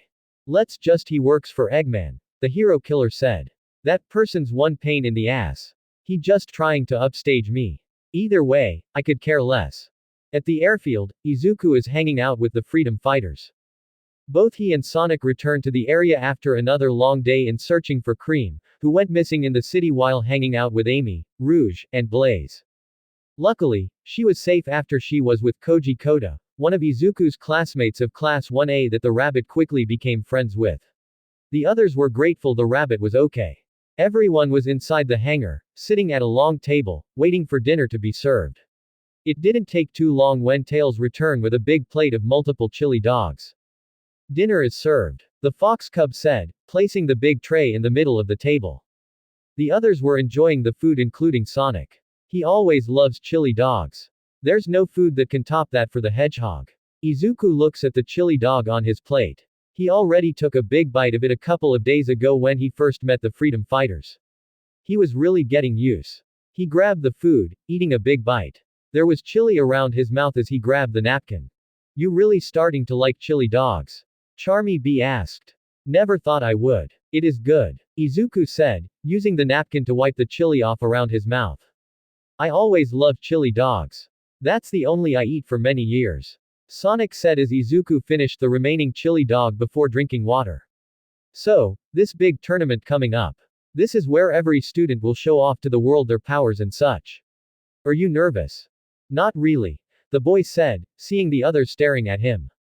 What? Okay, maybe a little. Especially when there's going to be thousands of people filing up the stadium and the festival being broadcast around the world. Stadium. The tournament is going to be held at the stadium. Knuckles asked, surprisingly. The academy has a stadium on campus ground. I used to train there with other heroes during my 10-month training. There will be many pros that part of a hero agency to see which student will have potential for them to work with. Izuku said. If you do win it, you'll have many heroes looking at you. Tails said. This will be my chance to prove everyone I can be a hero, Izuku said. By the way, I'm curious. Why are you guys participating in this tournament? I mean it's reasonable you save us at USJ. Everyone except Shadow pointing their fingers at Sonic as the Hedgehog looks up at them. What? He asked, looking at Izuku. Fine. You know me as a person that loves these types of tournaments. Especially, when Egghead has those types of the tournament to trap me. I told you about yesterday in the teacher's lounge. Are you planning to take on Kachan in the tournament? Is this why you're participating in it? The boy asked. Sonic tries to think of something. He couldn't come up with anything as he let out a sigh. Fine. You got me. Yes, I got in this tournament so I can take on Bakugo myself. You saw what he tries to do when he tried to attack you. Plus, he got stupid on trying to interfere in my match against that monster. So maybe it's time to do some damage to him. Besides, he only cares about himself. Don't worry, I'll make sure you'll get the beating of his life. I first met the punk when I was at another part of the area during the incident. Guy just glared at me for no reason.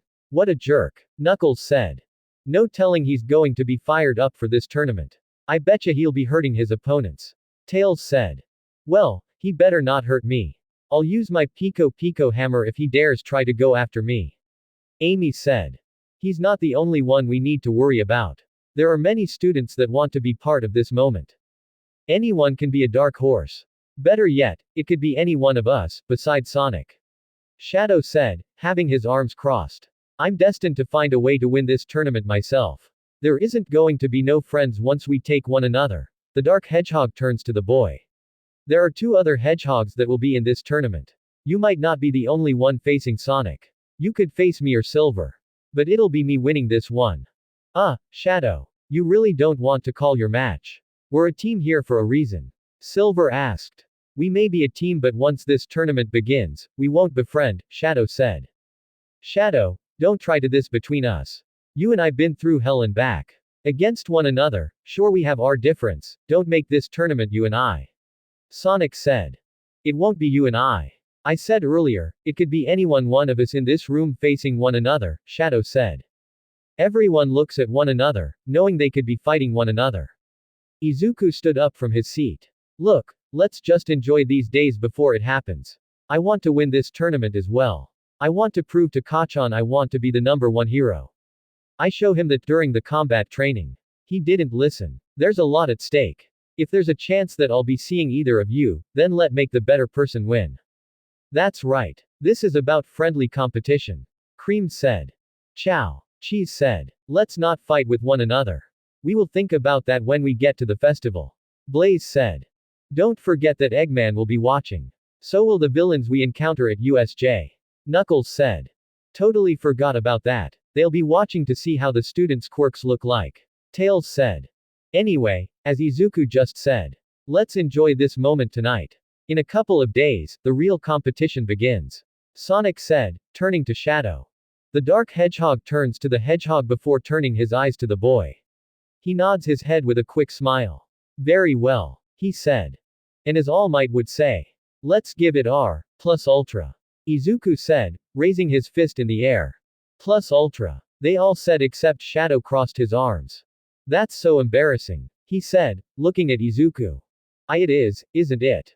Izuku asked, getting nervous, and all as everyone laughed except for Shadow, who only shook his sideways but did crack a smile. On board the Death Egg, the rest of the crew called it a night. Except for both Eggman and Snively, who were busy looking through the egg robo that Stain brought back located at an unknown warehouse in the forest. They were busy trying to get the video screen from the damaged camera to see the recorded footage. Come on. This is getting difficult by the day, Snively said, typing on the keypad to get the camera on. Suddenly, the screen begins to flicker. I think I got it. The doctor looks like I got it. Excellent. Now we're about to find out what the camera was looking. Eggman said as they look at the screen. The screen kept flickering, trying to get good clearance of it. Finally, the screen came in clear. Only for a black screen to appear. The computer didn't power off or anything. Just the screen was completely black. What's going on? Eggman asked. I have no idea. Everything still works, Snively said. Suddenly, a male's voice was heard despite the screen still black. Hello, Eggman. I believe this the Eggman that my student was talking about, he said, causing the two looks at one another with confusion. Since you're listening to this message, I would like to make an offer. An offer you can't refuse. The two listened to the message throughout the night. 2 weeks later. The day finally came 2 weeks later. The morning of the festival. At the apartment complex, Izuku, dressed in his UA uniform, gathers all this stuff he needs for the event in his backpack. At the doorway, Inko stood behind him, ready to give him a little send-off. She was still worried about her son, knowing that the festival will be all out with students using their quirks. Especially worried that Bakugo would do harm to her child. Izuku, please be careful and don't get hurt, she said. I won't, he responded as he got up from tying his shoes, grabbing his backpack. I'll record the whole festival in HD. Inko as her son turns to her mother, giving him a determined look. Do you best son. I will, Izuku said, giving her a smile. I'm off. I'll see you later. The boy said goodbye to his mother before exiting from the doorway. While running, he was in deep thought. I wonder, since Sonic and the others are in this tournament, how are they get to the stadium without being noticed? The fireworks popped everywhere above the academy, signaling the opening of the UA Sports Festival. Fans walk around the grounds of the academy and the stadium where the tournament is being held. People were lined up at food stands. Another lined up at entertainment stands includes selling masks of various heroes including All Might and Present Mike. Outside the gates, reporters from various news stations were all standing outside, doing their reports on the festival for the news. Some of them were in line as heavy security was present throughout after the USJ incident. Security was checking IDs in case they were correct. This security line is huge, the HNA female reporter said, looking at her camera with an eavesdrop look. What's the deal? A bunch of villains did break in days ago, he answered. Of course, the school's being strict of it this year. Some people think they shouldn't hold the festival this year considering what happened. Perfect, the reporter said, getting energetic. Nothing brings ratings with a little controversy. Plus, everybody will tune to see both Class 1A and 1B. Controversy. Really? A voice got her shook up when she turns around to see Detective Tsukauchi, standing behind her. What are you doing here? She asked. You don't remember. I brought 2 tickets for both of us to see the festival. Plus, I'm off duty for today and they know me here at UA. Tsukauchi said, holding up 2 tickets. Take a break from your reporting. Besides, I will be going to see how both classes do since that villain attack.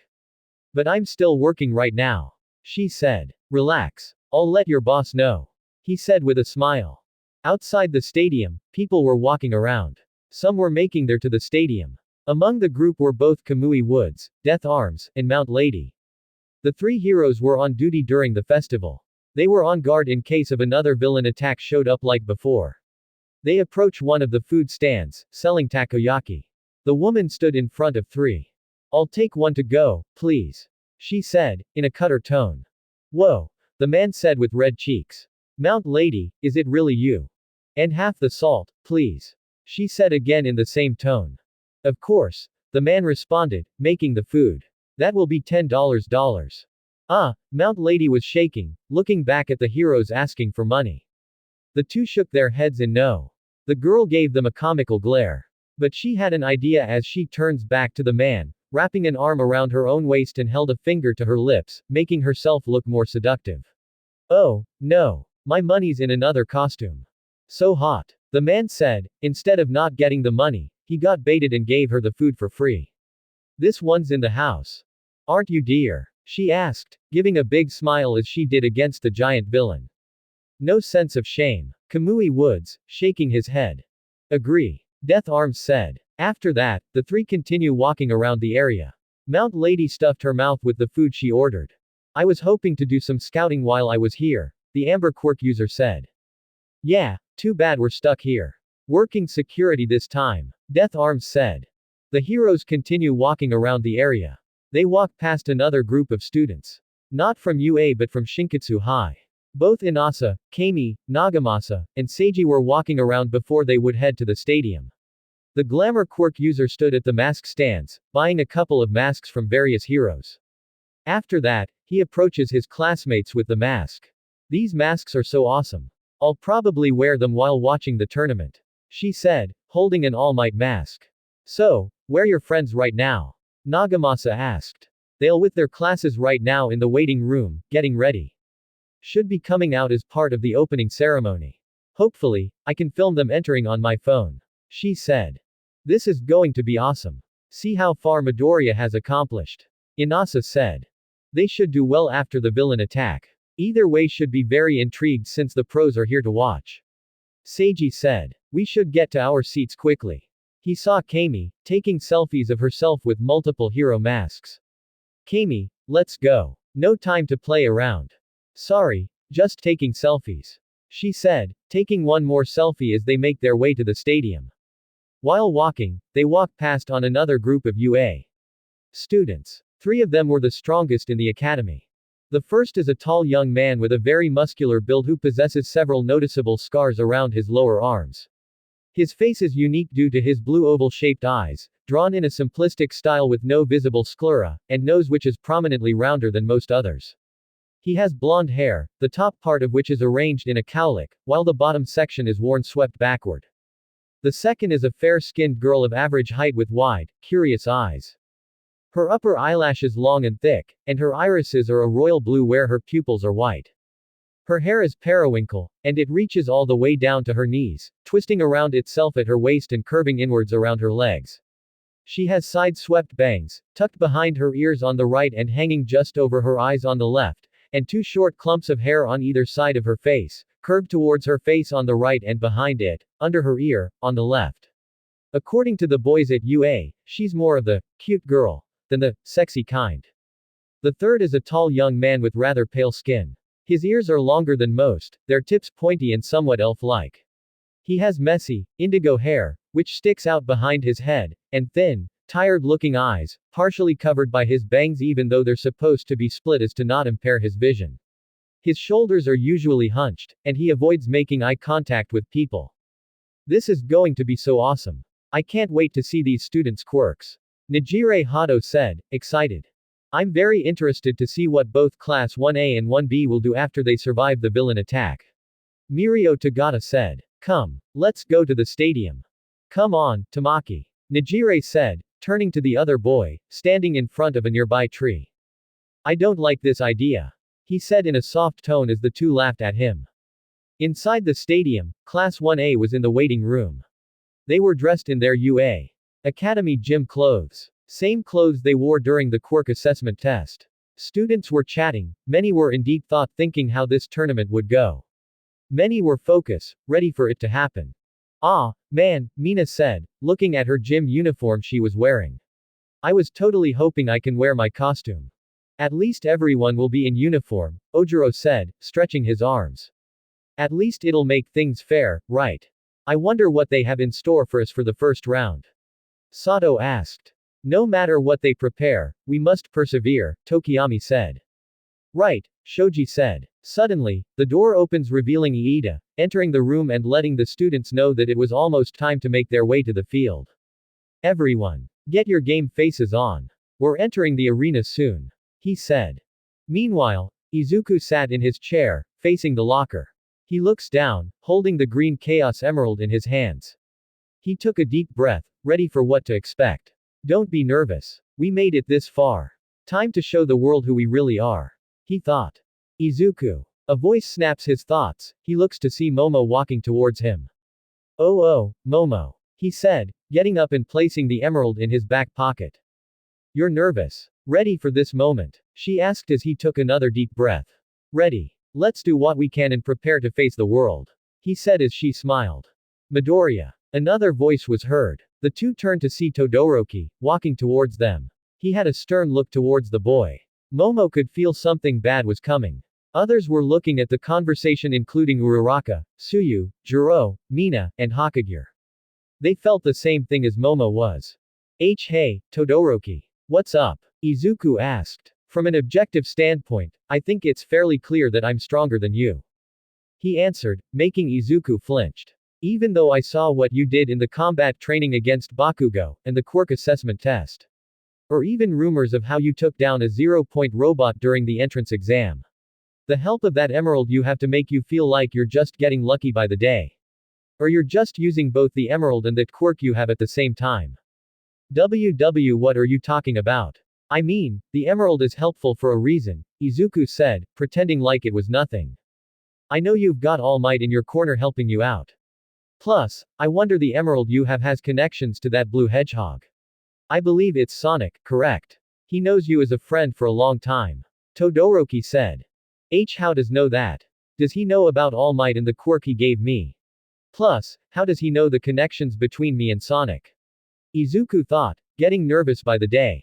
Look, Todoroki. I don't know what your problem is right now with Izuku, Momo said, stepping in to defend the cinnamon bun, giving a stern look at the ice quirk user. He already has people like Bakugo, Monoma, and that boy from the general department the other day, already taking down on him.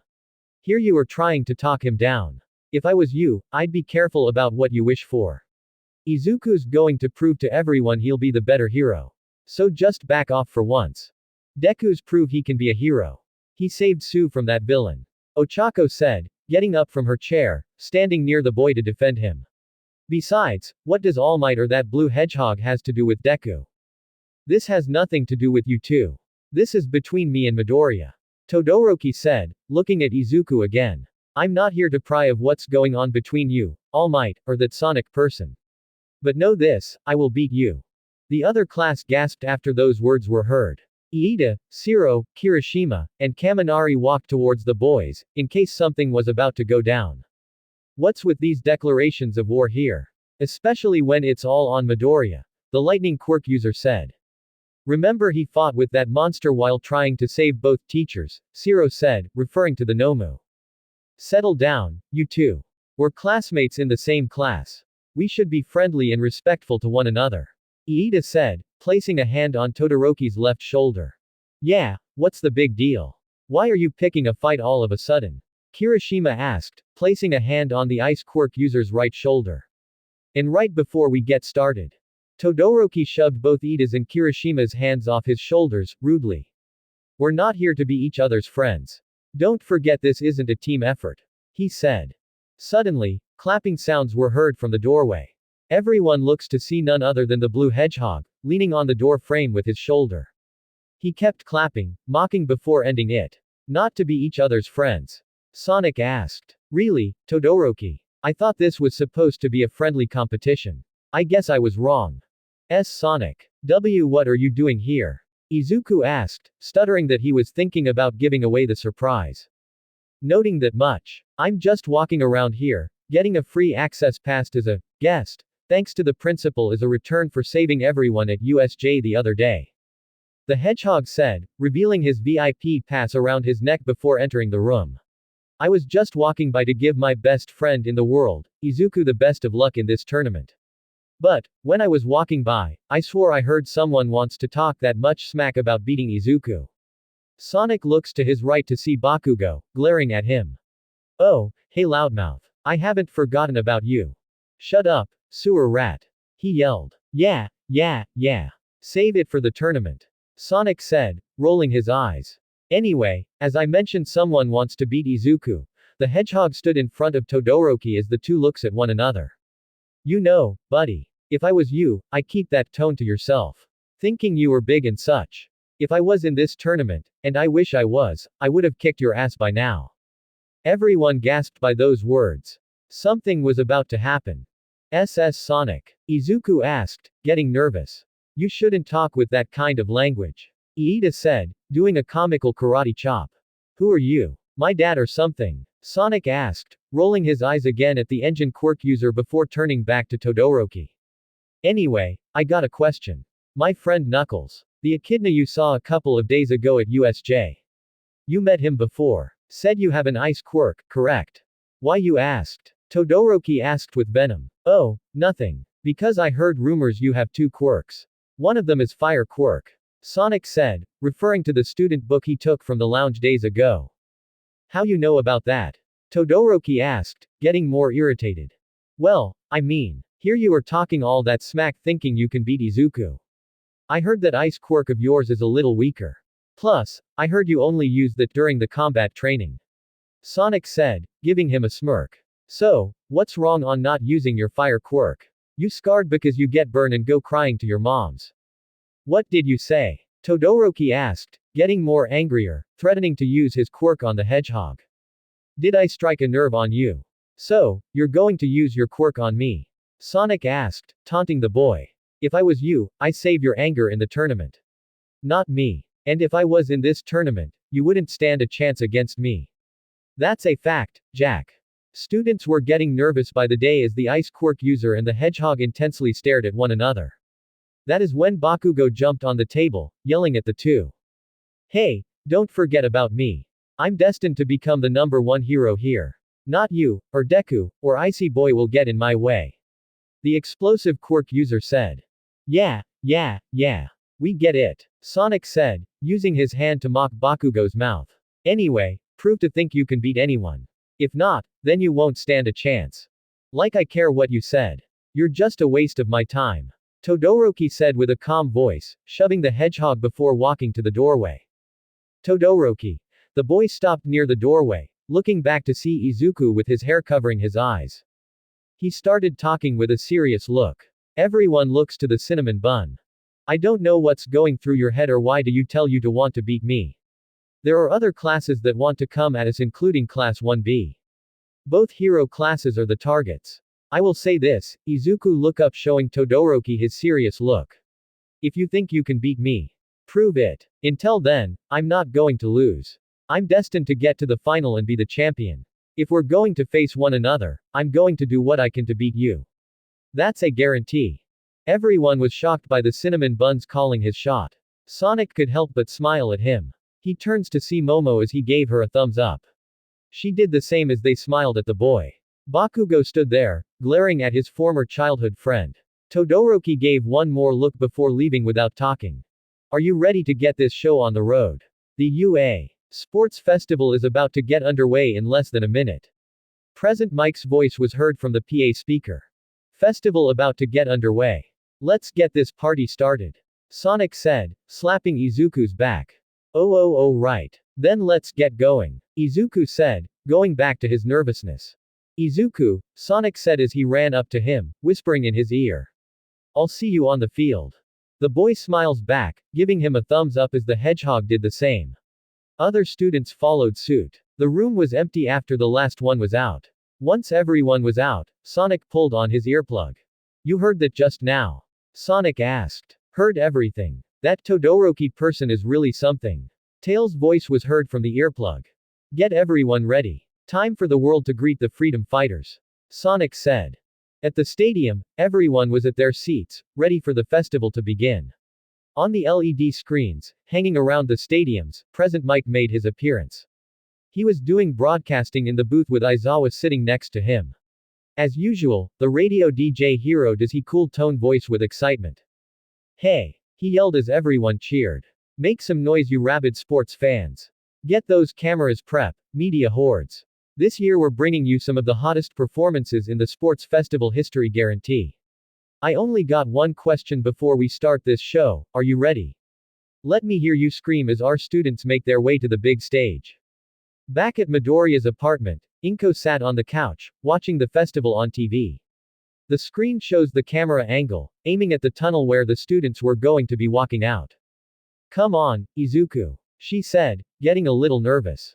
Back at the stadium, All Might, in his skinny form, sat in VIP seats with both Uwabami and Ryako seating in between him. Other heroes were there including both 13 and Vlad King, who both were fully recovered after the incident.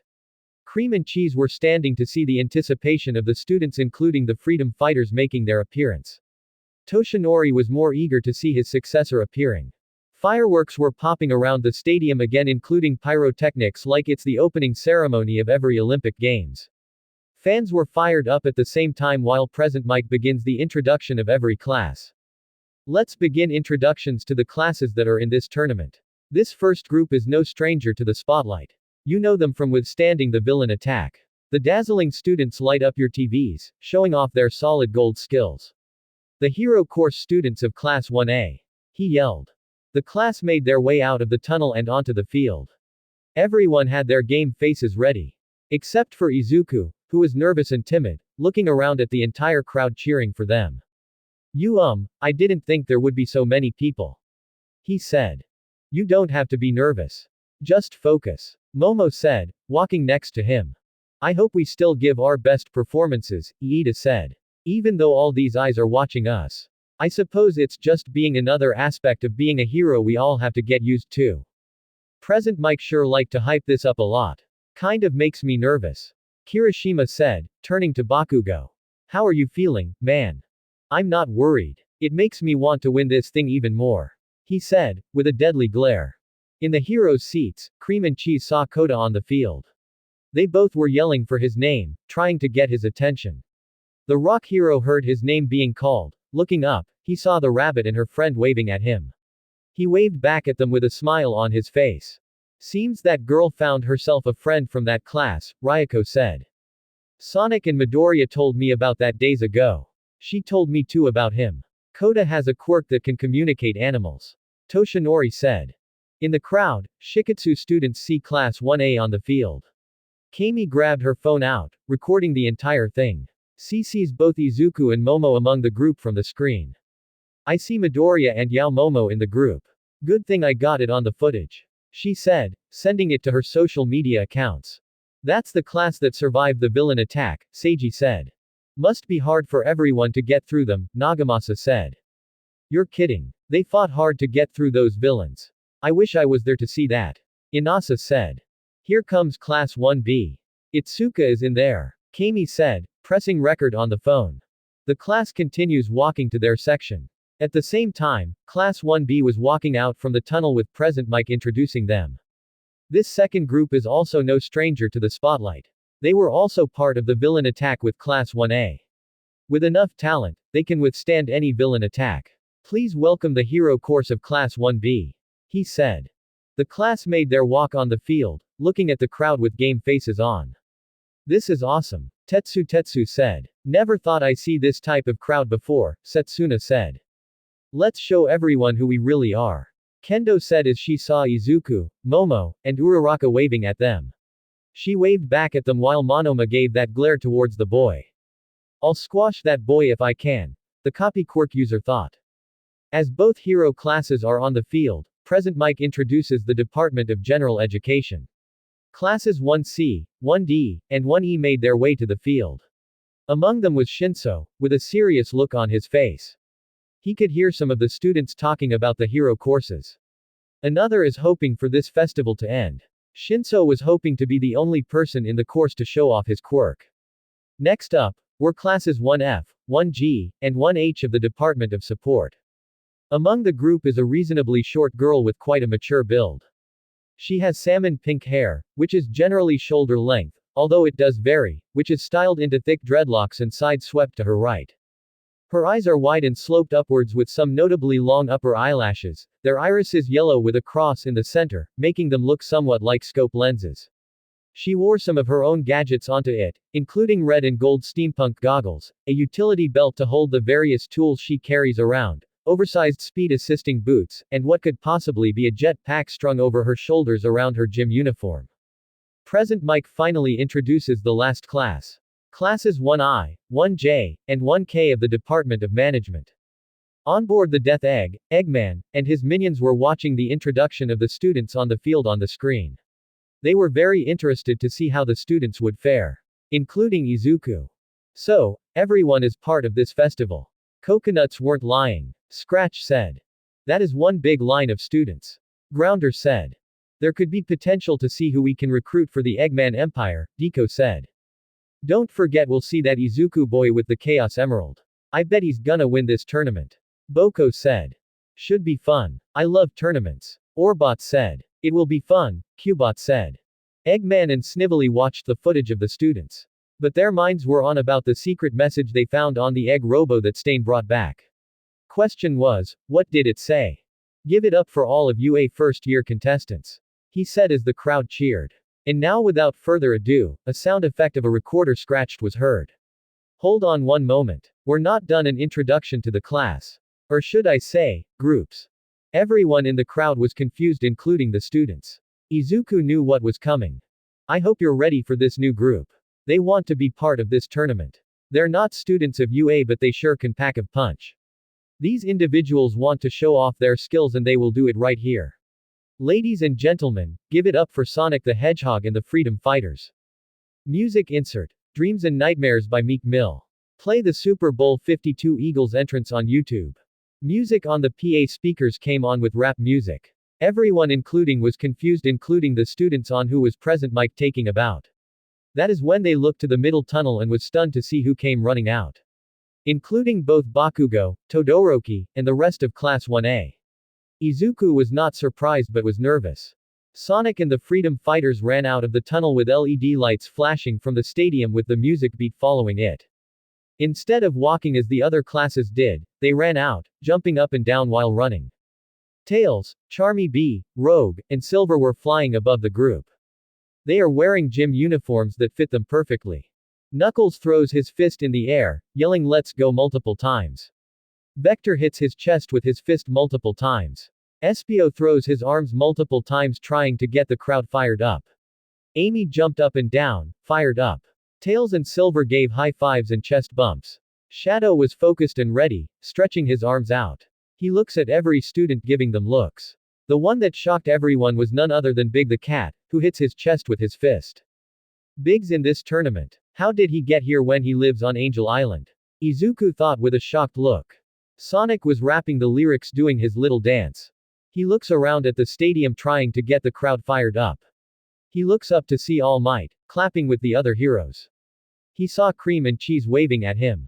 The Hedgehog gave the symbol of peace of fist pump with a finger pointing towards him.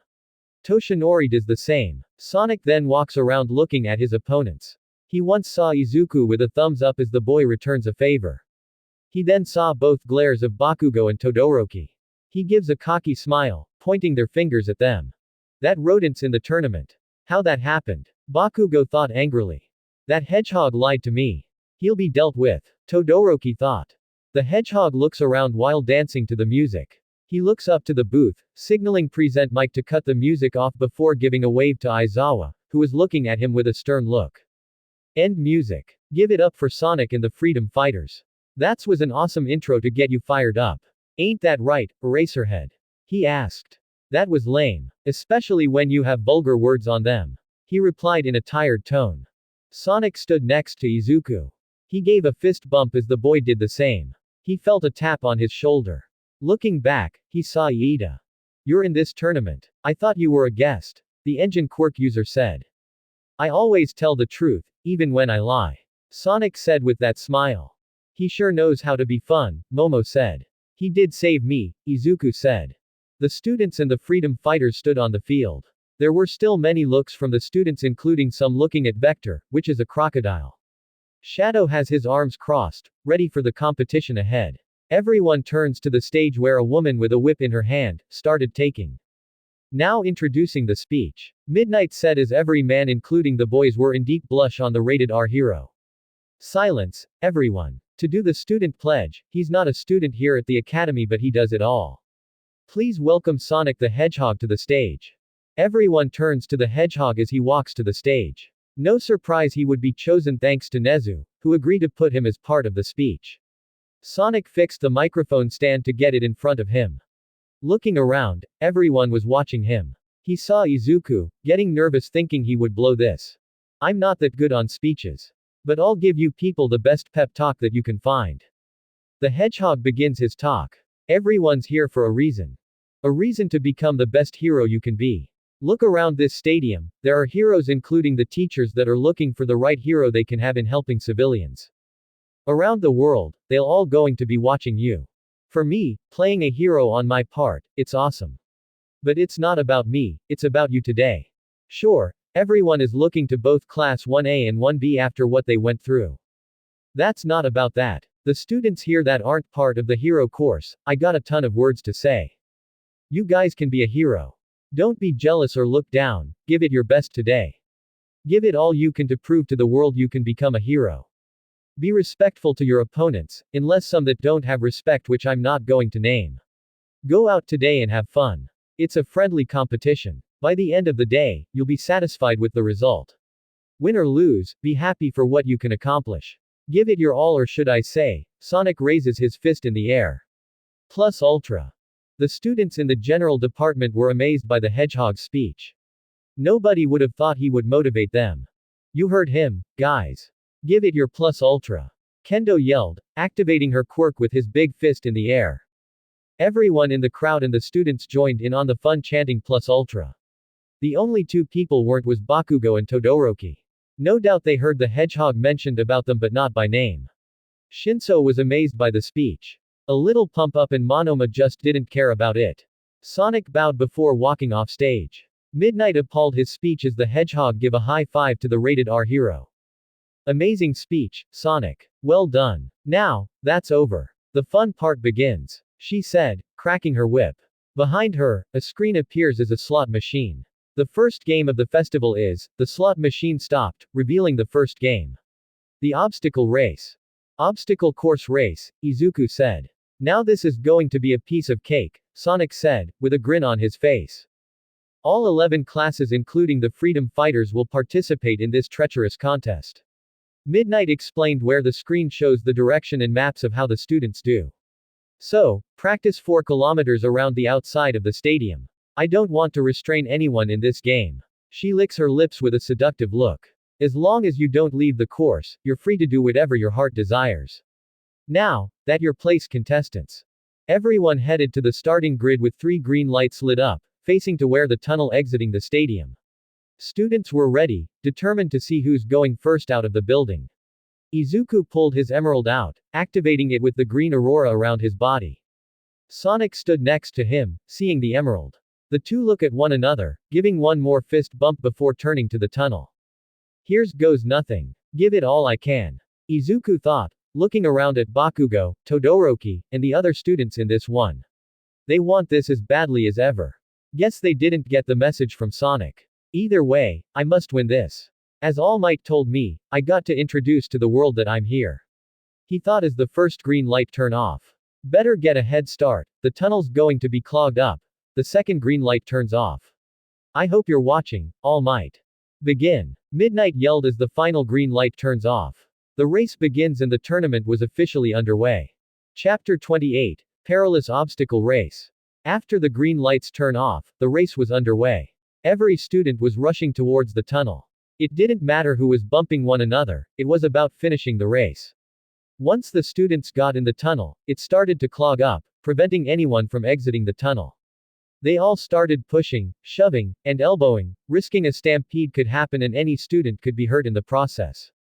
And we're off to the races. Present Mike yelled from the booth before turning to Aizawa. How about some color commentary, Bubby man? How did you talk me into this? He asked in his tired tone. What shall we be paying closer attention to the race? Present Mike asked. The doorway. He answered, seeing the students clog the tunnel.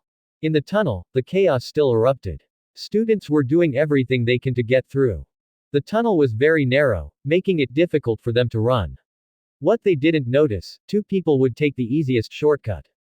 Both Sonic and Izuku were doing wall jump move. They jumped from left to right of the wall over. Behind them, both Tails, Knuckles, Charmy, Rouge, and Silver were flying above the chaos.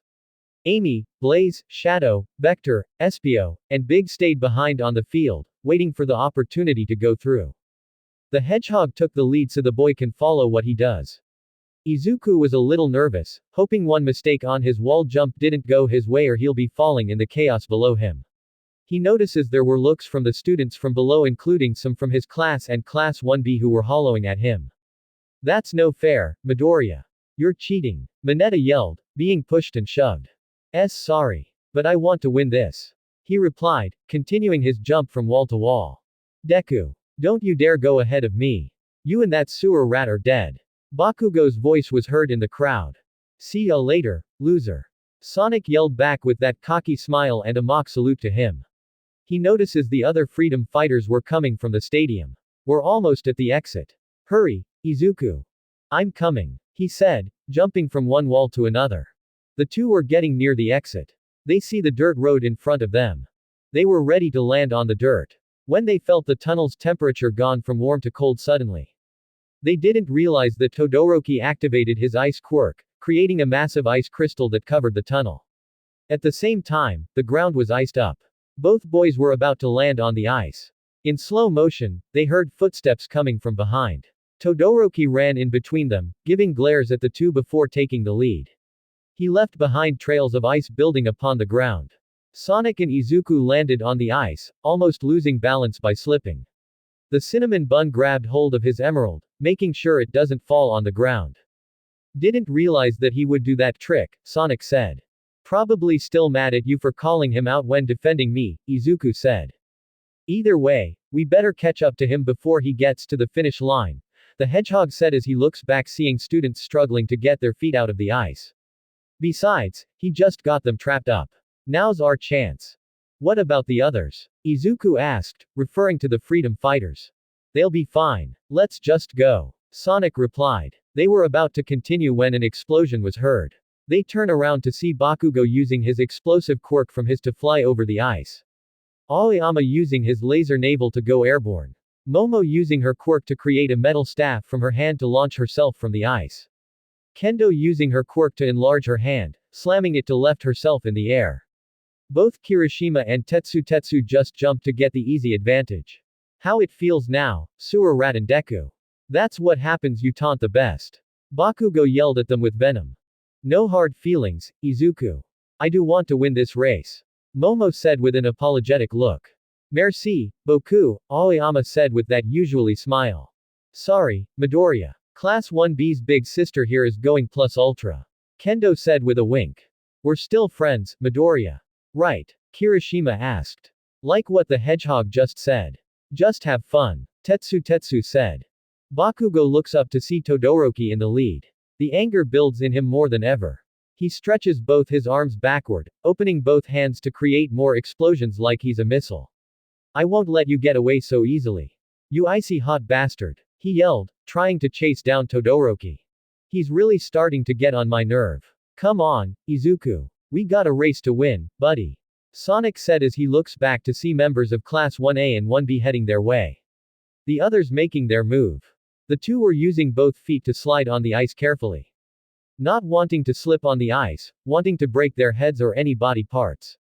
Meanwhile, Ojiro uses his tails to bounce, making him go faster. Tokiyami uses his shadow quirk to fly. Mina shoots out her acid quirk from her shoes like she's skating on the ice to make it go faster. She almost loses her balance but manages to control it. Other class members continue carefully on the ice while Shinso using 4 students to carry him. Question was, how was he being carried? What's his quirk? At the tunnel, a big chunk of ice was punched out, sending tiny bits of it all over the place. Big appears with both Amy, Blaze, Vector, and Espio on his back. The cat pretends to be a sleigh to slide on the ice. Other students saw the big cat as they were freaking out. The big cat comically hit them like bowling pins. Amy and Blaze apologize to them at the same time. Vector scream out, noticing they were about to collide with more people. "Look out. The crocodile yelled. Uraraka turns around to see the big cat coming towards her. She freaked out, looking around to find a way to move. She quickly touched both feet, activating her quirk by jumping in the air. She quickly releases by dropping herself on the others. Looking around, she landed on the cat's back. What going on here? She asked. I'm so sorry. We didn't think you. Amy tries to apologize only for Vector to yell more. Watch out, Big. We got more up ahead. The crocodile yelled as Uraraka turned around and freak out more to see her classmates. Juro. Look out. She yelled. The frog girl and the earphone jack quirk user looks back. They were freaking out to see the cat coming towards them. Suyu used her tongue to wrap around the other girl as she hopped in the air, only to land on the cat as well. That was close. Ribbit. The frog said, unwrapping her tongue around Juro. Are you two okay? Uraraka asked. We're fine. Thanks for the heads up. Juro said as she looks around to other animals. Who the hell are these people? Hey, I know you.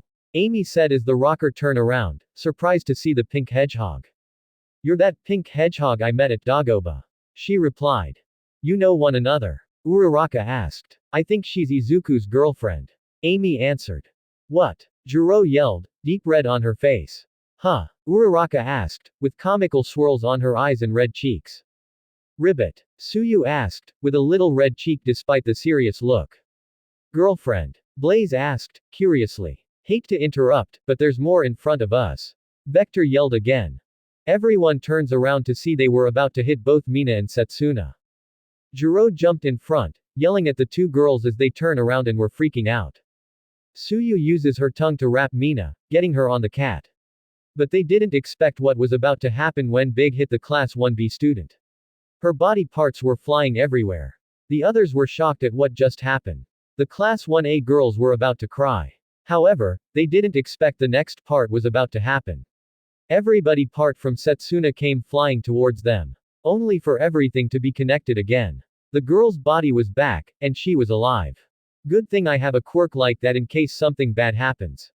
She said, wiping the dust off his gym clothes. She looks back to see comical shock faces. Something wrong. Is there something on me? At least she's okay, Amy said with a smile. Back in front, Todoroki continues to hold the lead.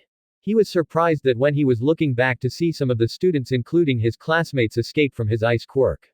Either way, he was proceeding smoothly for him. However, he heard someone yelling at him. He turns around and shocks to see Mineta using his ball-shaped hair. Planting them on the ice to bounce on them one by one, making him go faster. The small boy jumped on the last one, heading towards Todoroki with a comical scary look. You think you're so cool. But I outsmarted you. Ha! How pathetic, Todoroki. He yelled, taunting the other boy before grabbing one of his balls from his head. Eat this. My special attack. Mineta was about to hit Todoroki with his balls when suddenly a metallic arm came out of nowhere, smacking the boy to the sky. Sonic and Izuku paused their running as they saw the boy flying, slamming the ground in front of them. Are you okay? Izuku asked. The hedgehog looks around to find what hit the small boy. He turns to his left to see a large object with a red camera lens looking down at them. Ah, Izuku, you might want to look at that. He said, pointing his finger at the object. The boy turns and was shocked to see a large object he would never think he would see again. It's those robots. He answered. Robots? Sonic asked as he saw more robots appearing in front of them. These are the same robots I saw at the entrance exams, Izuku said, seeing multiple 1-pointers, 2-pointers, 3-pointers, and the big one he took down while saving both Uraraka and Kendo, the 0-point robot. Back in the stadium, the crowd was watching the race from multiple LED screens on the stadium. They were amazed by the appearance of the villain bots, blocking the students' advancement. Present Mike got them fired up with his talking. Ooh, enemies have shown up out of nowhere. I bet we'll get us a treat. A test of strength is coming. It's a rumble inferno. He yelled. It's like those Eggman robots Mr. Sonic and the others fought in our home planet. Cream said, getting frightened. Chow. Cheese replied, getting frightened hiding behind the rabbit. Do not be fear, young one, Nezu said, sipping his tea. I've seen Sonic, Tails, and Knuckles took on Eggman's robots on the island we were on to get the Chaos Emerald back to life. Let's see how they fare with my robots. Also, Midoriya has punched one of the robots before during the entrance exam with the help of both All Might's quirk and the Chaos Emerald. Really? Cream asked, looking at the group of heroes and the principal. We've all seen how Midoriya attack one of the robots. He saved two people at the same time. That's how he got into UA. Trust me, he did it once, he'll do it again if he has to. Everyone will get a chance to see how he does. Toshinori said. See how the other animals pull this out. Won't surprise me if the blue hedgehog has something in his mind. Snipe said. Let's see how he does. I wonder what Eggman's thinking when he sees my robots. Nezu asked, sipping his tea again. On board the Death Egg, Eggman, and the others were surprised by the appearance of the villain bots from the entrance exam. Of course, it made the doctor not in a good mood. Thinking the principal is taunting him of who has better robots. They're using robots in this competition. Cubot asked. Those are the same ones we saw before at the entrance exam, Orbot said. Let's not forget that Izuku boy punched the giant robot after saving two people. Grounder said. Be interesting to see how the students will handle. Right, doctor. Snively asked as he flinches to see Eggman clenched his fist. That good-for-nothing rodent of a principal. Thinking he can mock me with his own version of robots. He'll get what coming soon when I bring more robots to his world. Eggman said. He's in a bad mood, right? Boko asked as a wench came hitting his head. I think he is, Deku said.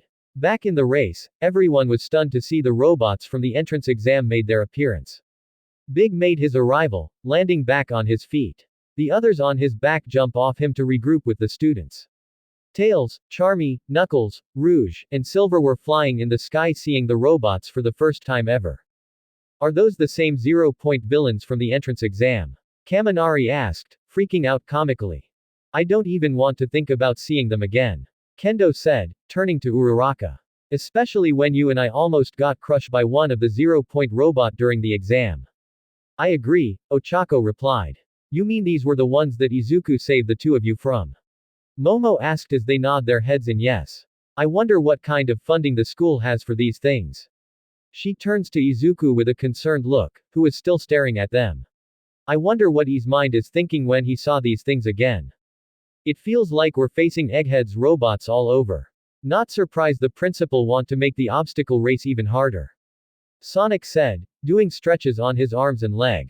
Then doing punches up front. I don't know about you, guys. But I'm going to show the rest of you how the freedom fighters take down robots. Are you insane? These things are really stronger. Zero yelled. I've been through worst, buddy. Watch and learn. Sonic said, looking up in the air. Tails, you guys ready up there? We're ready. He replied as he flew down. He landed on the ground, running towards Mineta, who was still knocked. He grabbed the boy off the ground, slapping him comically. Wake up. No time to sleep. Get it together. The fox cub grabbed the boy from the area, back to the others. Ready, Izuku. Fired up that Chaos Emerald. Sonic yelled as Izuku grabbed the emerald, with the green aura surrounding his body. I'm ready. He replied with a determined look as the hedgehog taunts the 0-point robot. Hey, bring on something to attack us. Or you're too chicken. He asked, taunting it. Really? Taunting the robot. This guy is really insane. The students said with a sweat drop and a dumbfounded look. The 0-point robot charged towards the students. Sonic and Izuku were ready to counterattack. But that didn't happen when Todoroki got in front of them with ice on the ground forming after stepping in. Both boys hold their attack to see what he was going to do. Todoroki's arm was forming ice.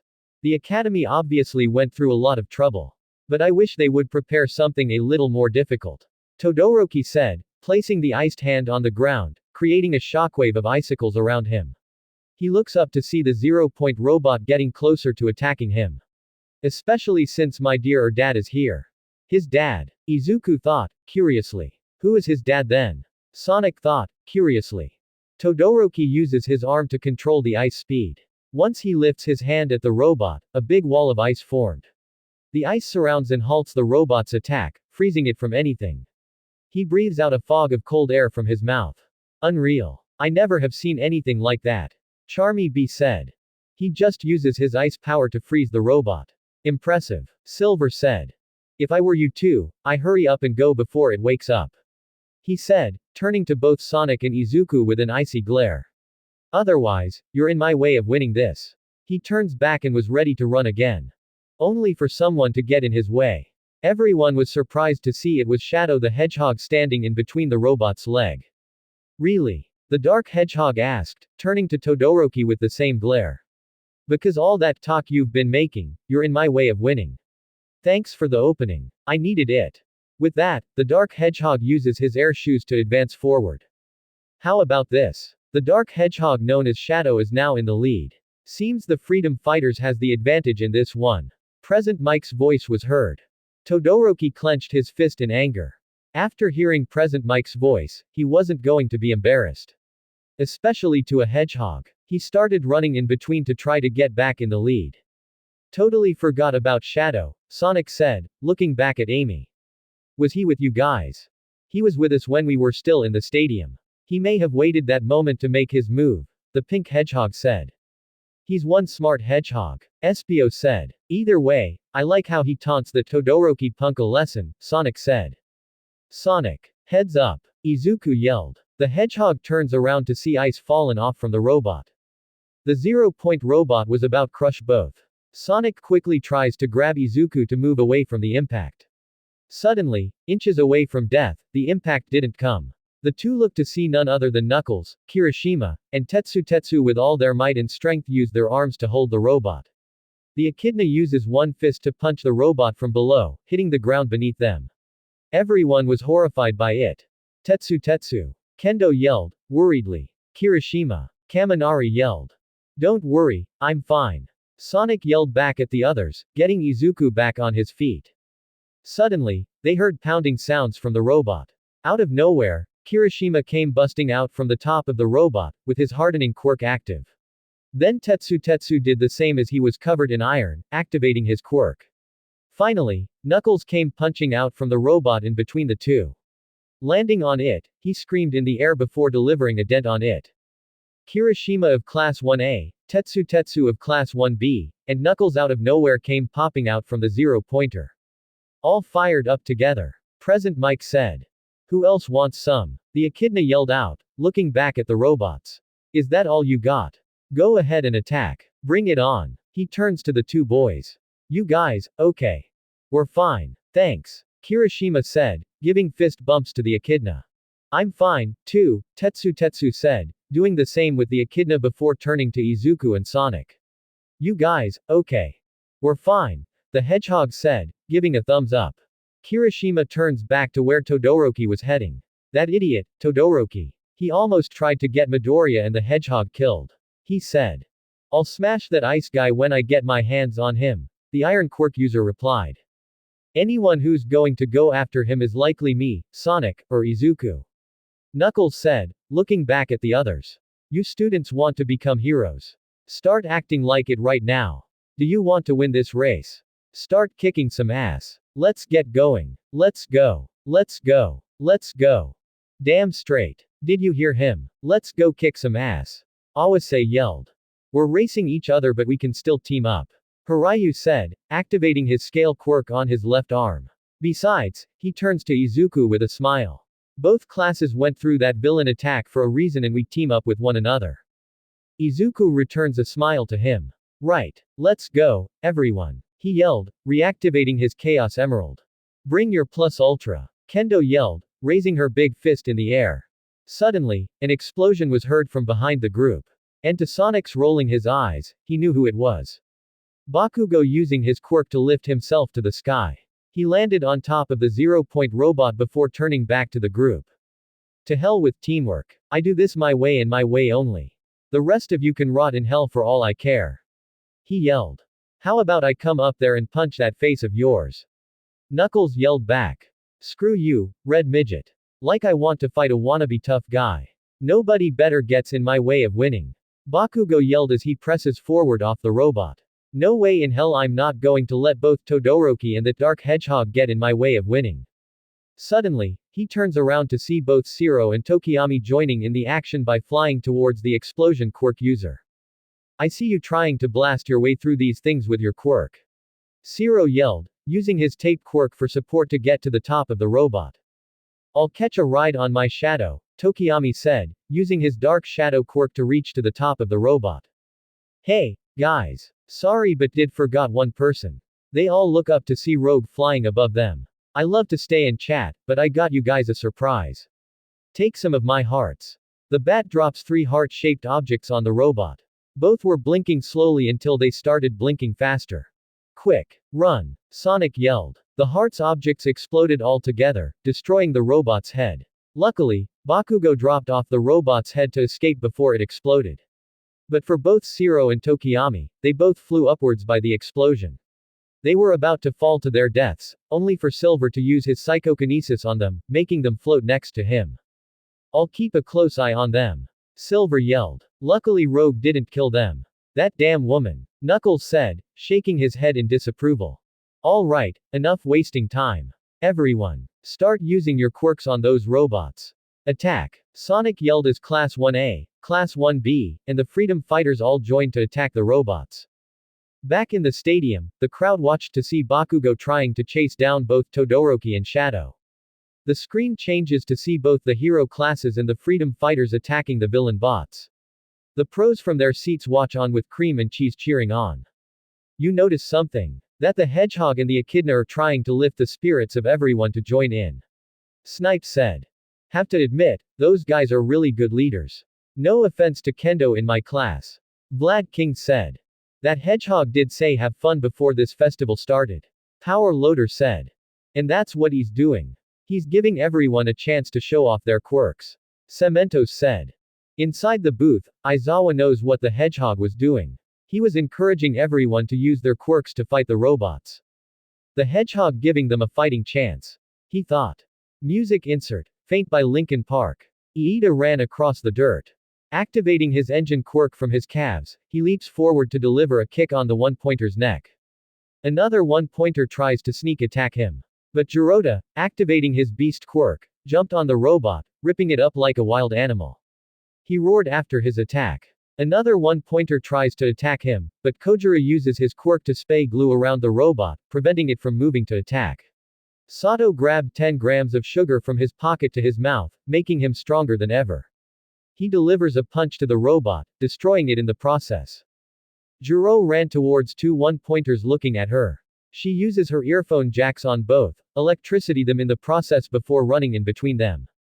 But a 2-pointer robot got in her way. She tries to do the same thing but was surprised was the robot was lifting in the air by itself.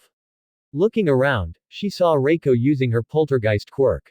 The girl gave Jiro a chance to run as the rocker girl gave her thanks before proceeding. Reiko saw flames from the sky. She saw Blaze using her flames to destroy the robot. The two gave nods to one another. Kaminari ran towards a one-pointer. The robot tries to attack him, but he dodges it by jumping on it. He uses his quirk to electrocute it. He didn't notice another one-pointer try to sneak attack him. Toguru jumped in to make the save by creating a razor sharp on his arm, swinging it to cut the robot's long neck in half, destroying. Kaminari heard the explosion as he looks back. He saw Toguru gave him a thumbs up.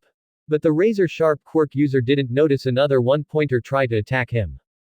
Kaminari tries to warn him. However, 4 horns came out of nowhere, destroying it instantly. The two saw Pony Tsunotori using her horn cannon to make the save. The girl gave a smile to the boys. Another one-pointer tries to sneak attack her. But Vector jump in by doing a hammer down, crushing the robot to pieces. The girl didn't saw it coming but the crocodile gave her a thumbs up. She did the same with a smile. Uraraka uses her infinity quirk on 4 one-pointers. Once she said release, 3 dropped on the ground. The 4th one she couldn't if it was dropped or somewhere to be dropped. But a large shadow appears above her. She saw the last coming towards her, about to be crushed. But Kendo jumped in for the save by using her big fist, punching it to the wall nearby. The girl landed next to the other girl. You okay, Uraraka? Kendo asked. I'm fine thanks. She replied when she saw another one-pointer robot coming towards them. Look out. Kendo turns to see the robot coming towards them. Just before she tries to punch it, a ball shot out of nowhere, destroying it in the process. You too, okay. The girls turn to see Momo, who created a cannon with her quirk to destroy the robot. But what caught the girl's eyes with blushed cheeks was the fact that the creation quirk user had to open her gym shirt to reveal her black bra. Thanks, Yao Momo. But seriously, you had to show off your bra like that while we're in the race. Kendo yelled. What I'm supposed to do?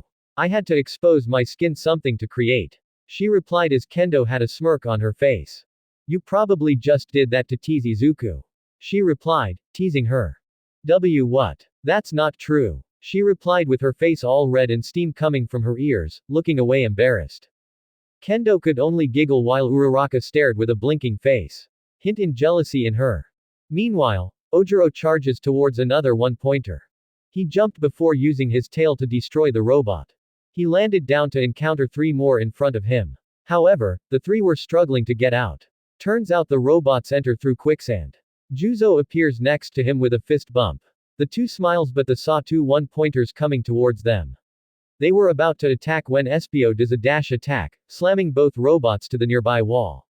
The chameleon turns the boys giving them a thumbs up. They responded by giving him a thumbs up. This is amazing. We're looking at some amazing teamwork from both hero classes and the freedom fighters. Who would have thought this happening, especially when it's a race? Present Mike said. Sonic and Izuku were amazed at what everyone was doing. One by one, they were helping each other destroying robots. They didn't notice a one-pointer was trying to sneak attack the boy. Out of nowhere, scales were shooting at the robot. The boy caught sight of it before turning to see who was shooting. Midoriya, get going. We'll catch up. Don't let that bully or that other student wins the race. Hiryu yelled, using his scales from his arm. He's right. Hurry and catch up. You want to win this race, right? Tails asked. Let's go, Izuku, Sonic said as Izuku formed a determined look. Just be careful while handling them. He said as he and Sonic continue with the race. End music. They were approaching another one-pointer robot. It tries to attack them with its arm. Sonic jumped from the right while Izuku jumped to the left. They both dodged the attack. Izuku saw a piece of a large plate from the debris. He ran there to grab it. The one-pointer was about to strike the boy until Big the Cat does a battering ram technique by charging towards the robot, with multiple punches and a slamming head-on, forcing the machine to go flying towards a wall, destroying it. Yeah, I did a good job. The cat replied, turning to the boy. It was awesome. Izuku couldn't help but chuckled a little. Sonic approached the boy, seeing the plate he was holding. Good idea. We can use this for a boost. The hedgehog grabbed the plate, placing it back on the ground before stepping on it. Get on. What are you planning? The boy asked, getting behind the hedgehog while on the plate. Better hold on tight. Place your arm around me. I've done this before in my world when I part of a Grand Prix tournament, the hedgehog said. A Grand Prix tournament? He asked. Just watch and learn, Sonic said with a grin before turning to Big. Thanks, Big. Keep the robots busy. I hope you know what you're doing, Izuku said when he saw 0-point robots in front of them. Crap, there's a dead end. Multiple 0-point robots were blocking their way to move forward. However, Momo uses the cannon again, shooting the robots, taking them down to make an opening for the 2. Sonic and Izuku look back at the girl. The hedgehog gave a thumbs up to the creation quirk user. Thanks for the opening, he replied. Izuku, get going. Beat Bakugo and Todoroki. Promise me you'll win this race. Momo said. The boy nods his head with a smile on his face. I'll promise to win this race for you, he said as she smiles back with a small blush on her cheeks. Izuku turns around, holding his arm around the hedgehog. I'm ready. Hang on, tight. We're about going speeding, Sonic yelled with a grin. Music insert. Green Hill Zone Modern from the Sonic Generations soundtrack. The hedgehog uses a mixture of speed boost and blast off, speeding than the speed of light. Ball of blue aura appears, surrounding Sonic. Izuku tightened his arms around the hedgehog. The speed was showing his mouth comically with saliva flying out of his mouth. It was the same thing he dealt with while holding on to All Might on the day he met his hero. It also felt deja vu when he rode with Sonic 10 years ago while speeding through the highway to the airfield. That's one huge speed we're seeing from the blue hedgehog. No race car would beat that. Present Mike yelled. TT this II is TT2FF fast. The boy's voice was bumpy. I know it's awesome. Woohoo! Sonic yelled, enjoying the moment while speeding past the destroyed robots. Both classes including the freedom fighters begin moving forward, running and flying past the robots at the same time. Both Class 1A and 1B were amazed by the speed of the blue hedgehog. Even Iida couldn't believe. I've never seen that kind of speed before. Almost like mine, but is faster than mine. He thought while continuing to move forward. Back in the stadium, the crowd was witnessing the action on the screen. The camera cuts from the students advancing after destroying robots, to where Sonic using his speed with Izuku to get back in the race. The crowd and the heroes were amazed by it. Toshinori and Nezu weren't surprised by it after seeing some of it during the USJ incident. Cream and Cheese were cheering on. Go Mr. Sonic and Mr. Izuku. The rabbit said, jumping up and down. Chow. Cheese replied. That's intense speed. I've never seen anything like it. 13 said. Imagine a police car chasing that hedgehog. He would long by now. Ectoplasm said. With speed like that, he would beat enemies within a second. There's no wonder he almost beat the Nomu. Toshinori said. It's incredible with that amount of speed. That hedgehog could win this obstacle course by now if he didn't help out the others. Uwabami said with an amazing look. Any student would never have a chance against him. However, he does care for everyone. Including that student of yours, All Might. Ryako said. He cares for everyone. That's why he has my respect. And, a close friend as well. Don't count this race over yet, especially with Sonic in the mix. And he's helping Midoriya get to the finish. So, don't say it's over yet. Because it ain't over till it's over. Toshinori said. For those of you who thought the first obstacle was easy, let's see how you feel about the second one. Present Mike yelled. Back in the race, Sonic and Izuku exit from the first obstacle of robots. They heard was the radio DJ Hero mention the second one. They arrived at the next obstacle as the hedgehog put the brakes on his speed. The hedgehog was amazed by the next obstacle they were about to face. Izuku looks on and was shocked by a comical black and white face to see the next obstacle. It shows a canyon-like obstacle with tightropes connected to the part of the rock towers for the person to walk along. Music pause. If they take a spill, they're out. If they want to pass this test, they must get creative. It's the fall. Present Mike yelled. Why you GG got to be kidding. The boy replied, looking down at how long the drop was. I got a bad feeling about this. Sonic looks around the obstacle. At the same time, he saw both Todoroki using his ice quirk to slide easily on the ropes. Bakugo using his explosion quirk to jump on one rock to another rock. Shadow easily using his hover shoes to slide on the ropes much like Todoroki. The three finally got across the obstacle to continue the race. Looks like the three amigos are already passing it easily. He said when they heard footsteps coming from behind. Deku. Both saw Uraraka, Mina, Tsuyu, Setsuna, and Yui running up to them. Both girls got a look at the obstacle and were stunned by it. You got to be kidding me. This is where we have to get across by using the ropes. Mina said, turning to the boys. What are you two going to do? This sounds dangerous. I'm not sure Midori doesn't like it. Poor boy. He's so scared. Setsuna said, feeling sorry for the boy. Is there any way you can get across? Ribbit. Tsuyu said. Sonic looks back at the boy still, frightened. He looks back to see the three boys up ahead long gone. Looking at the entire obstacle, the hedgehog forms a grin on his face. Don't worry, because I got a plan already. He said. What are you talking about? Yui asked with a straight face. Let's just say I got an experience, Sonic said, turning back to the boy. Izuku, get off the plate. Stand at the edge of the cliff. Are you serious? He asked, getting more nervous. What are you doing? Ochako asked, stuttering and nervous. Just trust me, Sonic said, still grinning. He pulled out an object with a gray grill in front, holes on the forehead, white-tipped tentacles, dark green arms with white joints on each side, and a dark green handle which the hedgehog was holding.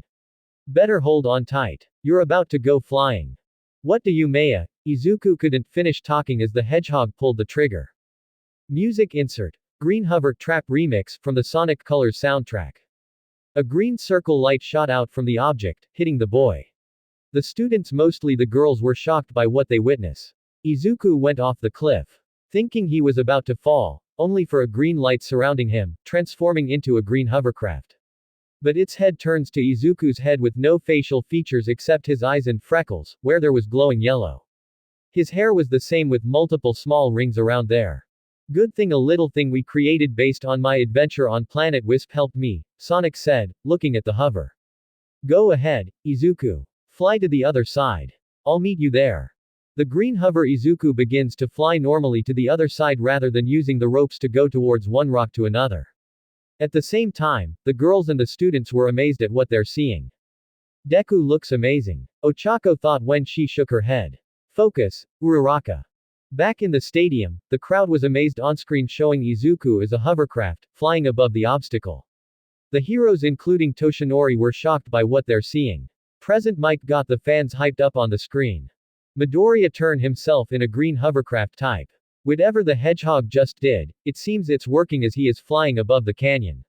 The DJ hero said. Almost like cheating to me, Aizawa said in a bore-toned. What the hell did that Hedgehog just did? Vlad King asked, standing up from his chair with a shocked look. He was using some type of weapon that turned that boy into a hovercraft. Power Loader said, turning to the principal. Is this legal? Who said anything can be legal? Why bother to spoil the fun? This is the best thing I've ever seen. Nezu said, happily. Sonic must have tricks up his sleeve to get Midoriya to win this thing, Toshinori said. He got that idea where he and Mr. Tails were on Planet Wisp. Cream said as the heroes turned to the rabbit. Planet Wisp? 13 asked. It's a planet where Dr. Eggman kidnapped aliens for his evil plans. But Mr. Sonic and Mr. Tails manages to save them by the aliens using Mr. Sonic's body to transform to any kind of alien that helps to take down Eggman. Like you're seeing right now. The shape of a hovercraft from a green wisp alien. She explained. Sonic must have gone through a ton of adventures in his past. Now he's bringing them to this world. It's incredible. Toshinori said, looking on the screen. Back in the race, the students were shocked to see the hovercraft flying above the obstacle. Mina was feeling heartwarming by it, it made her very excited. Amazing. It's so cute. Mina yelled. Never thought Midoriya could fly like that, Setsuna said. What was that you just use on Deku? Ochako asked Sonic. A little equipment that Tails made a while back. He got that idea when he and I were on a planet helping with some good aliens. Sonic said, referring to Planet Wisp. I love to talk more but I got a race to win. Or should I say both Izuku and I have a race to win. Catch y'all at the finish line. Music change back to Green Hill Zone Modern. The Hedgehog uses his boost to ride on the ropes. He would do the same after landing on another rock. Those two are heading for the other side. What are we going to do? Setsuna asked when she saw Tails, Charmy B, Rogue, and Silver flying above the obstacle easily. Look at them, they're flying above the canyon. That ain't fair. Coming through. Everyone turns around to see Big with Amy and Blaze on his back again. The cat jumped from the cliff. Then landing on one of the rocks then another to get to the other side easily. These animals are doing things we can't do. That's not fair at all. Mina yelled as Suyu walked to the edge of the cliff, hopping off by landing on the ropes. This is mind-blowing. Ribbit. She replied, using her hands to grip on the rope to move forward. The way Izu was flying. It was awesome. Hey, I just found myself a nickname for Midoriya. She's fast, Yui said. Suddenly, the girls heard another girl laughing. They turn around to see the same girl from the support department with all that equipment she has around her body. Yes, this is my chance to show off what I can do. My support items will steal the spotlight from the heroes. She said, getting all excited. Everyone observed at what my brilliant gadgets can do. Wire arrows and hover souls. You're from the support department, Ochako said. How come you get to bring all that stuff? Mina asked. Wouldn't surprise us since we saw what the Hedgehog just did to Midoriya, Setsuna said, referring to the green hover. Students from the hero course get all that combat training by using their quirks. In order to keep things fair and give us a fighting chance, we can bring whatever gadgets and costumes we want into the game so if we develop them ourselves. So, sit back and enjoy the show. She said, launching one of her wire arrows, connecting them to one of the rocks. She then activates her hover souls, going straight off the cliff, thinking she's going to fall. She then activates the lines, sending her upwards to the sky thinking she was flying with a big smile on her face. The other freedom fighters in the sky heard all that cheering. They looked down to see the girl flying with her equipment. Who is she? Silver asked. She's showing off some moves with all that stuff, Charmy said. I'm not sure but it really doesn't matter. Probably just a student. Rouge said. I do. Look at all that equipment she has. Those look pretty awesome. Tails said, examining the girl's equipment around her body. Perhaps after this race, I want to talk to her about her stuff. The girl surprisingly made it to just 3 rocks away to the other side. Everyone was surprised by from the freedom fighters. I won't lose, Ochako said with a determined look as she uses her quirk to float over the obstacle. Ah, that's so unfair, Mina said as she followed suit by using her quirk by sliding on the ropes. I'll show that girl that I can do better, Setsuna said as she uses her quirk by using her body parts to get through the obstacle. Other students followed the same thing. But one of them, Shinso, stood there observing the obstacle with a smirk on his face. Interesting, he said. While other students were trying to get across, Sonic and Izuku made it to the other side. The boy landed, transforming back to his human form. Comical eye swirls appeared after his flying. The hedgehog woke him up as they proceed to catch up with the others. End music. Music insert. Eggman's Facility Mystic Jungle Remix from the Sonic Forces soundtrack. Meanwhile, Todoroki already gotten past the second obstacle with ease. He was approaching towards red stairs leading to the top. He turns around to see Bakugo trying to catch up with him, using his quirk to fly like a rocket. At the same time, he turns to his left to see Shadow next to him. The dark hedgehog turns to see the two staring at one another. The boy uses his ice quirk to try to create an ice wall to hold him off.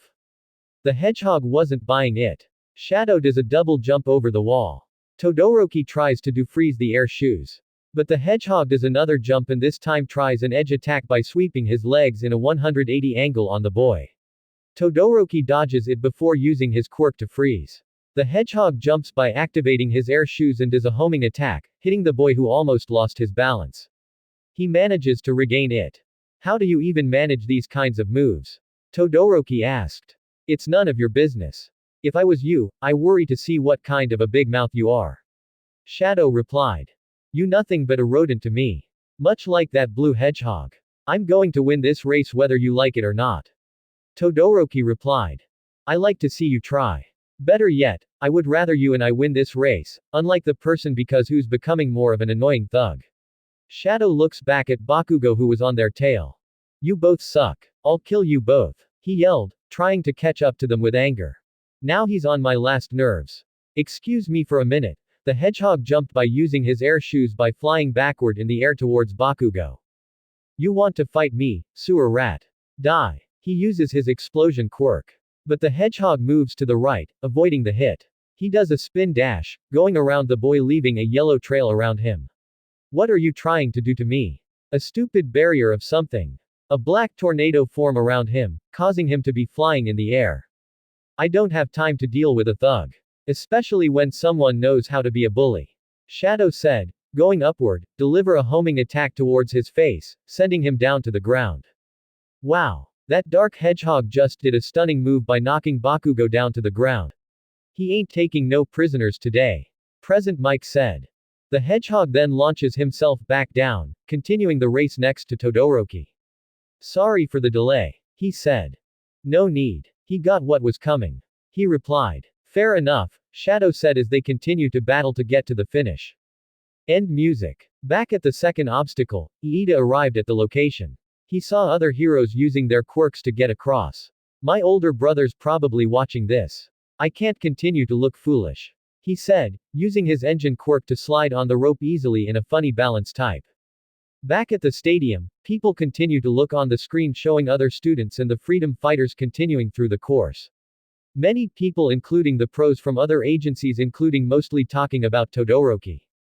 They know he's the father of the number 2 hero next to All Might. However, one person was not happy to see him winning. Inasa, who has a past problem with the number 2 hero before in childhood age. So, it's a not surprise that Guy is the son of that hero. He thought to look at the screen, clenching his fist. I can tell by both eye colors. This person better not win. Are you okay, Inasa? Kami's voice interrupted his thoughts. Huh. Oh, I'm fine. Just observing the race. He replied. You sure? You were looking at that Todoroki guy like you don't like him. She replied. Don't worry, I'm fine. He replied. Speaking of which, I don't seem to get on why these animals are taking part in this race. Seiji asked, looking on-screen of the freedom fighters. I have no idea either. Are they students here at UA or something? Nagamasa asked turning to Kami. Do you know anything from your friends about them? You know, Inasa and I were here the night after the USJ incident. We got a chance to meet them but not by much because we're so focused on Izuku. But now, seeing what they're doing, it's so awesome. Including how the blue hedgehog is helping Izuku out. She said, looking at the screen of Sonic and Izuku. We hardly had a chance at meeting them. Perhaps after this tournament we'll meet them. Inasa said, looking at the screen. Suddenly, they heard a couple of wolf whistles from the crowd. One of them pointed their finger on the screen where it shows Momo running but her top of the uniform unbuttons revealing her body and her black bra where her bosoms were bouncing. The nerve of that girl. What is she trying to do? Show off her chest? Kami asked, pouting. I betcha she's trying to impress Izuku with those jugs. Say, why is that grr? Cream asked, only for Ryoko to use her hands to cover the rabbit's eyes. You're too young to see that, sweetie, the dragon hero said. 2 rows behind them were both Tsukauchi and her girlfriend sitting in the stands watching the race on screen. Why does the academy continue to hold secrets like having animals in the tournament? The reporter asked. Are you planning to do a news report saying UA has animals a race? A conspiracy theory headline. The detective asked with a dumbfounded look. Well, you're a detective. You're friends with the principal. She said. I don't know any of this. Second, I didn't know any animals in this tournament. Only students I know are from Class 1A and 1B who were in the USJ incidents days ago. He said. Well, it is weird to see this. She replied. Tsukauchi could only lie to himself. He didn't want to bring up anything about the hedgehog especially with Eggman's agenda in the open in front of his girlfriend who works for the news. The question was with the freedom fighters in the mix, how long will he keep that secret? 5 rows in the stands, the big 3 observes the race. Najire could only jump up and down with excitement like a child she is with everyone using their quirks. Tamaki watching the scene, not a care in the world. And Mirio with his cartoonish smile looks on only at both Sonic and Izuku on one of the screens. Wow, this is so awesome. I love seeing these students showing their quirks, it's amazing. The wave motion quirk user said with stars around her. I'm amazed at those two. That hedgehog really helping that student out. Mirio said. I'm confused. These animals that are talking are called freedom fighters. Are they some type of hero group or something? Tamaki asked. I'm interested in them as well. Including the blue hedgehog. I would like to have a conversation with him after this tournament. Plus, the boy with the green hair. Mirio said. Back in the race, Todoroki and Shadow ran up the red steps where they pause for a minute. They look back to see a sign reading, Danger. Mines. With a purple skull with its mouth open. They turn around to see multiple circles on the dirt road, which were patched like they don't exist. Present Mike's voice was heard. And now, we're finally approaching the last obstacle. Everyone better tread carefully. You're stepping onto a minefield. He said. If you look carefully, you can see where those little bombs are buried. So, keep your eyes on them, folks. By the way, those landmines are designed for the game. So, they might be loud and flashy. But they are not that powerful. Just enough to make you wet your pants. Get a hold of yourself, Aizawa said. Back in the pack, Sonic and Izuku heard Present Mike's voice about the final obstacle. They already know that likely Todoroki, Bakugo, and Shadow were already there since they were fighting for the lead. Minefields. Now, this is going to be awesome. Sonic said with a grin. Seriously. You're happy about that? Izuku asked. Been through those before against Egghead. Besides, we get a chance to see what it looks like now that the 3 amigos are already there. A chance to see each of them get through them. Sonic said as they ran up the stairs to see Todoroki and Shadow doing small steps in the minefield. There they are. Sonic notices something. Wait a minute. Where's the big mouth at? Izuku noticed someone was missing. Kachan's not with them. But we just saw him when those 2. He answered. Suddenly, they heard footsteps coming from behind. They turn around to see multiple students arriving. Many of them from the general department. They ran past the 2 as Izuku tried to warn them. But Sonic told him to quiet down to let them go through the minefield. Right on cue, one of the students made that mistake. One stepped on the mine, exploding with pink smoke, flying in the air. The other did the same. The confusion was everywhere for the students. Luckily, no one is either killed or wounded after, so there were like duds. I wish we should have warned them, Izuku said, feeling bad for the students. They're not dead at least. All we need is a plan on how to get past these mines. Sonic said as more students kept passing them. Sonic. Both turn around to see Big with Amy and Blaze running up to them. Guys. Better be careful about trying to get through these. You'll live but it'll keep you out of the race. Sonic said. Do you need any help? We can carry you guys through these mines. Amy said, looking at the students stepping on them, exploding. Feel bad for them because they can't understand how to get through them. Blaze said. Suddenly, an explosion occurs from behind. It wasn't a mine exploding. Instead, it was Bakugo using his quirk to fly over the minefield. He was in more rage than ever as he tries to go after both Todoroki and Shadow. Kachan. Izuku asked. Saw his face. He's not happy. Sonic said. Wonder what got into him. Amy asked. Out front, Todoroki and Shadow turned their heads to see Bakugo coming towards them. They saw his face in a rage with an evil grin on his face. You thought you can beat me and claim victory. Think again. He yelled, getting past them. Instead of going ahead of them, he turns around to the two. You sewer rat. You're gonna regret of what you tried to do to me. Eat some of this. Bakugo tries to use his quirk on the dark hedgehog. Instead, Shadow does a side dash by dodging the attack and instead, Bakugo accidentally tries to attack Todoroki. But the ice quirk user uses his head to dodge it. He responded by trying to use his quirk to freeze Bakugo's right arm. The bully broke the ice away as he tries to use his quirk again. Shadow does a punch on Bakugo's head. The bully dodges the punch and instead he punches Todoroki's side head. The three were fighting with one another.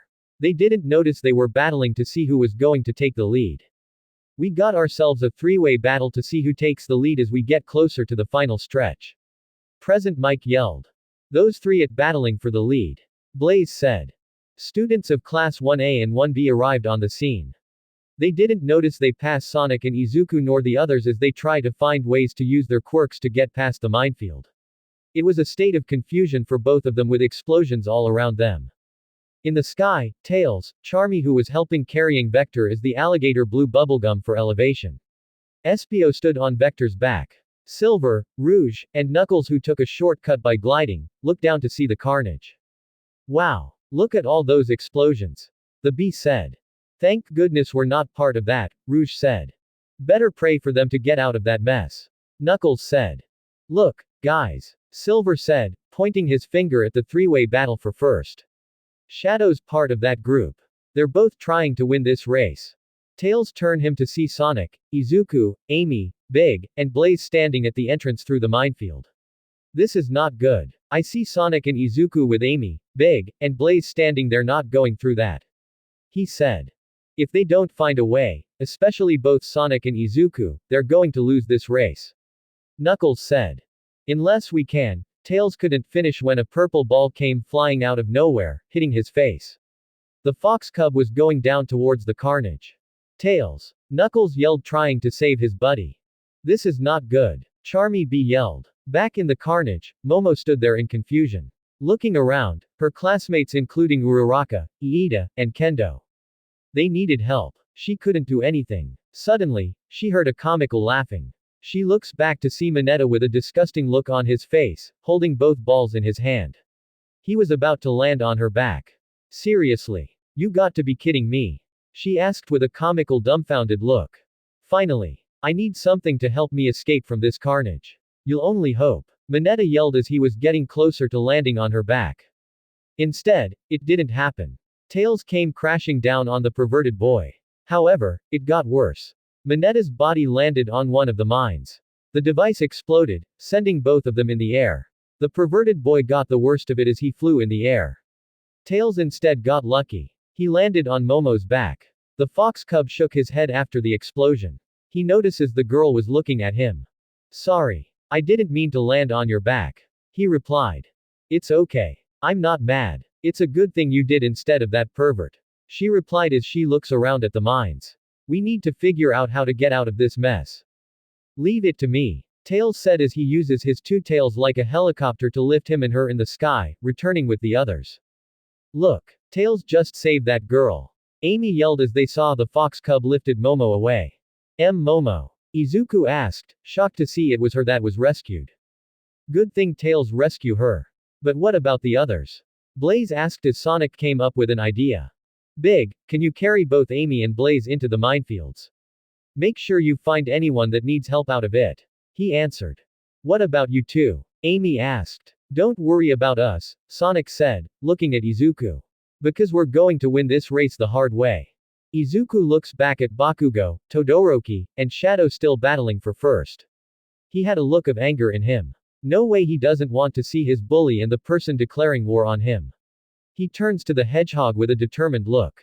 I want to win. He answered as the Hedgehog grinned. Guys, hurry up and get in there. Izuku and I got an idea. He said. Be careful. Blaze said. We'll see you guys at the finish line, Amy said. Win, Izuku, Big said as they headed inside the carnage. Alright. Here's the plan. What we're going to do is something of a big skill that Tails and I learned in the past. I hope you're ready because we're going in there head first. We're going to hold hands and then do a high five. Then we're both going to do a mid-air spin jump. At the same time, we're both going to say double boost. Make sure you got that Chaos Emerald ready. We're both going to share that energy together. You're ready? He asked. Ready. He answered. Then let's do this. Time for the two of us to team up. It doesn't matter what obstacle they put in our way. We'll blow past everything they throw at us. Sonic yelled. Music insert. Double boost from the Sonic Forces Ost. Izuku grabbed the Chaos Emerald as the Hedgehog placed a hand on it. Both energies could be felt in them from the emerald. The two jumped together around each other with their powers in their hands. The two high-five before doing mid-air spin jump together. Double boost. They both said together. They both dash away side by side, each other performing a boost that augmented the other, thus greatly amplifying their combined speed. Sonic has a blue aura around him while Izuku has a green aura, leaving a big trail behind them. They speed straight towards the minefield. They didn't notice that they stepped on them, leaving big megatons of explosions behind them including students in the dust. Both Class 1A and Class 1B students stopped their confusion when they saw two speeding forward with great acceleration. They were stunned at what they were seeing. In the skies, the others including Momo saw the two running through the minefield. They were stunned as well. Is that Izuku and Sonic together? Rouge asked. They're doing the double boost. Sonic and I learned that many times in our adventures. Never thought he would do with Izuku. Tails said. They're gonna take the lead from those three. Charmy B yelled. Go Izuku. Win. Tails yelled. You got this, kid. Beat that bully. Knuckles yelled. You can do it, Izuku. I believe in you. Momo yelled. What is this? Someone is about to take the lead. Present Mike yelled. At the same time, Shadow, Todoroki, and Bakugo stopped what they were doing. They both looked back and were shocked to see both Sonic and Izuku coming towards them. Within seconds, they ran past them. In slow motion, the blue hedgehog looks at three, giving them a mock wave. Izuku turns to both Todoroki and Bakugo, giving them an angry look by clenching his teeth before they both ran past them. Sonic and Midoriya have come from behind to the lead. This is shocking. Present Mike yelled. Back at the stadium, the crowd from the Big Three, Tsukauchi and the reporter, to the Shiketsu students, and outside the stadium where Kamui Woods, Death Arms, and Mount Lady were all shocked by what they're seeing on screen. Yes. Toshinori jumped up from his seat, all excited. Mr. Sonic and Mr. Izuku are gonna win. Cream yelled, jumping up and down all excited. Chow. Cheese said. Unreal. Vlad King said, standing up with a shocked face. Never seen anything like it, Uwabami said, with a shocked face. That speed is so crazy. Almost like a race car. Ryako said, surprised. Never doubt for a moment when I said this race ain't over yet, Toshinori said, looking on the screen. Come on, Midoriya. You got this despite Sonic's help. Back in the race, Sonic and Izuku continue their speed of light as they exit from the final obstacle. More explosions they leave behind after stepping multiple minefields. They didn't look behind when both Todoroki, Bakugo, and Shadow exit out from the pink smoke, trying to chase them down. Deku. You're not gonna win. I want that lead back. Bakugo yelled with a raged look with Venom tries to use his quirk to catch up. Todoroki tries to use his quirk to catch up as well. Shadow does his best to catch up with enough speed. However, the Dark Hedgehog knows what the outcome of the race was going to be. Sonic and Izuku saw they were getting closer to the stadium. They see the tunnel entrance to the stadium up ahead. Not wanting to look back, the Blue Hedgehog knows they were about to win this race. However, there's something in his mind. He always loves to win the competition. Today could be different for him. He turns to the boy, who still has his eyes up front. I always love to win. However, it's going to be different. He thought. Izuku, today's your day. Now, time to finish it. They both enter the tunnel, running through the corridor. They see the light at the end of the tunnel up ahead. They heard the sounds of the roaring crowd on the other side. Both competitors are in the tunnel. This could be a close finish. Present Mike's voice was heard. Here goes nothing. Sonic yelled as the light blinded their eyes as they finally made it to the finish line in the stadium. End music. It's a photo finish. Present Mike yelled. The two made it back with everyone cheering and applauding. Both deactivating the double boost. Izuku breathed harder from that power. Drops of sweat dripped from his hair and face. Sonic dust off the dirt from his clothes before walking to the boy. The two looks at another with the hedgehog smiling at him. Izuku was confused to see who won the race. Let's go to the replay to find out who won this race, Present Mike said. The two turned to the screen, showing the super slow motion replay. The camera angle only views from the top where the two exits from the tunnel. It shows the hedgehog threw the boy from his arm, sending him a little forward, and within a second, the boy was the one that crosses the finish line. Izuku Midoriya is the winner. Present Mike yelled as the crowd roared. Chapter 29, Victory and Picking Teammates. At the League of Villains, hideout in the Kamino Ward, Shigaraki looks on at the television screen of the sports festival. He just witnesses Izuku winning the race within an inch. The same boy he came close to killing him with the Nomu during the USJ incident if it wasn't for the blue hedgehog to show up out of nowhere in rescuing the boy. His eyes on screen locked in also on Sonic, who was smiling at the boy after the race, happy that Izuku won despite him helping. The Decay Quirk user clenched his teeth in anger, remembering the words that the hedgehog mentioned about his mother. Those two brats. I'm going to make sure that boy dies this time. He thought before turning to the hedgehog. Don't think it's over yet, rodent. I'll make sure you'll be squashed to pieces for running my plans. Especially talking about my mother. Suddenly, his thoughts were interrupted by the sound of a phone ringing. He looks to his computer to see a requesting video call. He clicked it to call in where the screen only saying voice only on it. But a voice was heard on screen. Hello, Tamura. Just to call you to see if you're watching the sports festival, a male's voice said. I am. He answered, looking back at the screen. The students from the USJ are taking part in it. Including the one person I almost tried to kill. But it doesn't stop there. Turns out the hedgehog that rescued that boy is taking part in it as well. Including the other two that were there. Turns out, there's more of the animals that are part of it. They call themselves the Freedom Fighters. I'm seeing the same thing. So, the hedgehog goes by the name Sonic. If you saw that moment, he gave the boy by the name Izuku the help to win this race. The speed is outstanding, the voice said. I want to crush that hedgehog so badly. He ruins my chance at killing that boy if he didn't show up. Shigaraki said in anger. Easy, Shigaraki. Your time will come for revenge against that hedgehog and the boy soon. Speaking of the boy, I've noticed something about him. I believe throughout the race he was holding a rare emerald that glows a bright light. The Decay Quirk user remembers that day during the incident when he saw Izuku fought with the Nomu, getting energy from the Chaos Emerald and a green aura surrounding his body. He remembers that the boy was on the verge of delivering the final blow to the beast. Only for the emerald to run out of power, turning black. I remember the boy almost beat my Nomu with that emerald. But it turns black indicating it was out of power. Now, the emerald is back to life. I wonder how he manages to get it back. Shigaraki asked. I believe it has something to do with the hedgehog. The way you look at it, those two have a connection. Whatever that emerald holds, it makes that person that contains it very stronger. Interesting how that plays out, the voice said. Anyway, we'll find more about them and the emerald very soon. In the meantime, keep an eye on this festival. We could see more of this from here on end. You'll get your revenge soon when you encounter them. Don't worry. Yes, Master, Shigaraki said. Oh, before I go. I want to update you on the other person who tries to go after All Might during the incident. This Dr. Eggman person, I believe his name, correct? The voice asked. You mean the fatso that tried to interfere in our business? The one that took my Nomu into a robot? Shigaraki asked with more venom in his tone. Easy there. I know he's another problem in our master plan of taking down All Might. But the good news, we found his location. The bad news, it's got more complicated. He said. What you mean? Shigaraki asked. Turns out his location is onboard a ship in space. And it doesn't see anywhere in the sky, the man said. Space. You're kidding. The decay quirk user asked. I'm not. However, there are other things I'm thinking about in the future that relates to him. It has to do about the hedgehog, the emerald, and the island that landed in the ocean near the city.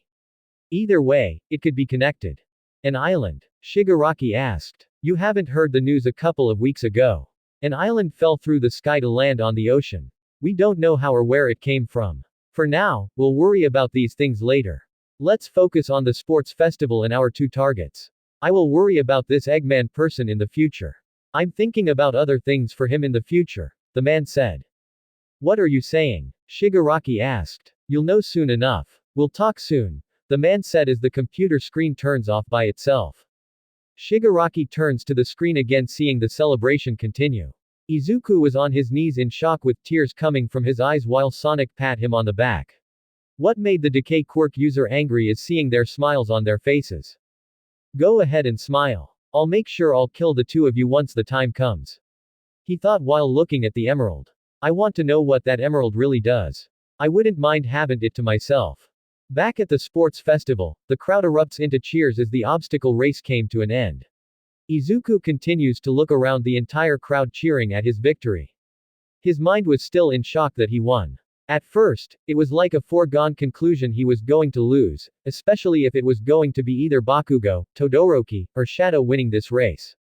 If it wasn't for Sonic, he would never win this race. Way to go, Izuku. I told ya you were going to win this race. Sonic said, hugging the boy tightly before slapping his back. He releases the hug as the boy look at him with tears coming from his eyes. Calm down, you're a boy now. Winners don't cry. Izuku couldn't help it. He's an emotional boy and a crybaby as usual. He rubbed the tears off his eyes with his arm. But more were coming out. He smiles at the hedgehog before looking up again at the crowd. He saw both Inasa and Kami applauding on his victory. The girl blew a girl to him before winking at him. His eyes turned to one of the VIP boxes where the heroes were sitting. He saw them applauding his victory. Including Toshinori, who was smiling at his successor's performance. The boy smiles back with more tears coming out from his eyes. The hedgehog stood next to the boy, patting him on the back to comfort him. He looks up to see the symbol of peace smiling. Sonic smiles back, giving him a thumb as the hero gave a thumbs up back to him. He saw Nezu applauding as he gave a thumbs up to him. The principal did the same. He then saw Cream and Cheese jumping up and down all happy, celebrating Izuku's victory. At Midoriya's apartment, Inko was so proud of her son. She had comical tears spraying out from her eyes like a water fountain, almost ready to flood her own home with it. Oh, my baby, Izuku. She yelled with tears coming out. She quickly stopped crying to see the hedgehog standing next to her son, raising his arm out and pointing his finger at her son. I wonder who this person is. Is he a student? How does he know my son? Her mind begins to think of other things. She notices something throughout the race. Wait a second. I wonder how Izuku has an emerald with powers. He never told me anything about it. She said, looking on the screen. Outside the stadium, Kamui Woods, Death Arms, and Mount Lady look on the screen seeing Izuku and Sonic celebrated. The pros notice it was the same boy they scolded during the sludge villain encounter and helping him during the 10-month training. The same boy we saw during the 10-month training course came in first. Unbelievable. Death Arms said. Give that cute boy a ton of credit. He showed the doubters he deserves to be here. Mount Lady said as she saw the Amber Quirk user look at the screen. You okay? I'm fine. Really proud of the boy though.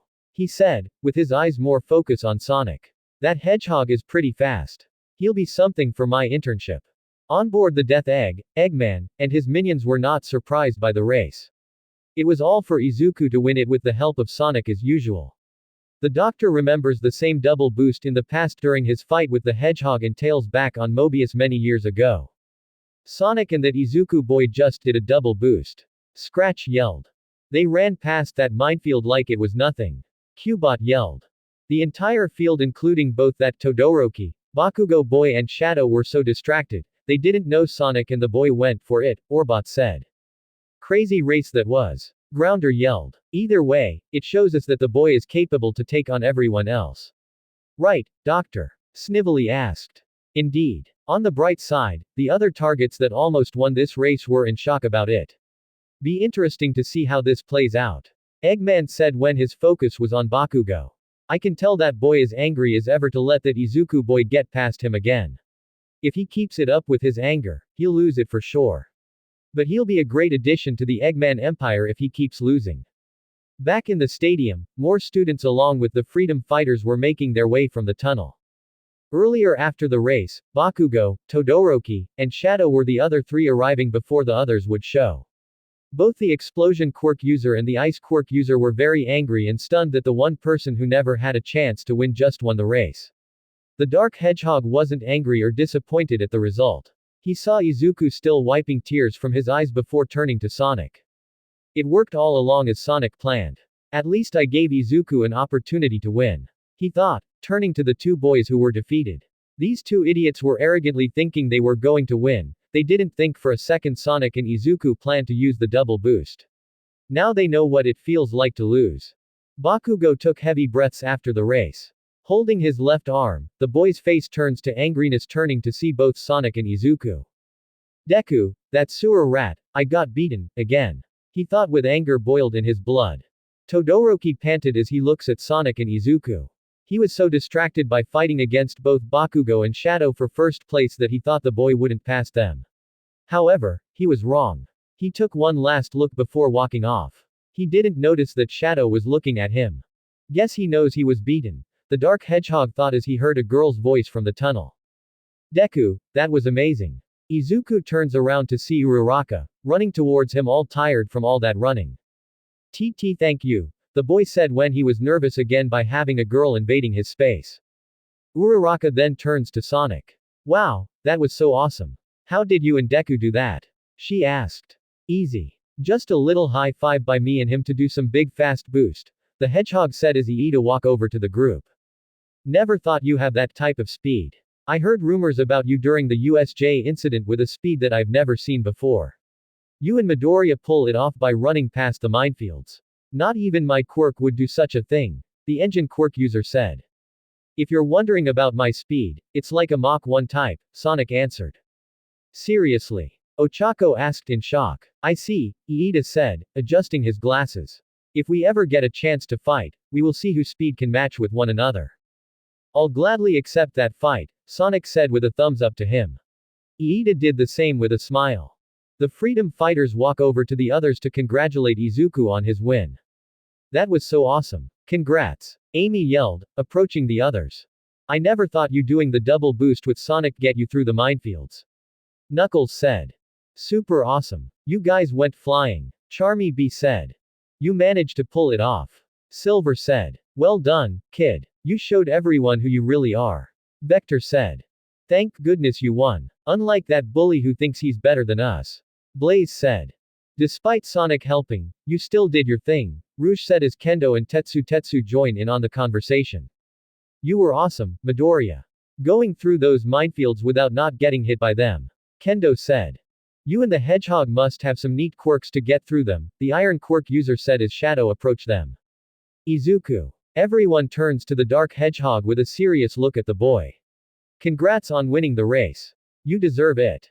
Thank you, Shadow, Izuku said as Shadow cracked a smile. Hey, can you please next time not do anything stupid, Sonic said, approaching the Dark Hedgehog said. Sometimes I take these things very seriously. Besides, it's better than those two boys I took on not to win. Shadow said. True, Sonic said as he turns to the tunnel to see Tails, carrying Momo back in the stadium. They landed on the grass as the fox cub jumped off the girl's back. Hey, buddy. Hey, Sonic, he said, waving as the others ran up to them. He turns to the girl next to her. You're going to be okay. I'll be fine. Thank you for flying me to the stadium. She said, patting his head. It was no big deal. He said before turning Izuku. Congrats, Izuku. You and Sonic were awesome towards the finish line. Thanks so much. I couldn't have done it with. The boy couldn't finish when his face turns deep red, seeing Momo still has her shirt undone revealing her black bra. He quickly looks back, covering his face. Momo, why your shirt is unbuttoned? Kendo quickly uses her big fist quirk to cover up the girl's chest. She looks back at the others with a look. Do not look at her chest, perverts. She said as Momo quickly buttoned up her shirt. All done. She said as Kendo deactivates her quirk. The girl looks back at the others, only notice that Izuku was still nervous after seeing her chest. She couldn't help but smile, knowing how timid the boy was. She couldn't help but think of teasing him. She walks to him, leaning down to whisper him in his ear in a seductive tone. Did you like seeing them bounce? Izuku jumped, shaking with a blushed face. Well, he said, stuttering, trying to say something while Momo giggled at his reaction. The freedom fighters looked in confusion of what was happening. They noticed they saw both Uraraka and Kendo looked at the two with blank faces. Guess Midoriya is quite the ladies' man, Tetsu said, trying to tease the boy only for Kendo to comical punch him in the head. Wonder what's that all about? Tails thought when he heard a voice scream towards him. You. The fox cub turns around to see Mineta with a comical angry look, looking at him. Oh, it's you. Good try on the race early. Tails said.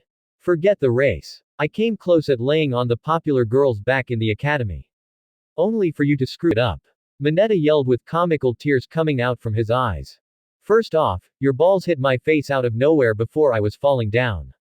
Luckily, I landed on you to get away from the explosion. I don't know what your problem is, but you need to suck it up for once. We got a lot of competition ahead of us. Tails said. But, still, Mineta yelled when an earphone jack came out nowhere, sticking it in his ear, shocking the boy. Ah. Whoa. The fox cub said as he saw Jiro walking towards them, glaring at Mineta. Save your symphony. You were just trying to make your move on Yaomomo with your perverted ways. She said, releasing her earphone jack out of his ear. Poor guy. Tails said, shaking his head looking at his shocked body. Don't feel bad for him. He's a pervert. Jiro said. What's a pervert? Tails asked. You don't want to know. She answered as she looked at Izuku with a smile. Glad he won. Unlike Mr. Explosion Disorder. She noticed her heart was beating faster. Why's my heart beating that fast? It's not like I'm falling for that nerd, or am I? Are you okay? Tails asked, snapping her mind away from the boy. I'm fine. I just have to get ready for the next challenge. She said, walking off while hiding her blushed face at the same time. What was that all about? Tails asked as he walks back to the others. Izuku walks away, trying to regain focus after Momo teased him about looking at her bosoms. Still was embarrassed a bit after that. He was ready for the next competition at hand when multiple arms wrapped around his body. It caught him off guard when he looked to his right to see the pink-skinned girl and the reptilian girl to his left.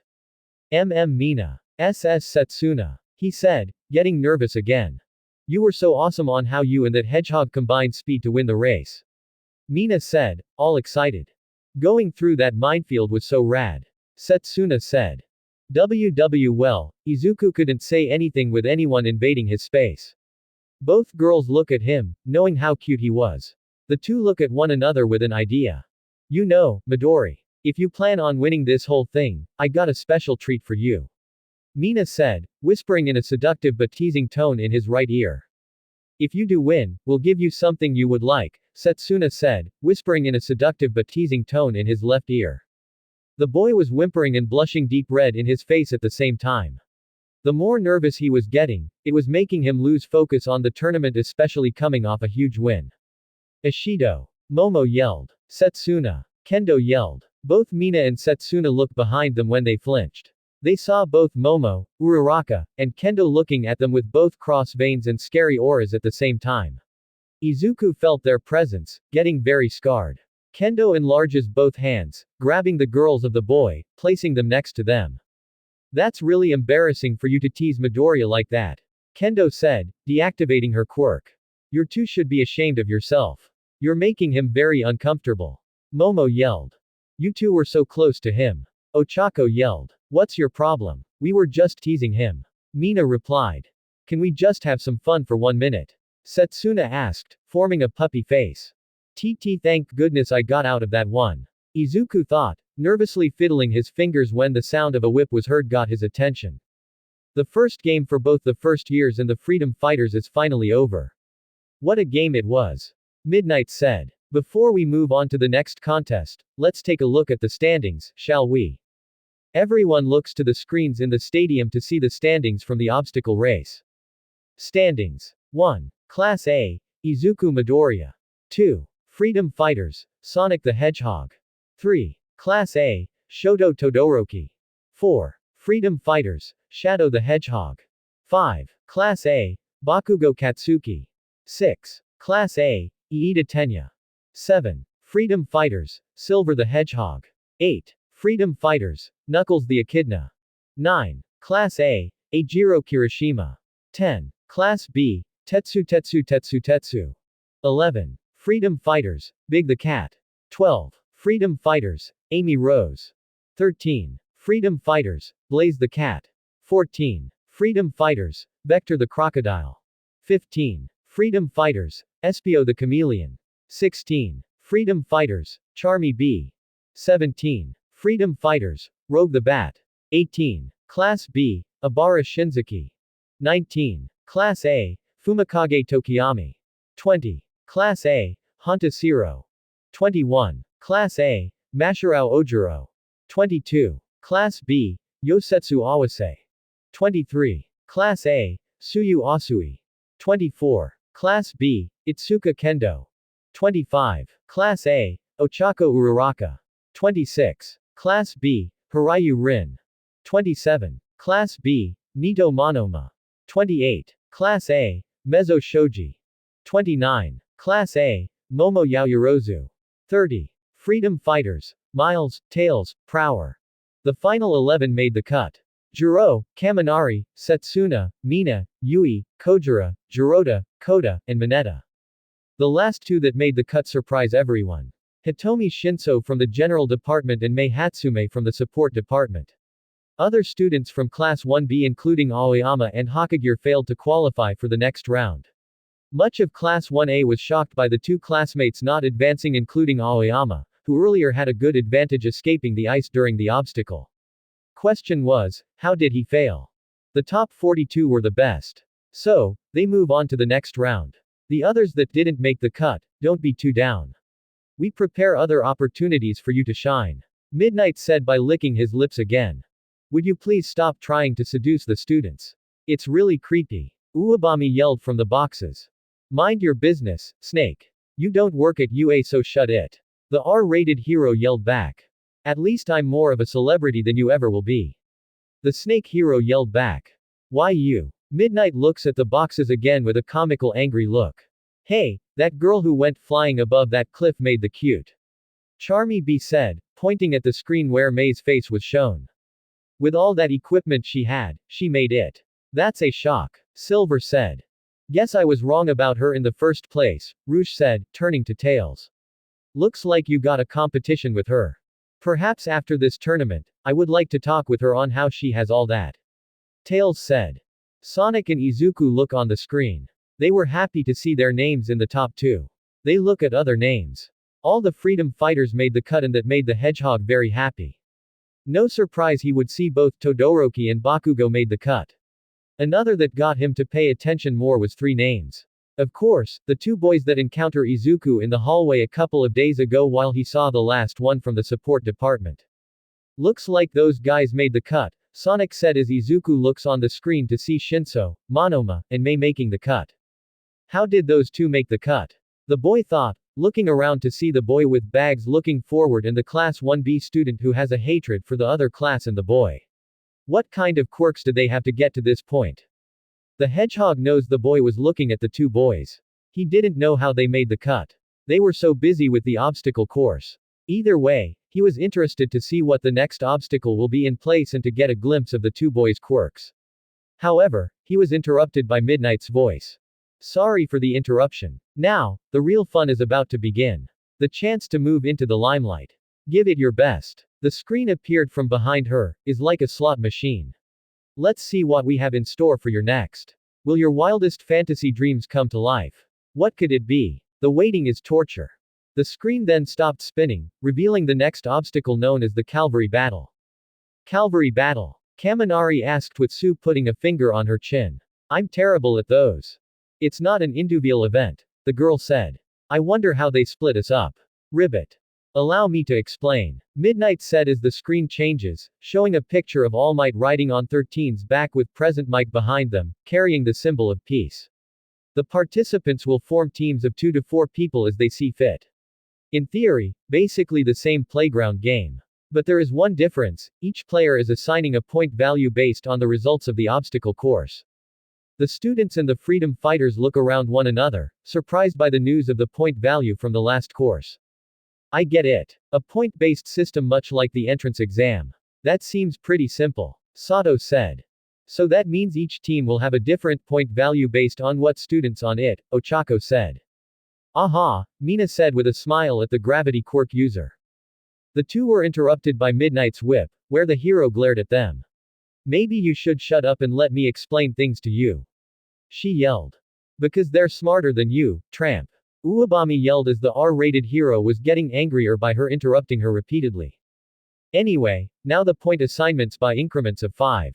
Starting from the bottom. Midnight continues where the screen changes, showing the points and the people that finished from 42nd to 1st next to the points they get. 42nd is worth 5 points and the 41st is worth 10 points. And the person that finished first is received 10 million. Izuku turned black and white after hearing that news. TT 10 million. He asked, getting nervous. Really? Shinso asked, with a smirk on his looking at the boy. In other words, if we get the points from his team, Monoma thought, looking at him with a cocky smile. We all get on top no matter the cost. Everyone minus the freedom fighters thought as they look at the boy. Izuku looks at everyone except the freedom fighters, where they were looking back at him with greed and desire. Red eyes flashed from everyone, looking at him. The boy was scared and nervous as hell. Now he was really regretting on winning that race. At the same time, a finger tapped on his back. The boy turned to the hedgehog, who was rubbing his head. To tell you the truth, I could have won that race instead so everyone can look towards me. Boy did we screwed up. Sonic said as Midnight cracked her whip again to get everyone's attention. First years and freedom fighters, these are the rules that you will abide by. She said as the screen changes back to All Might, 13, and Present Mic. There were points showing with arrows pointing at 3 heroes. The game itself within 15 minutes. Individual point values will be added together to your team token. Everyone will know how it will work thanks to your headbands. The screen changes showing All Might with a 50-point headband around his head, flashing a smile. Then he shows multiple headbands around his neck, almost like wrapping him around his neck. Seriously? Ryoko asked, looking at Toshinori. Don't even ask. Nezu told me to do it as entertainment. He replied with a sweat drop. Swipe as many headbands as possible to raise your team's scores. Stolen headbands will be wearing from the neck up. So, the more you steal, the harder it'll be to manage them. And another thing, the minute your headband gets stolen or the team falls, you can keep playing until time is up. Midnight said. So, it's everyone's game then. Knuckles said. Since there are 42 contestants and 12 teams fighting on the field the entire time, Vector said. So, if you lose your headband at the beginning, you'll have time to make up a plan, Mina said. I don't know, Mina. Maybe we should wait until we see how teams turn out to start strategizing. Ribbit. Suyu said. This is going to be rough. You may use your quirks as much as you like. Midnight said. But there are still rules. Make a team fall on purpose, I'll slap you with a red card and you'll be disqualified. Bakugo looks back in anger. He was hoping to knock down Izuku's team but now that thing has changed.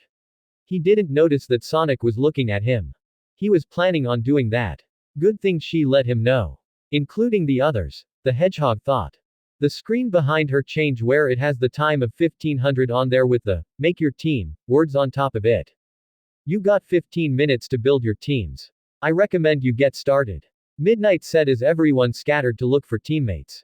Back in the seats, the Seiketsu students could see Izuku all scarred as hell, knowing he's the target now. That's so messed up. If only I attended UA, you know I will team up with Midoriya to protect those points. Inasa said. The boy's on his own now. Not even his classmates will help him. Seiji said. He still has that hedgehog standing next to him. Poor boy, I wish I can comfort him. Kami said, looking at both Kendo and Momo going to other teams. I wonder what both Yaomomo and Itsuka are planning. Unless they're planning to be teammates of themselves or be on other teams. You should have seen their faces once the boy found out he holds the 10 million points in his hand. Nagamasa said, referring to the red eyes of every student looking at Izuku earlier. We'll just have to wait and see. For now, Midoriya's in big trouble. Inasa said. In the VIP seats, the heroes look on the field. Toshinori sees his successor looking around for any person that can be on his team. He could see Sonic standing next to him. Won't be a surprise to see him partner with him. Poor Mr. Izuku. This is not good news. Cream said. Chow. Cheese said. Do not fear, child, Nezu said. I know Midoriya can pull this out. Sure, everyone will be going after him for the points he earns in the obstacle race, but you can't worry him. But nobody wants to be his teammate, the rabbit said. Sonic's still standing next to him. Maybe there's still hope after all. Toshinori said. Unless he and the rest of the freedom fighters has an idea, they'll likely try to protect Midoriya from keeping the points. I notice one of them was a concern for the boy not looking at him with greed. That's a sign that he could still win this one. Nezu said. I hope you're right. Cream said. Chow. Cheese said. Izuku look around where no one, not even his friends in his class or class 1B came to be his teammate. He let out a sigh, knowing he's dead for sure. He notices that Sonic stood next to him. He forms a smile to his face, knowing his friend of 10 years wouldn't abandon him. Sonic, you and I can. The boy couldn't finish when the hedgehog surprised him with one word. Nope. He answered. WW what? He asked, stuttering in shock. Look, I get it, but it's on me as well. I had second thoughts about that race, and I should have won it rather than you. I didn't know the winner would have that most points. Sonic said. I understand you want me as your partner, and you want my help. But this time it's different. You can't rely on me to help you out. You have the Chaos Emerald with you and All Might's quirk. You got a shot at this. Easy for you to say. I still don't have a team, and everyone will be gunning for my points. Izuku said, getting all nervous before looking down. I understand. Guess I'm going to lose this after all. Sonic looks at his friend. He knows he wants him to succeed. Looking around, he notices other students were gathering around making teams. Until a plan came to his head. You know what? You're still going to win this race. He said as the boy looked up at him. Seriously? He asked. It's not I'm saying I'm going to be your partner. But there's a plan. Sonic said, grabbing the boy whispering in his ear about the plan. At the same time, they didn't notice that footsteps were approaching them. Hey, Deku. Both flinched, turning around to see Uraraka standing there with a smile on her face. Let's team up. Tears spayed out from Izuku's eyes. Spraying everywhere with Uraraka moving out of the way and Sonic did a sidestep, next to the girl, not want to get wet. Uraraka, are you sure? Everyone will be after me and my 10 million points. He yelled. If we run away the whole time, we can win, right? Ochako asked, smiling. Besides, you got the hedgehog with you. We'll make a great team. Sorry, but I already told him I wasn't going to be on his team. But we did talk to one another about a plan to keep the 10 million points with him. Sonic said. Really? Ochako asked. But I can't tell you all about it. You have to wait and see until the battle begins. Sonic said, turning to the boy. You can stop with the water fountain. Be grateful you got a teammate with you. Oh, sorry. I was just surprised a person like her would team with me. Izuku said, wiping the tears off his eyes, turning to the girl. I think you're overestimating everyone else here. Seriously? Ochako asked, forming a big smile on her face. It's better to team up with people you like. Izuku closed his eyes with some small pink cheeks covering his freckles. He was about to unleash his fountain of tears again before using his arm to cover his eyes and look away. Relax on the waterworks, Sonic said. Are you okay? Ochako asked. I'm fine. I'm just glad to team up with you. Izuku said, controlling his eyes before looking at the girl. But we still need to find someone who we can communicate smoothly with. You have your quirk and the third person we can add is someone's speed. Not you, Sonic, by the way. What about that Iida guy? The one that has those engines on his legs? Sonic asked, looking around for him. Oh, there he is. Standing there next to that girl with the ponytail. Izuku and Uraraka ran towards their friend, standing next to Momo. Iida. The tail boy turns around to see the two, eager to accept him as part of the team. Sorry, Midoriya, he said, shocking the two. But I'm afraid I must refuse your offer. What? Izuku asked as Sonic sped towards them, standing in front of Iida. Are you serious? You're gonna leave your friend hanging? The hedgehog asked, pointing his finger towards him as Iida adjusted his glasses. Since this thing has started, I've been losing to the both of you. The engine quirk user said. I was caught in the minefield thinking I would get past it when my quirk. But of nowhere, the two of yous form a speed boost unlike any other. I was shocked that the two of you got past it. Don't take this as an insult, I'm still your friend Midoriya. He adjusted his glasses again, looking straight at Izuku. Bakugo and Todoroki aren't the only ones that see you as a rival. But I will try my best to defeat you. Izuku and Uraraka were caught by surprise by that statement. The engine quirk user looks down at the hedgehog, staring at one another. And I did promise you, Sonic. We will see each other in the tournament. It'll be speed versus speed. My quirk against yours. We'll see who's the fastest person in this match is. Iida said. We did promise that earlier.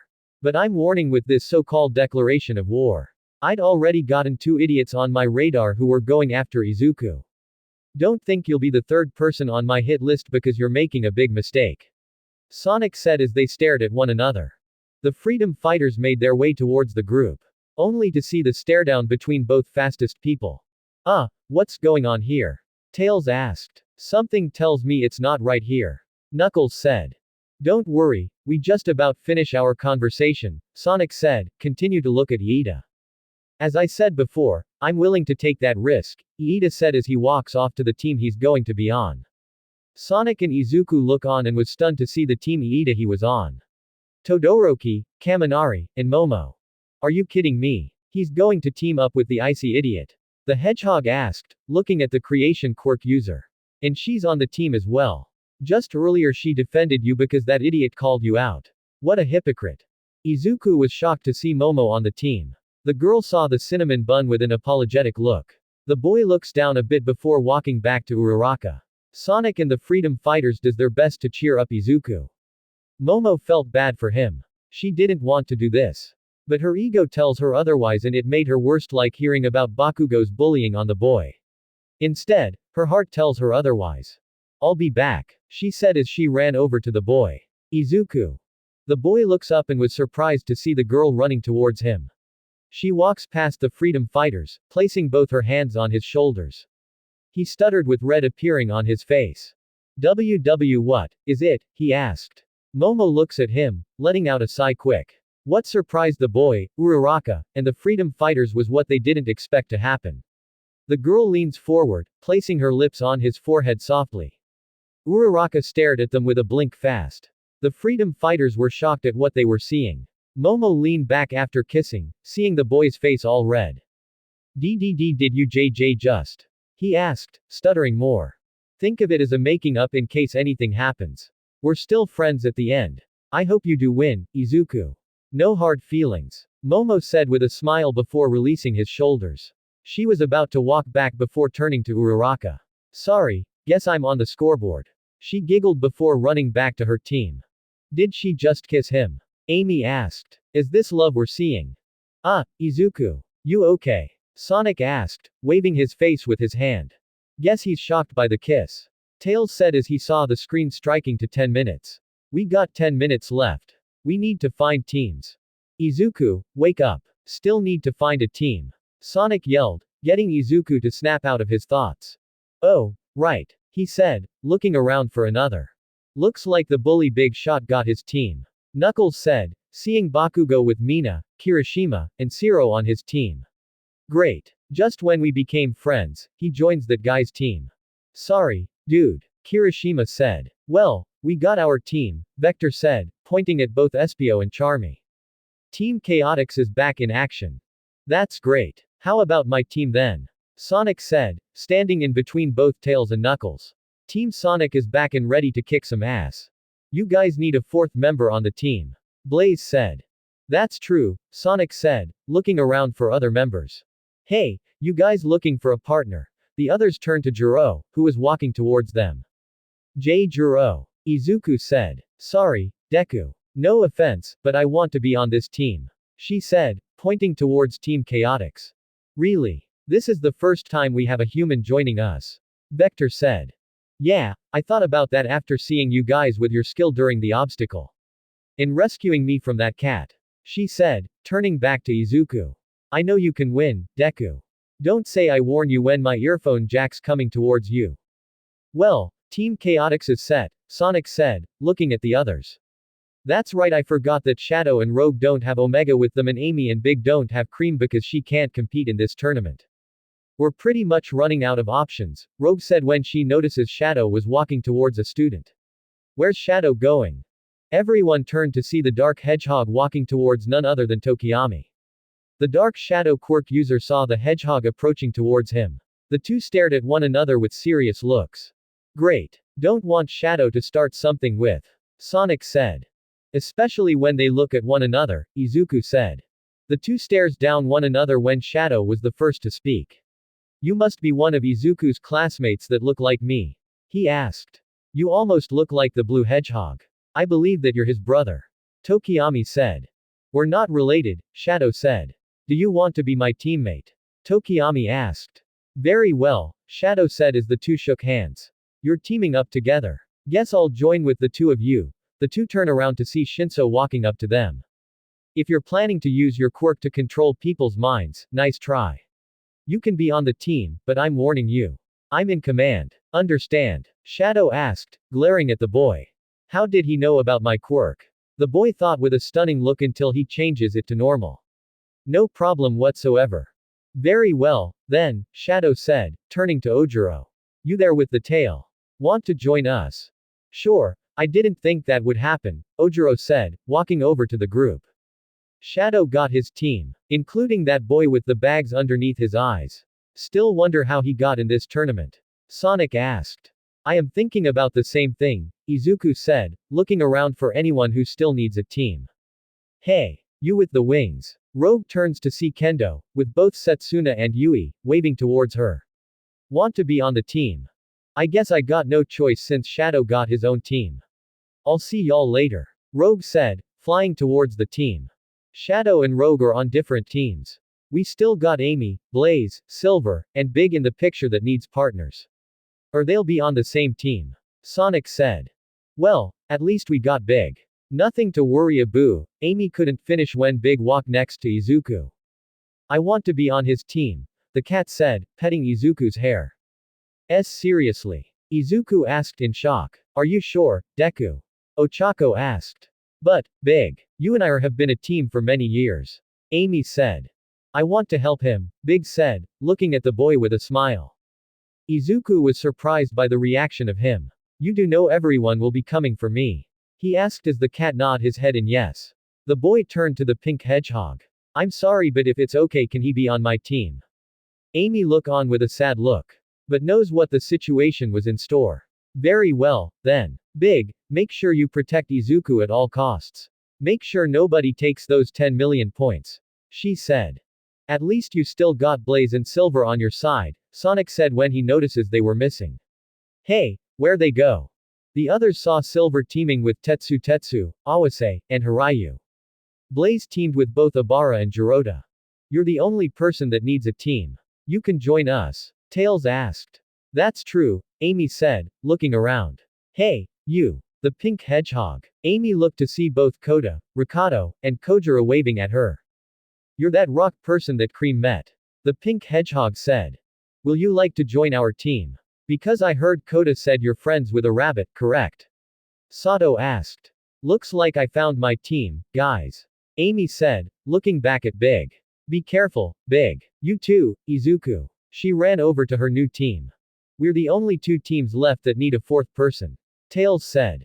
Question is who? Sonic asked when they heard laughter coming towards them. Perfect. This is the team I want. And you're the star. The others turn around to see none other than Hatsume, using her hover souls, approaching them. Team up with me, person in first place.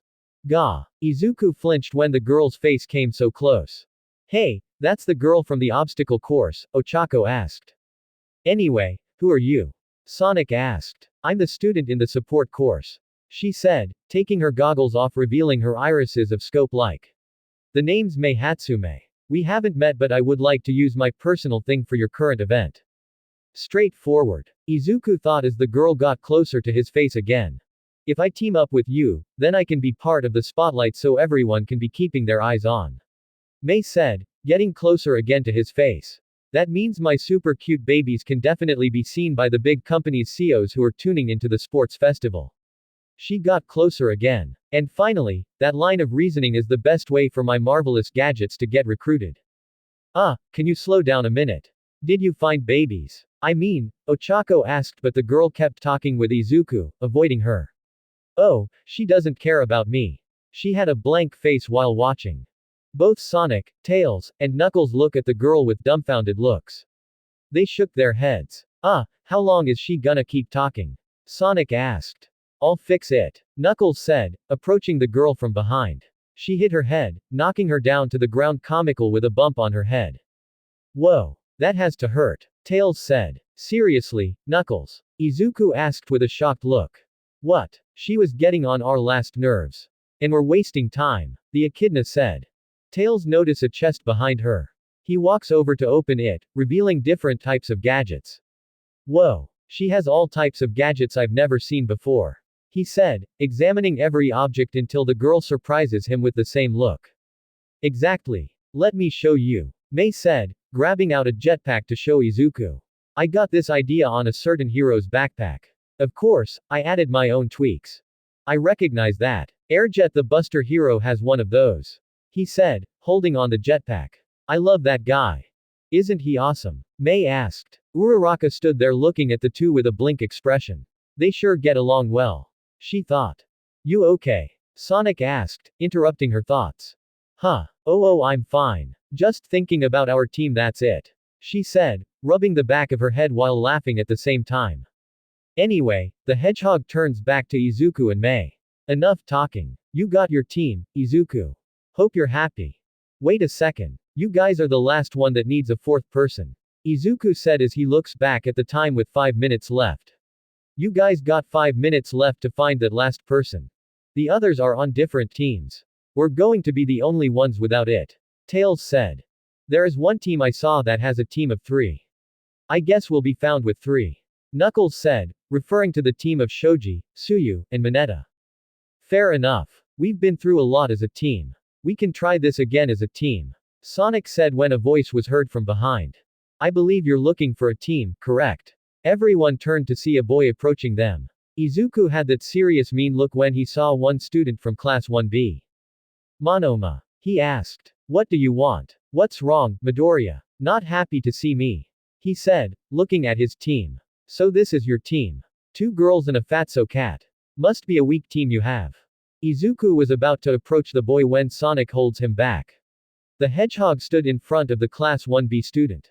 First up, I don't accept that kind of attitude towards my friend. Second, why are you here? Go find somebody to be on that team, the hedgehog said. Well, looking around, everyone has teams for themselves. I'm the only person that can help you get a chance to get some points. And you have the speed that can do it. So please, accept me as your teammate, Monoma said as Izuku stepped in. Sonic, do not trust this person. He's already planning to use you to go after me. He has a hatred for Class 1A and even to me as well, he said. Don't do this, Sonic. He's bad luck, Ochako said. Really? You can't trust me. I promise to be fair and reasonable with your team. Besides, you heard what Midnight just said. If we were to take a team down on purpose, we'll be disqualified. I'm fine with following the rules, he said, with that cocky smile. Sonic, he's lying. He's going to trick you in being disqualified. That's his plan, Izuku said, glaring at the boy.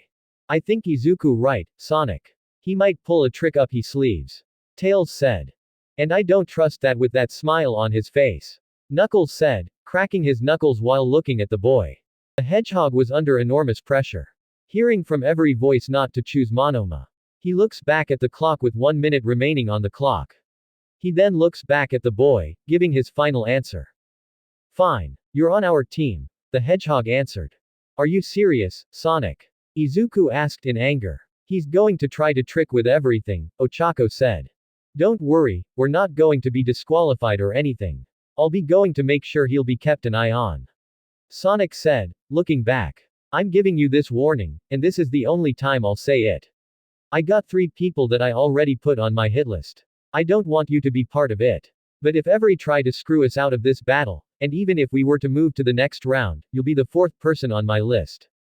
Fair enough, Monoma said, offering a handshake. Can we shake on it? The hedgehog lewd K at the hand before walking back. I don't offer handshakes. Especially when they can trick me. Just wait right there. Nux, Tails, keep an eye on him if he does anything stupid. Sonic walked to Izuku. Look, don't worry. I'll keep my eye on him if he does anything crazy. Don't worry about me. Your job is to keep those points with you at all cost. You got the Chaos Emerald and your quirk to help you. Plus, you got your team to back you up. I'm very concerned that Monoma will trick you, Izuku said. Relax. Like I said, focus on your thing. Remember what I told you about our plan. Sonic said. All right, Sonic. Just be careful. Izuku said. I will be. Good luck, buddy. He said as they both give fist bumps before the hedgehog walked back to his team. Monoma looks back at Izuku, giving one big cocky smile at him before walking away with Team Sonic. He has to be crazy to team up with him, Ochako said. I hope he gets through this, Izuku said, turning back with his team. Let's get going. Meanwhile, others saw Monoma walking with Team Sonic. Momo, Iida, Kendo, Tetsu, and Setsuna were stunned to see him teaming with Izuku's friends. You got to be kidding me. He's teaming up with them. Izuku must be stunned to see this. Momo said with a shocked look. I don't like this. I have a feeling he's planning something to cost that team to lose. Iida said. This is not good. Monoma's up to something. Kendo said. Why would that hedgehog team up with him? Setsuna asked. Is he a classmate of yours? Rogue asked turning to Kendo. He is. And he doesn't like Class 1A and especially to Midoriya. She said. This is not good. The bat said. He's planning something. I can feel it. Tetsu said, looking at his classmate walking by. On board the Death Egg, Eggman, and his minions watch for the next battle to begin. They witness a confrontation with Monoma teaming up with Team Sonic as Izuku didn't like the idea.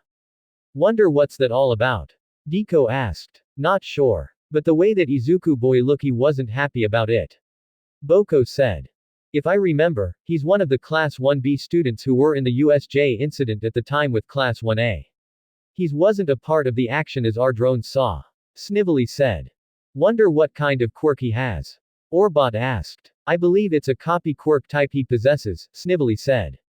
Be interesting to see how he does. Perhaps another member of the Eggman Empire. Eggman said. The time finally struck 0 as the horn rang throughout the stadium. Everyone has their partner right before time rang out. Midnight stretches her arm out after the long wait while talking at the same time. In the booth, Present Mike wakes Aizawa up from his nap as the next battle was about to begin. After 15 minutes to pick their teams and talk strategy, 12 cavalry teams about to go head to head. Present Mike said. This is an unexpected student competition, Aizawa said, looking at the field. Come on. Everyone get your hands in the air. It's time for a UA Battle Royal. Let me hear you scream. Present Mike said as the crowd roared. The teams were prepped for battle. Izuku got on the top, wrapping his legs around Big's head to not fall off. He was the rider with the 10 million points headband wrap around his head. He also wore the jetpack Mei gave him. The cat is the leading horse with Uraraka on the left. She wore the hover soles the girl gave her. And Hatsume on the right side. Everyone, ready? Izuku asked with a determined look. Yeah. Ochako answered with a determined look. Hatsume. Izuku asked as the girl only laugh. Big. I'm ready. The cat answered as the boy pulled out the Chaos Emerald, activating it with the green aura surrounding his body. I'm giving you the power of the emerald to your body. You'll get enough strength from it throughout the battle. Izuku looks on as the other 11 teams were ready to fight. Team Sonic has the Hedgehog as the rider. Monoma as the lead horse with Knuckles to the right and Tails to the left. I hope everyone's ready. Sonic yelled, looking down at Monoma. You better not screw with us. I mean it. Don't worry, I won't. He said with that smile on his face. Sonic turns to his right to see Bakugo, cracking his knuckles. The explosion quirk user looks to see the Hedgehog as Sonic gave him a mock salute. Bakugo seething with anger, wanting to kill the Hedgehog once and for all. The Hedgehog turns to his left to see Todoroki as the rider. The ice quirk user saw him as Sonic pointed his finger, letting him know he's coming for him. Todoroki just looks forward to focusing. The hedgehog gave one more look to Iida, letting know he was coming for him. Finally, he looked in front with Izuku in the distance. The two looked at one another giving a thumbs up. Are you ready? Let's get this party started. One final countdown before we start. 3. Present Mike said, counting down to the battle. Get him, Bakugo said, cracking his knuckles already ready to get after Izuku. 2. He's ours, Todoroki said, looking at his target. 1. Here goes nothing, Izuku said. Begin. Midnight yelled. Let's get this party started. Sonic yelled. The cavalry battle was underway. It was going to be a long day for Izuku and his team as everyone except Team Sonic made their move for the 10 million points. Chapter 30. The Cavalry Battle. Outside the stadium, next to the break room building, a tree stood still next to a couple of trees. That tree turns out to be a costume type. Chameleon the tree spy turns around, seeing nobody around the area near the building. He looks around one last time just in case anyone comes by to the building. The coast is clear, he said as two people appeared from the trees and another two appeared from the bushes. Are those people still in the building next to us? Willy Walrus asked. They're still in there right now. Chameleon said. We better hurry and get into the stadium. Dave the intern said as they were walking past the building. Suddenly, the door opened from the break room. They quickly went back to their hiding spot while Chameleon turned himself around, thinking he was a tree again. Dave hid in the bushes again, moving a couple of branches to see the building. Willy Walrus was next to him, looking to see who was coming out. They saw both Kamui Woods, Death Arms, and Mount Lady exiting from the building. They were amazed at what they were seeing. So that what humans look like. Willy Walrus said in a whisper tone, not want to give away their position. That person has some big muscles, Dave said, looking at Death Arms' appearance. The other one has like wood-type costume. His left hand was like the shape of a tree limb. Willy Walrus said, looking at Kamui Woods' appearance. And the other has like horns on her head. Is she like a bull or something? Dave asked, looking at Mount Lady's appearance. Wonder where they're heading off. Willy Walrus asked. Not sure, but we better wait for them to leave once we head into the other building, Dave said, referring to the stadium with the sound of the crowd noise inside. That must be a loud crowd noise in the other building. Wonder what's going on. Chameleon asked. We should get going to the other building and find out before more comes out, Dave said. The Lightning Bolt Society quickly move away from their current location, running to the stadium before any pros appears from the break room building. The group manages to sneak into a nearby door. Looking around, they quickly enter before slamming the door. After that, the Amber Quirk user return, looking around after hearing a sound. What's wrong? Mount Lady asked. Not sure. I thought I heard a door closed. He said. Maybe one of the heroes closed the door from the break room. Death Arms said. We would have seen them exit from the building behind us. Kamui Woods said. Maybe you're hearing things. Anyway, we better get going. The cavalry battle's underway. Death Arms said as he and Mount Lady walked off. I swore I heard a door close to the stadium. It could be my imagination. No way a villain wouldn't sneak into the perimeter. Kamui Woods thought as he quickly rejoins the others. Music insert. 444 from the Ace Combat 7 Ost. The cavalry battle got underway and it came to no surprise that everyone was coming for the 10 million points Izuku had with him.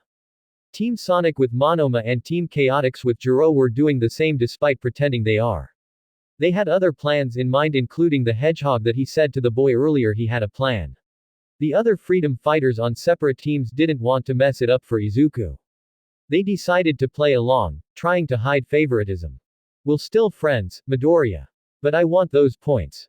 Tetsu yelled. Sorry, Deku. No hard feelings, but those points are mine. Jiro yelled. Kojira. Use your quirk to make sure they don't run away. Sato yelled. The Class 1B student uses his quirk by spraying glue from the holes of his head towards Izuku's team. The three students were about to be splashed by glue, until Big jumped in the air, dodging the glue attack. Other teams halt their attacks as they look to see the team in the air. Good job, Big, Izuku said. Hold on tight. The cat replied. Quick, pull back, Amy yelled to the team. Why? Sato asked. This ain't no ordinary jump. Big is about to use his body to not only come down but to crush us. The pink hedgehog yelled. Seriously. Jiro asked as the cat begins a dropdown. Shit. Kirishima, back up. Bakugo yelled. Iida, retreat. Todoroki yelled. Other teams were pulling back away from the incoming cat's attack. The only exception was the team of Kendo, who was the front horse, Rogue the rider, Setsuna to the left, and Yui to the right, who were about to be a crush. But the Class 1B big sister has other plans in her mind as she had a determined look. He's one big cat. But I got a big fist to hit it back in the air. She yelled, activating her quirk by moving her right hand backward, enlarging it. That's one big hand. Rogue said, surprised. Thanks. Kendo said as she was about to launch her attack. Here it comes. Take some of this. Suddenly, Silver activates his psychokinesis on the team, moving them out of the way as Big hits the ground, impacting it with pieces of rocks and debris flying everywhere. Teams were moving around, dodging from the flying rocks. But Silver uses his powers again, holding the rocks in the air still. Silver showing off his quirk by holding a ton of rocks from flying everywhere. His team could be a dark horse in this one. Present Mike said. Hey, I was close from hitting that cat. Kendo yelled at the hedgehog. To save your life. But if you want, you can take them. Including everyone, the hedgehog yelled, sending the rock scattering everyone to try the other teams. But, the only that wasn't getting rained down were Izuku's team. The hedgehog turns to the team, giving the boy a wink. Hang on tight. Izuku yelled as he activates the jetpack, sending them in the air. The boy had to wrap Big's neck, for enough height to get in the sky, avoiding all those rocks from below. They're trying to escape. Abara, use your vines. Jirota yelled, who was the horse lead with Abara as the rider and Blaze on the left. You will pay for your sins. The vine quirk user yelled, sending her vines towards the team. You're not getting away that easy. Jiro yelled, using her earphone jacks to stretch towards the team. Izuku saw both attacks coming from below towards him. But out of nowhere, the Pico Pico hammer swung in between, causing both girls to retreat their attacks. The boy looked to see Amy gave him a wink before she got her hammer back. He turns to the girls that tried to get the headband and stuck her tongue out, taunting them. Sorry, my hand must have slipped. She yelled. Yeah, right. After you saved me in the obstacle course, this is the thanks I get. Jiro yelled back at her. Meanwhile, Team Sonic with Monoma as the lead horse looks on at the battle. They saw Izuku's team floating in the sky away from the attack as other teams tried their best to attack but failed. Looks like everything's working smoothly. Sonic thought, looking at the teams of Bakugo and Todoroki. Still, have to keep an eye out for those guys. No doubt I want to get myself in the fun. Hey, Hedgehog. Sonic looks down to see Monoma talking. What's the problem? Are we going to join the battle or not? I want to get my hands on some Class 1A idiots to prove Class 1B is far more superior. Including that little punk Midoriya. Excuse me, but who's the leader? I am. And number one, you will respect the class, and most importantly, you will respect Izuku as a person, not a punk. Get that through your straight hand. I want you before. Don't screw this up. Sonic said. Can we just throw him off of our team because he's very rude? Tails said. I'm rude, Furball. I'm just a nice guy, that's it. Monoma said. Call me Furball again or I'll throw you out. Tails said in anger. This guy's very rude. Izuku was right. Why you Sonic have him on our team? Knuckles thought as he looks back at the battle in front of him. I'm using my quirk and the hover souls to land easily. Ochako yelled as they landed easily back on the ground. The teams were chasing down them after they landed. The team quickly ran. So, what do you think about my babies? Are they just precious? They can be manufactured, you know. Hatsume asked, with that smile at Izuku. Excellent mobility. Your babies are amazing. He answered. Thanks. Hastume said as Uraraka formed a pout, knowing she was being ignored again and a hint of jealousy in her. I'm the one who's making them float. She said, muttering. We can't let them escape. Jiro yelled, looking down at Team Chaotix. Try to get closer to them. If we do, I can use my quirk to get to that headband from Deku's head. Whoa. Hold on. Charmy Bee yelled with a surprising look. What is it? She asked as the bee pointed his finger at her head. The headband's missing. He replied. What? She asked in shock as she looks up to see it was gone. No way. I just had on my head. Then who took it? Vector asked as they saw a blue blur pass them. Hey, guys. Looking for this. The team turns around to see the hedgehog waving the headband in his hand. Seriously. Jiro asked in shock. Sonic's team jumped in on the action. Guess that was the plan all along. Let everyone go after the 10 million points while the speedy Hedgehog sneaks in to steal a headband. Teams better keep an eye on this guy, he'll steal those headbands within a second. Present Mike said. We were so distracted we didn't realize they would sneak in to take it from us. Espio said. Sonic's one fast Hedgehog. We better be careful of what we wish for. Vector said as they saw the Hedgehog with the 110 points headband on his head. Good thing Silver knows how to distract things. Sonic said. That girl is from Class 1A. Good job on showing her what Class 1B is more dominant. Monoma said. Hey, buddy. This isn't about who's the better class. Learn some respect. Knuckles yelled. It's the truth or you guys don't see it. He said when Sonic hits him the head. Keep it up. I told you before you get a warning. The next time you talk crap, I make an example by just tossing all the headbands to the other team. The Hedgehog said. Sonic, look out. Tails yelled as the Hedgehog turned around to see a shadow monster coming towards him to get the headband. Sonic dodges the attack to come face to face with the monster.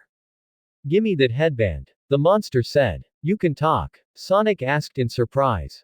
Of course, I do. I'm Dark Shadow. Now give me them. It said again. Sorry, but I'm on a mission. You want them so bad, try to chase me after them. Sonic yelled, boosting his speed with the team. Is this your speed? Monoma asked, trying his best to control his legs. Better hope you got good legs. Knuckles yelled. The team moved away from the group. But Sonic looked back to see the team of Shadow, Ojiro, Tokiyami, whose quirk pulled back to the team and Shinso. Seems Shadow is chasing us. His headband has 195 points. The Hedgehog said. Don't forget, that boy with the bird head has a quirk that stretches it monster towards his opponent. It can easily get those headbands in a hurry. Knuckles yelled. There's still a lot of competition left in this battle. Sonic yelled as he looks around to see both Bakugo's team and Todoroki's team to the left looking for their prey.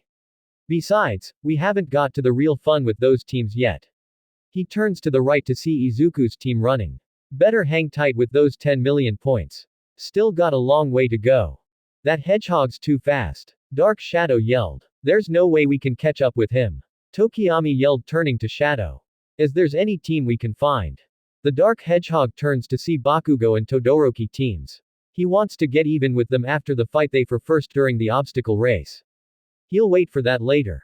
There were other teams he likes to go after for other headbands. Let's find the easiest prey, the Dark Hedgehog answered. You sure about that? Ojiro asked. Trust me on this one, Shadow said, turning to Shinso.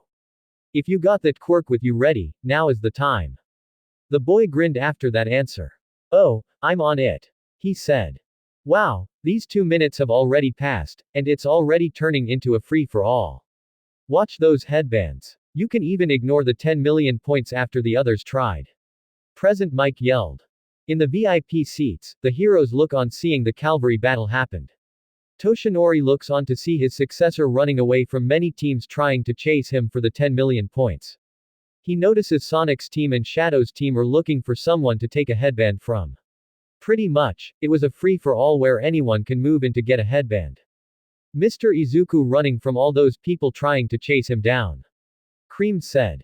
Chow. Cheese said. Because he has 10 million points on his head. He's a marked man moving forward.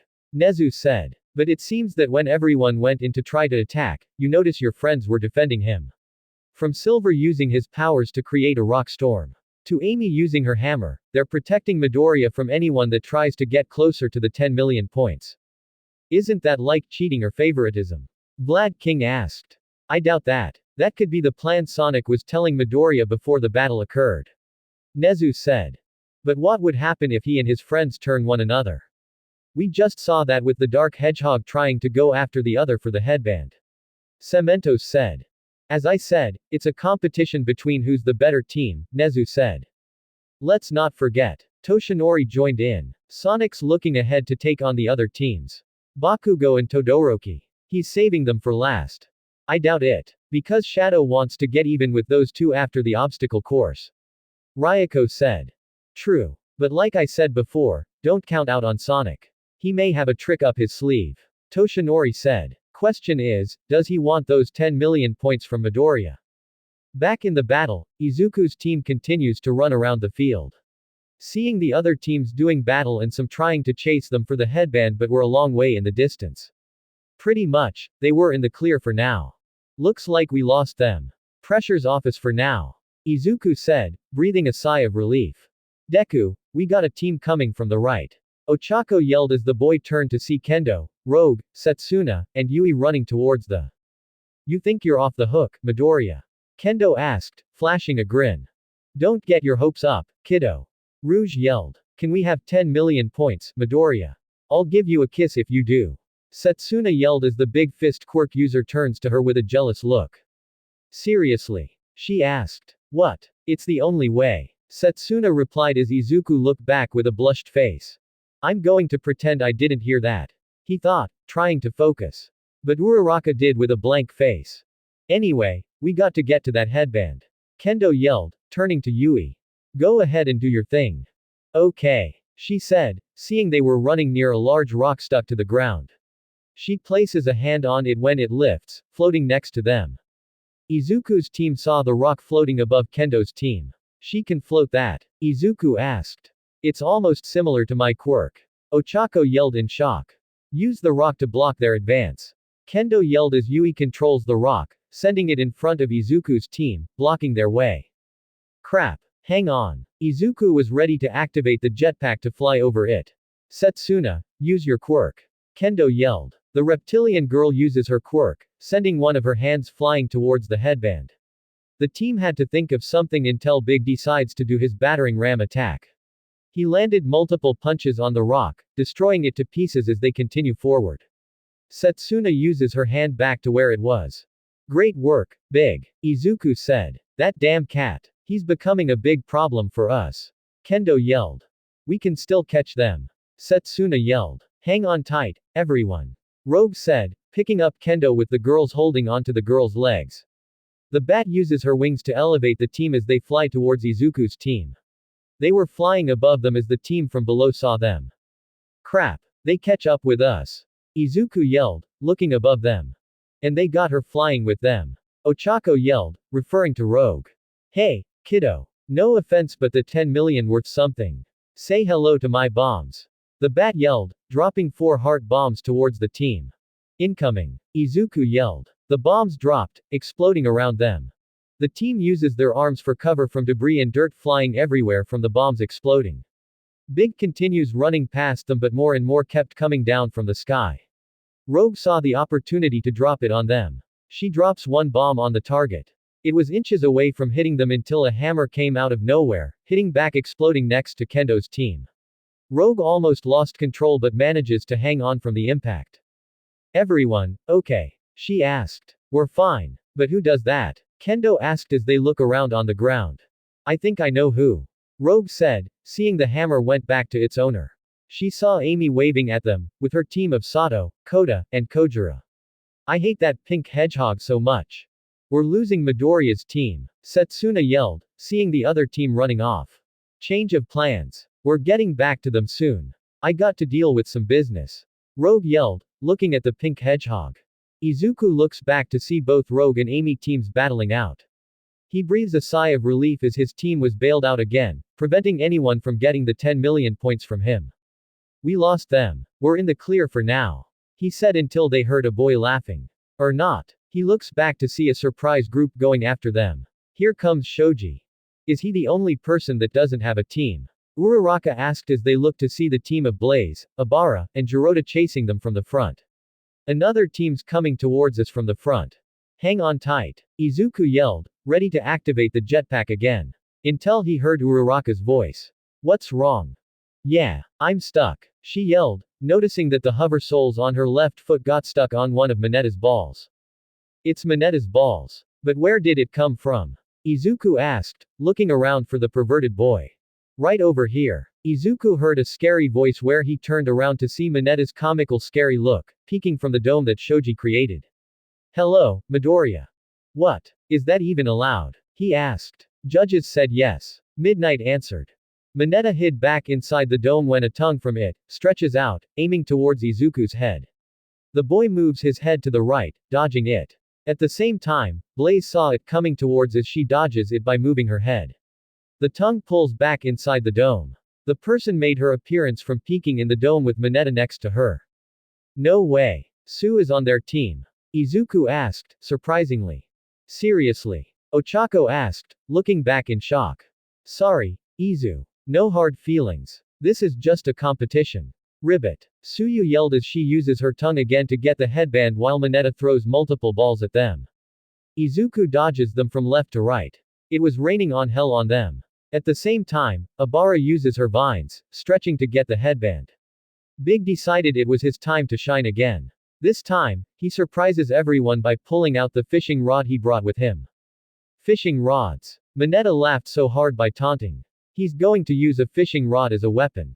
Ooh, I'm so scared. But Blaze wasn't laughing. She knew what was coming. Stop the attack. Stretch your vines back to you. She yelled as they halt their attack. Big raise his fishing rod as high as he can above himself. He reels out his fishing rod's lure, which attached to his fishing rod's line, and starts swinging it around dangerously in a circular motion. The line caught the back of Shoji's dome, deliver a big hit on the dome. However, it didn't affect both Mineta and Suyu since they were inside the dome. Are you serious? That cat's fishing rod can attack. The perverted boy asked with a shocked face. Maybe next time don't try making fun of it. Ribbit. Suyu said. We'll still have a chance to get the 10 million points. Shoji, attack. Mineta yelled. Shoji, do you hear me? The perverted boy looks to his classmate. Noticing something was wrong with his left eye was so wide, he wasn't even listening to the boy's order. Mineta ran up to him, trying to get his attention. Did you hear what I said? Attack. He yelled when Shoji surprisingly turns around and ran the other way. What are you doing? You're going the wrong way. What's going on? He's not listening. Ribbit. Suyu said as the team ran the other way. What just happened? Izuku asked, surprisingly looking at the team moving away from them. You should have seen Shoji's eyes. It was wide and still and Mineta was trying to get his attention. Only for him to go the other way. That was weird. Ochako said. Either way, that does get us some breathing room, Izuku said. Or not. Ochako said as she saw Team Chaotix with Jiro running towards them. The same team from earlier is coming back. Don't think it's over, Deku. The rocker yells as she uses her earphone jacks to get the headband. In an instant, Izuku reacted by grabbing both jacks with his hands, squeezing them so hard, preventing them from getting the headband. That was close, he said, still holding the jacks. Deku. What's wrong with Jiro? Ochako asked, curiously looking at her. Izuku looks up to see the other girl forming a lewd face type while blushing deep red at the same time. Her legs were shaking, feeling her entire body turning hot. She was breathing at the same time. That got Vector, Espio, and Charmy B to look up at the girl with curious looks. Are you okay? The crocodile asked. Are you getting sick? Do you want to get out of the race? Charmy asked as Jiro covered her face, away from others' look. I'm fine. I'll be okay. She answered, begging for Izuku to release her earphone jacks. Never seen her like this. Espio said. I think I'm squeezing them too much, Izuku said as he releases them. Sorry, I didn't mean to hurt them. We better go, Deku. We worry about her later after the battle. Ochako yells as other teams were coming towards them. Big, give us a jump. Everyone, hold on. Izuku yelled as Big jumped in the air while the boy activates the jetpack, sending them in the air. At the same time, they escaped from Mineta's ball that got on Uraraka's left foot. But damaged the hover soul, which Hatsume was stunned to see her inventions get damaged. My babies. She yelled. Sorry about that. Izuku apologized. They managed to escape from other teams on the ground. However, there was one person that wasn't afraid to get to the team. Explosions were heard as Izuku looked down and had a shocked face to see a familiar person coming towards him. The guy launches himself like a missile with an evil grin on his face. Uraraka, Big, and Hatsume look to see the person catching up to them with a shocked look. Deku, it's, Ochako yelled. Kachan. Izuku asked. Don't think for a second you're safe. Bakugo yelled, flying right in front of Izuku. I got you. The bully was inches away from using his quirk on Izuku's face like during childhood. You're not getting these points from me. Izuku yelled, crossing his finger to aim it at his bully. Music end. Out of nowhere, a blue ball appeared from the ground, hitting Bakugo in the groin area hard. The explosion quirk user coughs blood from his mouth. The bully failed to blow off Izuku and getting the 10 million points. From there, Sonic appeared himself after doing a spin attack on Bakugo. He looks at him giving him smirk on his face. Did you forget someone? That, someone, was me from 10 years ago that kick your ass thinking you all big shot. I guess you don't listen. But anyway, I'll be taking these, thank you very much. The Hedgehog said, taking the 185 points headband off his head. If I was you, I call your teammates to help you from falling the sky. I know I will. See you on the ground. The speedy Hedgehog does it again. Bakugo was about to jump to steal the 10 million points from Team Midoriya, only for Sonic to make sneak and made the save. In addition, he just snatched the headband off Bakugo. Once again, that Hedgehog continues to stalk his opponents at the right place at the right time. Present Mike yelled, turning to Aizawa. What you think about that, Eraser? Aizawa had no answers as he continues to observe the battle. But he knows full well what was happening between Sonic and the Freedom Fighters. The Hedgehog does a mocking wave. He turns to Izuku giving him a thumbs up as he falls to the ground. Luckily, he landed safely back with his team. Same time, Zero uses his tape quirk, wrapping it around Bakugo, pulling him back with his team from the air. The bully coughed up a little blood, wiping it off his mouth. In the stadium, the Lightning Bolt Society was walking through tunnels. They could hear the crowd roaring and present Mike's voice. They were cautious to walk in case anyone was walking. They stumble across a television screen on the wall. The first time, they were witnessing the battle. Wow, look at that, Dave asked, looking at the fight with a surprising look. So, this is like a contest to see who has the best powers. Chameleon said, looking on when he spots Sonic and the Freedom Fighters. Sonic's in this contest. No way. The Weasel Bandits said. There's the other Freedom Fighters in it as well. It seems they're teaming with other humans. Willy Walrus said as the screen changes to see Izuku. Hey, it's that boy we saw at the airfield the other day, Dave said. We never got a chance to meet him because that pink hedgehog made us work tirelessly. Chameleon said. The Freedom Fighters said he's the protector of Earth. He must have the Chaos Emerald with him. Willy Walrus said. I wonder if we get a chance to meet him after this contest, Dave said when they heard footsteps coming. Oh snap, someone's coming. He looks around where he saw a door. Quick, get inside. The group quickly walks inside a room. Dave slowly closed the door but peeked a little to see anyone coming. He quickly closed the door as footsteps walked past them. They both breathe a sigh of relief until they heard someone clear a throat. The group freeze, slowly turning around to see an old short woman sitting at her desk. Who are you? Recovery Girl asked, looking at them suspicious. Hi. Dave asked, chuckling and rubbing the back of his head at the same time. Turns out, the Lightning Bolt Society entered inside Recovery Girl's office. Back in the battle, Sonic landed back with the team with the headband he took from Bakugo from the sky. The crowd cheered after what the Hedgehog just pulled. Sonic decided to give a bow to the crowd as a response. He could hear the many praises from the crowd's voices nearby.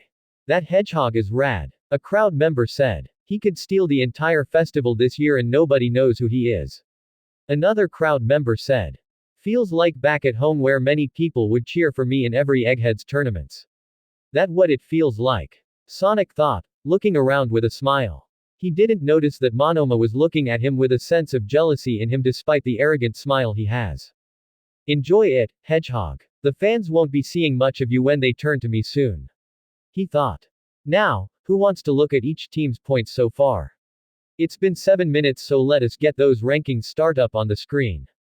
Present Mike yelled as the screens changed to the live leaderboard update of the battle. Sonic heard Present Mike's voice about the leaderboard. He looked up to the screen for the update. No surprise he would see Izuku's team still on top despite the help he gotten from many of Freedom Fighters and himself from preventing anyone from getting near since each member was part of other teams. But what was shocking at the same time, all the crowd were stunned at what they saw. Bakugo's team had 0 points. That shocked the Hedgehog including many of the teams. Wait a second. I got that punk's headband in the sky. His teammates should have their headbands. He yelled when he looked at Bakugo's team. He got a closer look and he was stunned at what he saw. No way. Kirishima saw the scoreboard and noticed their team was a 0. How did we get 0 points? Bakugo's headband was snatched by the Hedgehog, unless, he looked around and noticed he and his other teammates' headbands were gone. No way. Our headbands are gone. What? Seriously? Mina asked. Notice the 120-point headband was gone from her arm. Mine too. Zero said, seeing his 50-point headband gone from his arm. How the hell did that happen? Were we distracted? Kirishima asked, confused. How about this? Team Bakugo doesn't have a single point. And Class 1A is struggling despite many members of the class are with Class 1B students and the Freedom Fighters. This could be a big upset in the making. Present Mike yelled. They're losing. They should have kept theirs because I got Bakugo's headband. Sonic said, looking around at the field. Unless another team sneaked and grabbed them by surprise. Oh, don't worry. That was me. Sonic looks down and Monoma looking at him with that arrogant smile. The Hedgehog's eye turned wide when he saw the headbands around his neck that were from Bakugo's team.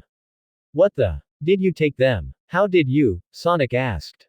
I'm surprised you didn't notice. When you saw that Punk made his way towards Midoriya, you decided to jump in to boost yourself in the sky to save Midoriya and those 10 million points. But what you didn't notice before you jumped, I sneak in a hand of my own to touch your foot, granting your quirk in mine. And quickly enough, I saw the Punk's team looking at their teammate in the sky.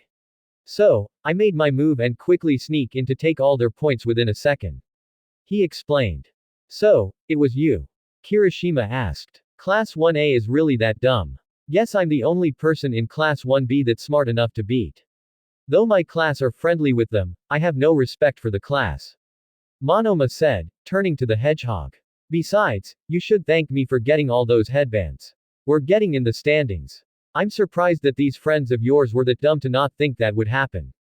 Hey, I thought we said respect for once. Second, we didn't see that coming. I want to know how you did that. Knuckles asked. I'm guessing you have a quirk that copies another person's quirk. Tails said. Correct answer, Furball. I'm surprised you got that right. Monoma said. I just guess and I'm not a furball, idiot. Tails said.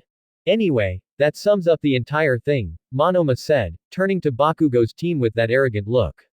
Midnight said the obstacle course was just the first game.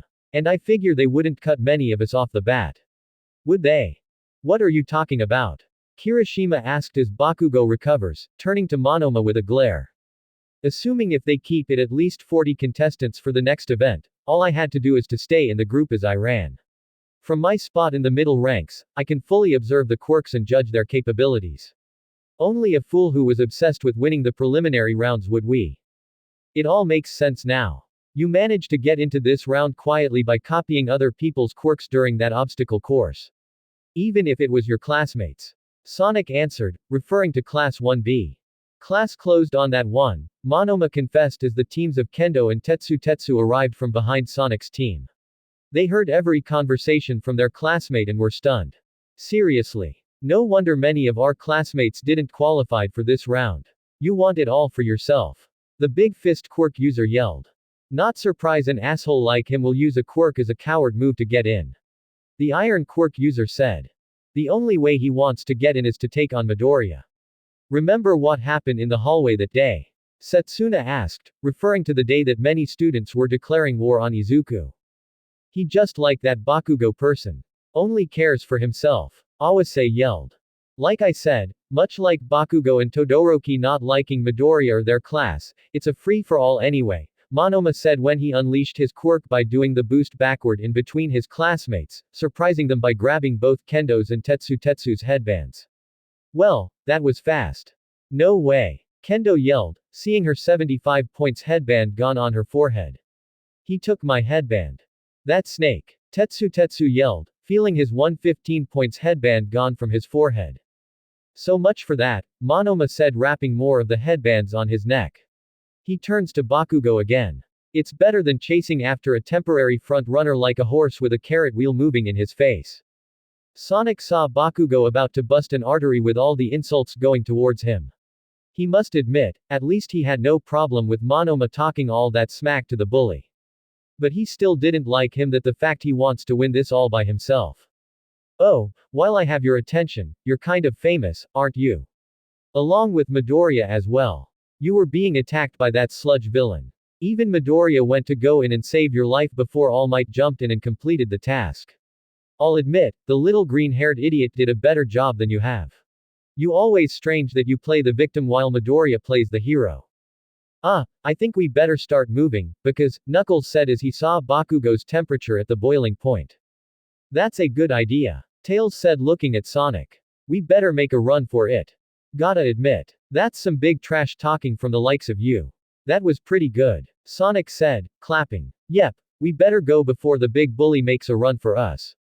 He's not only angry by the boy's statement, but he'll probably go after for attacking him in the gut in his way of grabbing those 10 million points. Yeah, we better go. But first, I need to do something. Sonic surprised Monoma by grabbing those headbands. He did a blast-off boost from the air, giving back the headbands to both Kendo and Tetsu. Then he gave the other headbands back to Kirishima, Zero, and Mina except for not giving Bakugo back his headband. What are you doing? The boy asked as Sonic landed back on the boy's back. I'll give you credit for taking all that smack on Bakugo. He explained. I'm keeping the headband I earned for my actions. But doing an attack without my orders is unacceptable. Especially going after your classmates. If you didn't hear my speech, I said we respect one another and have some fun. Number 2 I mentioned again don't disrespect class 1A again except for Bakugo that is. And number 3, you're now on my hit list for sure. I carry sportsmanship to everyone not being a big shot to think we're going to win. That's why Sonic is the man for a reason. Silver thought. Everyone here's to have fun.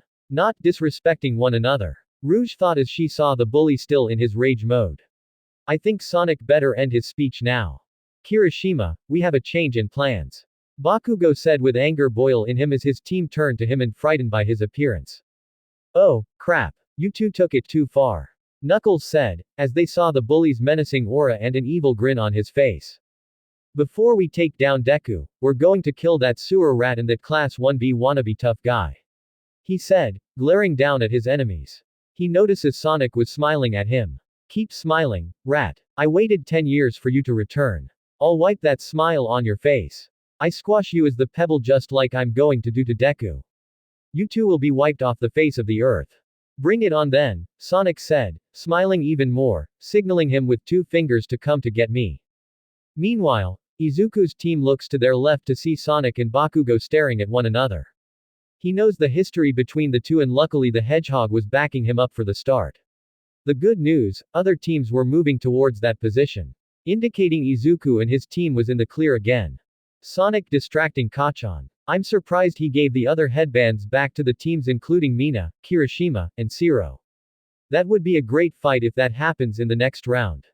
And even better, he's guiding other teams towards the position. Which means, he's sparing me time to keep the 10 million points on me. He thought with a smile before looking down on his team. Everyone don't worry. I think we're going to be okay. Suddenly, Big stopped running as the 3 looks at the cat. Is something wrong? Ochako asked. Look, he said, pointing his finger forward. The others look up front and their eyes went wide. Though the other teams were a threat to them, there was another dangerous team that hasn't gotten any attention until now. In front was Todoroki's team. Izuku looks up as he and the ice quirk user look at one another in a stare down. We were so busy in this battle we forgot about them, Ochako said when she saw Momo on the left side. The 2 girls look at one another as she remembered when she saw the creation quirk user kissed Izuku on the forehead before the battle. She formed a pout towards her. She didn't like the way I kissed Izuku early. I can tell she was jealous. Momo thought as she stares down with her. And now, we reach the halfway point of the game. Present Mike's voice was heard from the stadium. The Calvary battle enters the second half. It's everyone game from here on out. The 2 teams stared down at one another. Anyone can draw first like the Wild West. Izuku and Ochako saw their friend Iida with them. It was going to be a tough one against him. They noticed both Momo and Kaminari were wearing roller skates on their foot created by the girl to enhance more speed with Iida's quirk at the same time. Hope you're ready, Iida. Attack. Todoroki yelled as Iida used his quirk to speed towards the other team.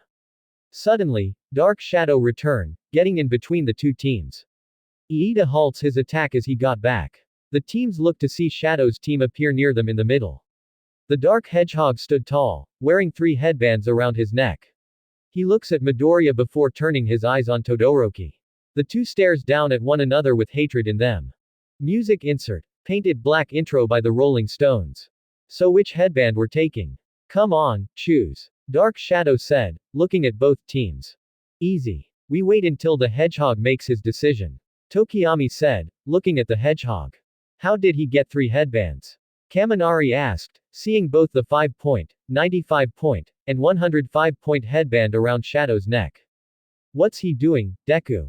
He's still staring at Todoroki. Ochako asked. There's already a grudge between these two. Those two along with Kachan were battling one another for first place in the obstacle race. Early on, those two hated one another. But Sonic and I jumped in while they were distracted at the end. Guess those two still haven't settled differences yet. Izuku explained. Midoriya, you still hanging on to that 10 million points? Shadow asked, still looking at Todoroki. Yeah. Why you asked? The boy asked. Keep them to yourself, Shadow answered. You know we can still go after those points, Shinso said. Don't worry about them. I'm the leader and I'm in charge. Shadow said, still looking at Todoroki. Did something happen between you two? Momo asked with no response from their leader. Guess not. Meanwhile, inches away from them, Shoji's team stood still as they woke up from being in a trance. Inside the dome, Mineta was crying like a baby while Suyu had a finger on her chin. They noticed their headbands were gone after Shoji turned around surprisingly, leaving Izuku's team alone. His headband was gone as well. What just happened? 1 minute we were just next to Midoriya's team, then I was in a trance and now my headband is gone. Shoji said, looking around to see if any team ran towards them early. Shoji, are you okay? Ribbit. Suyu said. Our headbands are gone too. Seriously. That's impossible. He said. We don't know what happened. Mineta was yelling at you to turn back to attack Izu, but something happens to you. It was like you were in a trance. Next thing, our headbands were gone. Ribbit. She said as she uses her tongue to slap Mineta's face, ending his crying. They didn't notice that Shinso used his quirk to brainwash the team, forcing Shadow to snatch the headbands from the team. That was the Dark Hedgehog's order to the boy to use the quirk and he did. Back on the Wild West now turned to a three-way stare down. 3 teams look at one another exception of both Shadow and Todoroki stare down continues. The Hedgehog narrows his eyes to the crowd where he saw a muscular man dressed in a tight, navy turquoise bodysuit with lines of flames streaming across his chest, upper torso, arms, and his shoulders. Flames were on his shoes as well. The Hedgehog saw his eye colors, the same as Todoroki's as he sees the man look down with his arms crossed. I take it that's your father, correct? He asked as Todoroki narrows his eyes in that direction. Izuku did the same and he was stunned to see who it was. That's the number 2 hero, Endeavor. That must be Todoroki's father he was talking about. Guess he's looking to see how he would do. He thought as he looks back at the stare down. This doesn't concern you, Hedgehog. If I was you, I move away right now. You're in my way of getting those 10 million points. Todoroki said, looking at Izuku. Really? As I recall, you were in my way of winning the first race. Plus, your father covered in flames, do you want to use your other side? He asked, taunting him. I said mind your business. Todoroki yelled, knowing he feels pressure with his father looking on. He knows anytime soon he could unleash his other quirk. If you want those points so bad, I'll help you out, like this. Shadow shocked everyone by pulling out a gun, with 2 quick shots at the wheels, preventing the team from falling. A gun. Is that legal? Izuku asked in a shocking tone. Judges agree it's legal. Midnight answered. Music change. Painted black by the Rolling Stones. He almost tried to kill us. Kaminari yelled, trying to control his balance. Todoroki maintains his balance as the rider. At the last second, Dark Shadow appeared, snatching the 200-point headband from his head and giving it to Shadow. Thanks for the headband. That's what happens when you screw with the best. Shadow said as the team moves away to another direction. He turns back to Izuku. Make a run for it. Other teams are heading for your direction. Go. Izuku saw other teams making their way towards his location. He looks back to see Todoroki looking back at Shadow with venom. But he looks back at Izuku as other teams were coming. Quick. Get to the 10 million points. I will worry about the Dark Hedgehog later. We got 6 minutes to spare. Iida, forward. Todoroki yelled as Iida activates his quirk, speeding towards Izuku's team. Yaoyorozu, be ready to protect us. On it! She yelled, creating a metal pole from her right arm, dragging it on the ground, and unbutton her shirt again, revealing her black bra. She created another object from her stomach. Seriously. She had to do that. Izuku thought, looking away with a red face. I hate that girl. Ochako thought with a pout. Kaminari. Todoroki said as Kaminari formed a grin. I'm on it. He answered as a flash of electricity surrounds him. Everyone look out to your surroundings. It's not just Todoroki, the other teams are coming for us. Izuku yelled, seeing the other teams making their moves. I hope you made something strong, Yaoyorozu. Kaminari yelled as Todoroki pulled out a big sheet that Momo created, covering everyone except the electric quirk user. The same one she made in the villain attack at USJ weeks ago. Jiro and Kendo know what was going to happen. They remember the same attack Kaminari did when they were with the two at the mountain zone. Crap. We gotta pull back. The rocker yelled. Get us in the sky. Kendo yelled at Rogue. The freedom fighters on separate teams knew what was coming. They both wink at one another, pulling out a small capsule. They waited until the attack came at the same time. Indiscriminate shock, 1.3 million volts. Kaminari yelled, releasing a ton of electricity all over the area. Now, the freedom fighters yelled, activating the capsules where a blue sphere forms around the team. The contestants were shocked by its appearance as they were inside the sphere. The electricity deflects off it, preventing it from entering. What did this come from? Jiro asked. Don't worry, these shields will protect us from all that electricity. We're not going to be shocked. Vector yelled, looking at other teams with shields. Look, they got the same thing as us. Whoa, I didn't think that would happen. Tetsu yelled. Believe it, you'll thank me later. Silver yelled. The only ones that weren't lucky were Shoji's team as they were getting electrocuted. The only teams that didn't have a shield but didn't get electrocuted were both Sonic's, Bakugo's, and Shadow's team as they were away from the impact. They waited for a couple of seconds until the electricity was gone. Todoroki threw off the blanket, noticing everyone minus Shoji's team being shocked. He couldn't think about it now as time was coming down to the end. He activates his ice quirk by placing a hand on the metal that Momo created. The ice spread on the pole, down on the ground, creating another ice floor on the ground. He was hoping he'll do the same as before by sticking the team on the ice like in the obstacle course. It wasn't going to be easy since the shields were activated. He was ready to pull off the same thing before. Let's see if he liked this one. Amy yelled, deactivating the shield by throwing her Pico hammer towards Todoroki. The boy looks back by using his quirk to freeze the hammer to a block of ice. Seriously. This guy's too good. He ain't good enough when he sees this. Blaze yelled, using her hand, shooting flames towards the boy. She has flames as well. Todoroki asked as he creates a wave of ice, blocking the flames. But the cat's power melts the ice within seconds as the fire was still coming towards them. Yaoyorozu. On it, she yelled, creating a big mirror shield before passing it to Todoroki.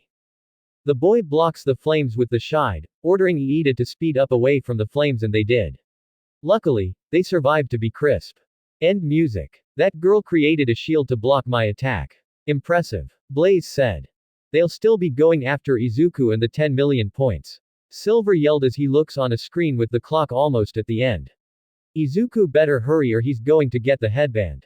Back with Izuku's team, they were being chased down by Todoroki's team. It wasn't going to be good news for them. The boy tries to activate the jetpack, but it was already running its course. Plus, Uraraka could only activate one hover soul since the last one was damaged thanks to being stuck on Mineta's balls earlier. The other team was getting closer. They were running out of options. Big. Use your fishing rod. Izuku yelled as the cat used his weapon to do another big fishing attack. Yaoyorozu. Todoroki yelled as the girl extended the metal on her right arm to create a metal shield. The string deflected off it, avoiding the attack. Momo's too good at creating everything. Izuku said. Don't forget about Iida. He could use his quirk anytime to get towards the 10 million points. Ochako yelled. That's true. He said when he notices something was wrong with Big. Big, are you okay? The cat was breathing heavy sweat, indicating he was getting tired. I'm getting tired, he said. Don't quit on us. We're almost there. Just sit tight. Izuku yelled. Hit the brakes. Hatsume yelled as they suddenly stopped. What's wrong? Izuku asked as the girl pointed her finger in front of them. It shows a dead end of an ice wall created by Todoroki. It's a dead end. Big, do your punch attack to break the ice like before. Deku, he's getting more tired. This is not good news. Ochako yelled as they saw Todoroki's team getting closer. On board the Death Egg, Eggman and the minions look on as they saw Izuku's team reach a dead end. They notice Big was getting exhausted from the battle and Todoroki's team was coming towards them. It could be the end for Izuku as they know it. No way. That Todoroki kid is about to snatch those 10 million points from that Izuku kid. Deku yelled. Look at the clock, only 1:30 left in the battle. He may not make it. Orbot said. Judging by the look of Big getting tired, it could be game over for Izuku, Snively said. Barring for a miracle that is. You know those other freedom fighters including Sonic, they jumped in to protect the boy from anyone getting near those points. Cubot said. It could be the end for Izuku, Eggman said as he pointed his finger at the other screen showing Team Sonic going against Bakugo's team. Dang, that Bakugo kid is sure angry as ever. Coconuts said. Sonic was probably taunting him too much and that was it, he is letting loose on him, Boko said. Don't forget, he got the headband from him earlier and he needs it back, Scratch said. Think about that. With Sonic dealing with that Bakugo kid, Izuku's chances of keeping those points have gone to maybe 0%. This is game over for him. Eggman said. How crazy will this be if he loses? Grounder said. Eggman looks on the screen where his eyes were on Monoma. That kid has a quirk that copies other people's quirk. He's showing some guts and he's only in this for himself. I like him. He will fit well for the Eggman Empire. Looks like we found a potential recruiter. He thought. Back in the stadium, Team Sonic and Bakugo's team collided. Bakugo ordered his team to charge forward. He activates his quirk trying to explode the Hedgehog. But Sonic dodges it by going upward only to land on his hair. He continues to taunt him even more by waving the headband in front of him. The boy tries to get him with another explosion but jumps off, landing back to his team. Come on, Bakugo. You're too slow. You supposed to big tough guy. Sonic yelled, taunting him more. The more he taunts him, the more Bakugo gets very angry. He's already at his limit with both Sonic and Monoma taunting him. You just know how to get him triggered, the copy quirk user said. Sonic, come in. This is Amy. The pink hedgehog's voice was heard on Sonic's earpiece. What is it? I'm busy right now, he said, pressing the earpiece. It's Izuku. He's in big trouble. That Todoroki guy has him surrounded with ice everywhere. His team going to try to get the 10 million headband from him. And time's about to run out if he doesn't hang on to those points. Amy yelled. Where's the ice? Sonic asked. Turn to your right and you'll see a wall of ice. Hurry and get there before it's too late. Amy yelled as President Mike's voice was heard. Only 1 minute left and Todoroki's team is right in front of Midoriya's team with a chance to get the 10 million headband before time expires. He yelled. Change of plans. We're heading right to the ice wall. Sonic yelled. What happened? Knuckles asked. I'll let you know, let's just get there. Sonic yelled before throwing the 185-point headband back to Bakugo. Here's your headband back, loudmouth. I got other busy to attend to. Sonic boosted his speed with the team as they hurried to the ice wall. Bakugo's team was shocked at what the Hedgehog just did. He just gave the headband back to them. He just gave us back the headband. Kirishima said in a shocked face. Wonder why he would do that? Zero asked. He was going somewhere in a hurry, Mina said. How about that Bakugo? We got our points back, Kirishima said as he looks back to see the bully still grit with anger. Are you okay? I know where that hedgehog's going. He's going to get to Deku. I won't accept this. Bakugo yelled. Dude, be grateful we got the headband back. Kirishima said, grabbing the headband to the bully. Shut up and follow them. Hurry. Bakugo yelled as the team quickly followed them. Back with Izuku's team, he and the others were still at a dead end. They looked to see Todoroki's team stood still, looking at them. Another Wild West was looming again with these two again like before. Time was already at 1 minute and the clock was already at the seconds mark. It was an advantage for Izuku to keep the 10 million points. Question is, how long will he hold it towards the end of the clock? There's gotta be another way to escape. Izuku thought as he looks around for any exits. He saw Todoroki's team begin to move towards them. That is when Izuku's team moved to the left. A bright idea landed on Izuku. He's been using his ice quirk throughout this tournament. Plus, with Endeavor here, it's putting Todoroki under enormous pressure to use his left side. If I stay on this side, he won't use it. He'll have trouble doing it. We may have a shot after all at winning it. Midoriya's keeping a distance from me and staying on my left side. Todoroki thought. That's a strategy. From this position, if I freeze them, I'll hit Iida. If he keeps moving like this, there's no way I can get a clear shot from his team. There's not that much time left. Everyone. Todoroki and the others looked to Iida, who spoke. We have less than 60 seconds. I'm going to do something that will be very useless to you. But it's worth it. What you going to do? Todoroki asked as Iida prep his legs. Make sure you get that headband. Iida yells, ready to activate his quirk. Brace yourself. Hold on tight. Blue flames burst out of Iida's engines. Torque over reciproburst. Todoroki's team blasts off like a rocket going high speed towards Izuku's team. Izuku tries to order them to move left. But within a second, the prize they've been holding on to throughout this race went off his head. Todoroki snagged the 10 million points off his head. The boy was stunned along with the team. They worked too hard and they were on the verge of making it out. However, Iida had a big plan and it pay off just like that.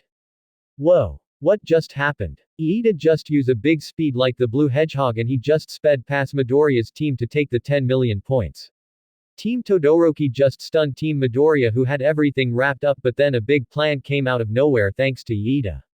Present Mike yelled. Iida, how did you do that? Todoroki asked as he and Momo and Kaminari were stunned. First, my torque and RPM turned to overdrive, which gives me explosive power. Unfortunately, the recoil stall my engines for a while. It's a secret move that I've been saving so no one in the class knew about it. Iida explained as the smoke came out from the pipes. He turns to Izuku and the team, who was shocked with a smile on his face. I told you, Midoriya. I do my best to beat you. Just like that, with 45 seconds to go, Todoroki's team is in the lead with Midoriya team of 0 points. Present Mike yelled as the crowd with crazy. So, it seems the tide has turned. Now then, we got the 10 million points. So, Todoroki looked at his hand when he has a shocked face. No way. What's wrong? Momo asked when she looks up and a shocked face was formed. The 10 million points I had in my hand is gone, he finished as they were stunned. No way. You just had it right now. Kaminari yelled in shock. No way. Midoriya's team didn't get to us. They were shocked at the time I got to it. Iida yelled with a shocked look. If they didn't get it, then who? Todoroki asked, stuttering. Oh, I see, boy. A voice was heard. Song insert. Snippet intro of His World by Crush 40. Todoroki and Iida flinched when they heard a familiar voice. Both teams turned the left side of the ice wall. Izuku and Uraraka were shocked to see who arrived in the nick of time. It was Team Sonic with Monoma standing near both teams. The blue hedgehog stood tall, flashing a grin. His eyes fixed to Todoroki when he lifts his hand, showing the headband Todoroki was holding seconds ago. A stunning turn of events. The speedy hedgehog has sneaked in late for the 10 million points. Team Todoroki is stunned, thinking they had the victory in their hands, only for Sonic and his team to jump in and steal it from them. Present Mike yelled as the crowd went crazy. Looking for this? Sonic asked, waving the headband in front of them. You guys were so close at victory, thinking you had it won. Remember what I said before this festival started, Todoroki. You don't stand a chance against me, and it proves it right there. So funny that Iida did his thing and snatched the headband from Izuku. Only for a second when I jumped in between and snatched it from you. Good try though. Then he turns to Iida. You may have a great quirk and it doesn't matter what speed you got. I always have the better speed you have and nothing you can do about it. The hedgehog then jumped off, speed towards Izuku as he gave the headband back. Thank me later, Izuku. He said as he landed back on his team. The boy tied the headband back on his forehead, reclaiming the prize he's been holding onto throughout. Izuku looks back at Sonic with a thumbs up as the hedgehog gave the thumbs up back. Just like that, the hedgehog gave the 10 million points back to Team Midoriya with less than 30 seconds to go. Present Mike yelled. We were just winning when that speedy hedgehog jumped in. Kaminari yelled. Unreal. He just appeared out of nowhere to just get the headband right after Todoroki took it from Izuku. Momo said with a shocked face. Todoroki stood there with a shocked face. He was at a loss for words. He came close to winning this thing, but it was snagged from him thanks to the speedy Hedgehog. He saw the clock getting to 15 seconds. Clenching his fist, he gritted his teeth in anger. He was screwed by 2 hedgehogs and he wasn't ready to go down. This is over, Iida get after them. He yelled in anger as the team gave chase to the teams. Crap. Here they come again. Izuku yelled. Deku. Sewer rat. This isn't over. They turned to see Bakugo and his team charging towards them. This guy doesn't even quit for once. Sonic yelled as he saw Silver raising his arm from Tetsu's team. Do it. Silver activates his psychokinesis, surrounding both teams with his powers, halting their attack. He lifts them up in the sky. Bakugo's big rant continues to become an annoyance as the hedgehog closed his mouth personally.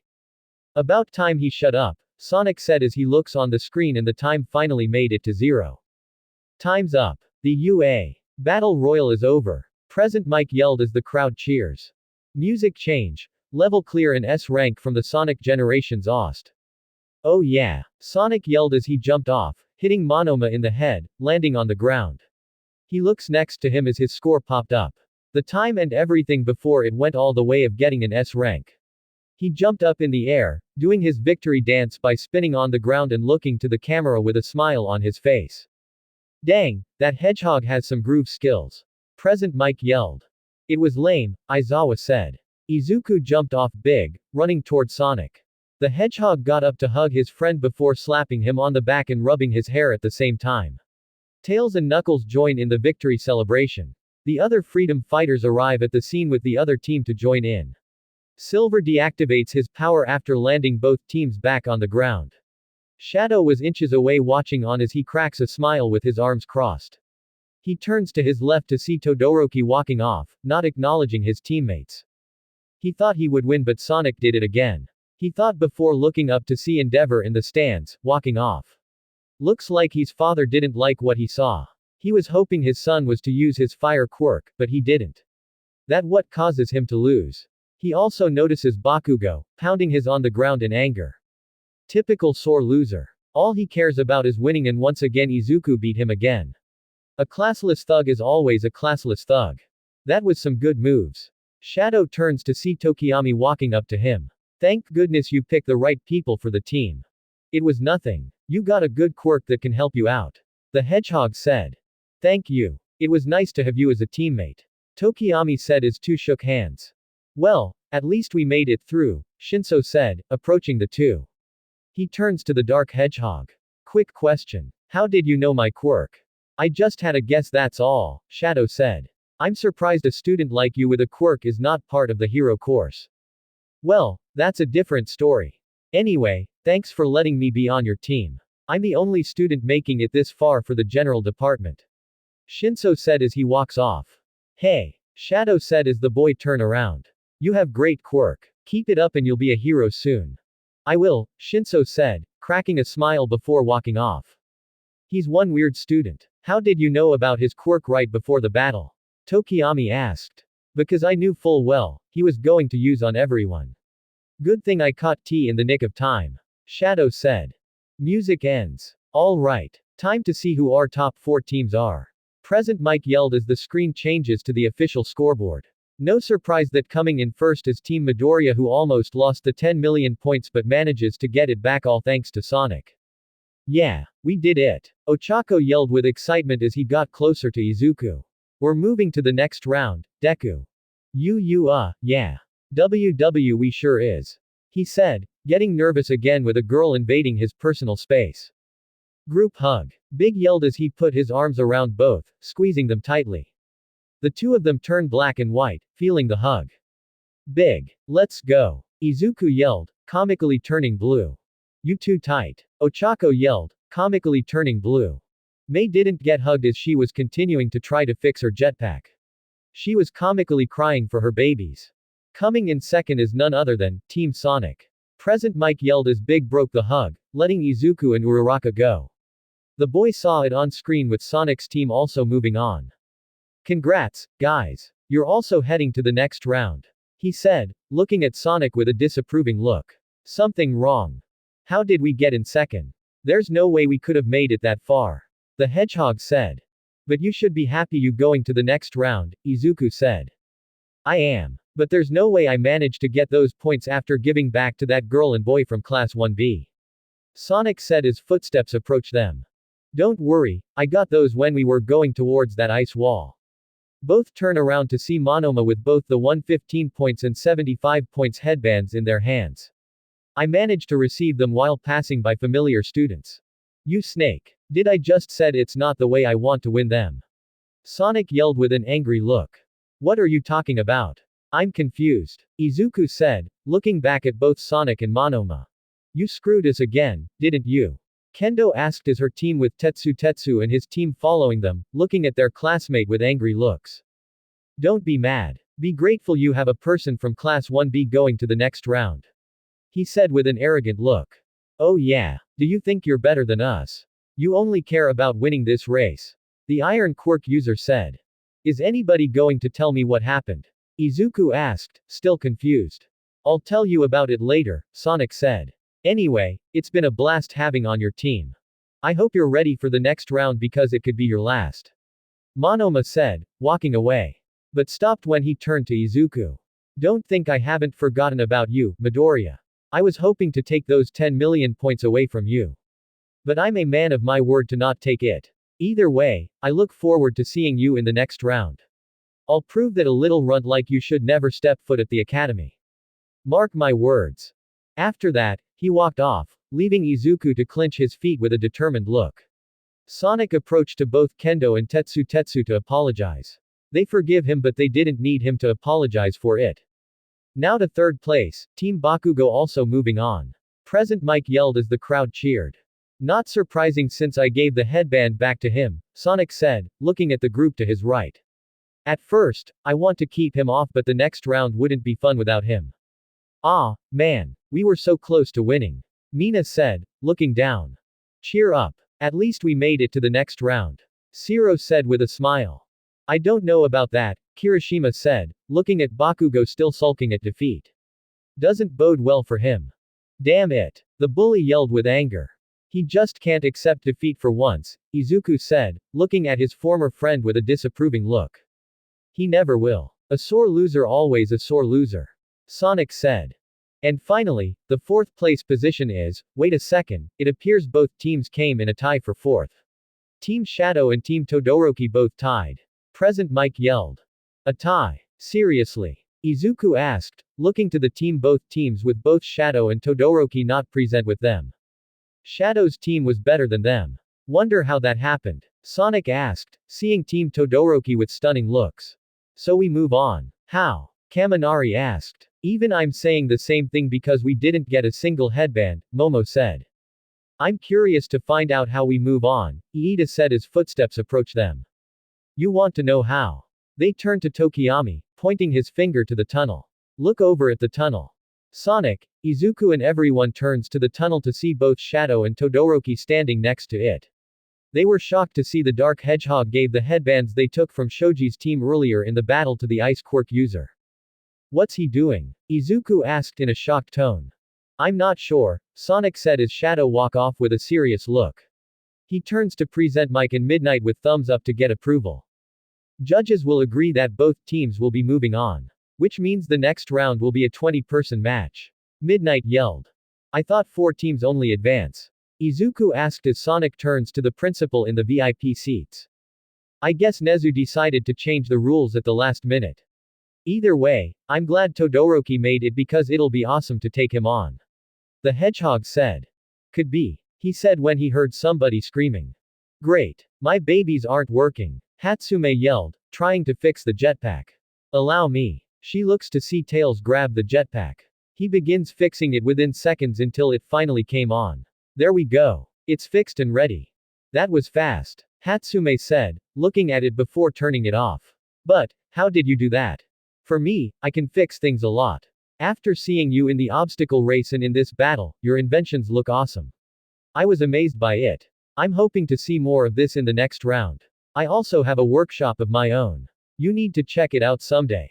If that's all right, Tails asked. Tell me more about it later. I love to see your inventions. Hatsume said as Izuku approached her. Great job, Hatsume. Thanks for helping us out, he said as the girl turns to him. It was no problem. I'm sure you love my babies. If you're planning to borrow them, sorry, she said as she pulled out a pen and small paper from her pocket, writing something on it. She gave it to him. But as a reward, I'll give you this instead. Izuku grabbed the paper to see numbers and dashes in between then. That's when he realized when turning red. Is THTH this your? Yes, it is. My phone number. Keep it with you and put it on your phone so you won't forget. We'll talk some other time, she said, didn't notice that Uraraka watched on with a blank face. I won't forget, he said, stuttering a bit. Oh, and one more thing, she said when she did the unthinkable. She does a quick kiss on his cheek. That's another reward for today. She winked at him before running off. The boy shakes with a deep blushed red. First, it was a phone number from another girl, now the same girl he just got kissed by. Well, make it 2 times he was kissed today apart from Momo kissing his forehead earlier before the battle. Sonic waves his hand in front of him to get him to wake up from his trance. Uraraka could only look with a comical blank face. The hint of jealousy was lingering in him. I'm going to pretend that didn't happen, she thought. Now let's take an hour lunch break before we start the afternoon festivities. See you soon. Present Mike yelled as the crowd got up from their seats to do other stuff before the event resumes. Hey, Eraserhead. Let's grab some food. I'm taking a nap. But first, I need to do some chatting with the freedom fighters, Aizawa said. Back in the VIP seats, the pros were walking off to rest up for the next round. Toshinori breathes a sigh of relief after his successor moves on with the help of Sonic again. Well, that was a close call, he said, getting up from his seat.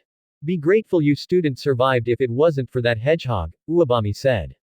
I always said don't count out on Sonic yet in this thing. He always shows up at the right place at the right time, Toshinori said. You do know the next round won't be as lucky.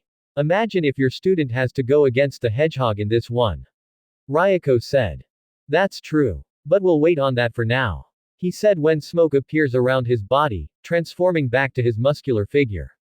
He places both arms around both women's waists. Well now, I'm hungry. Let's say we both get something to eat. Get a chance to meet my student as well. Usually All Might be the hero, Ryako said as both ladies laugh. Mr. All Might. They turn to see Cream and Cheese running up to the hero.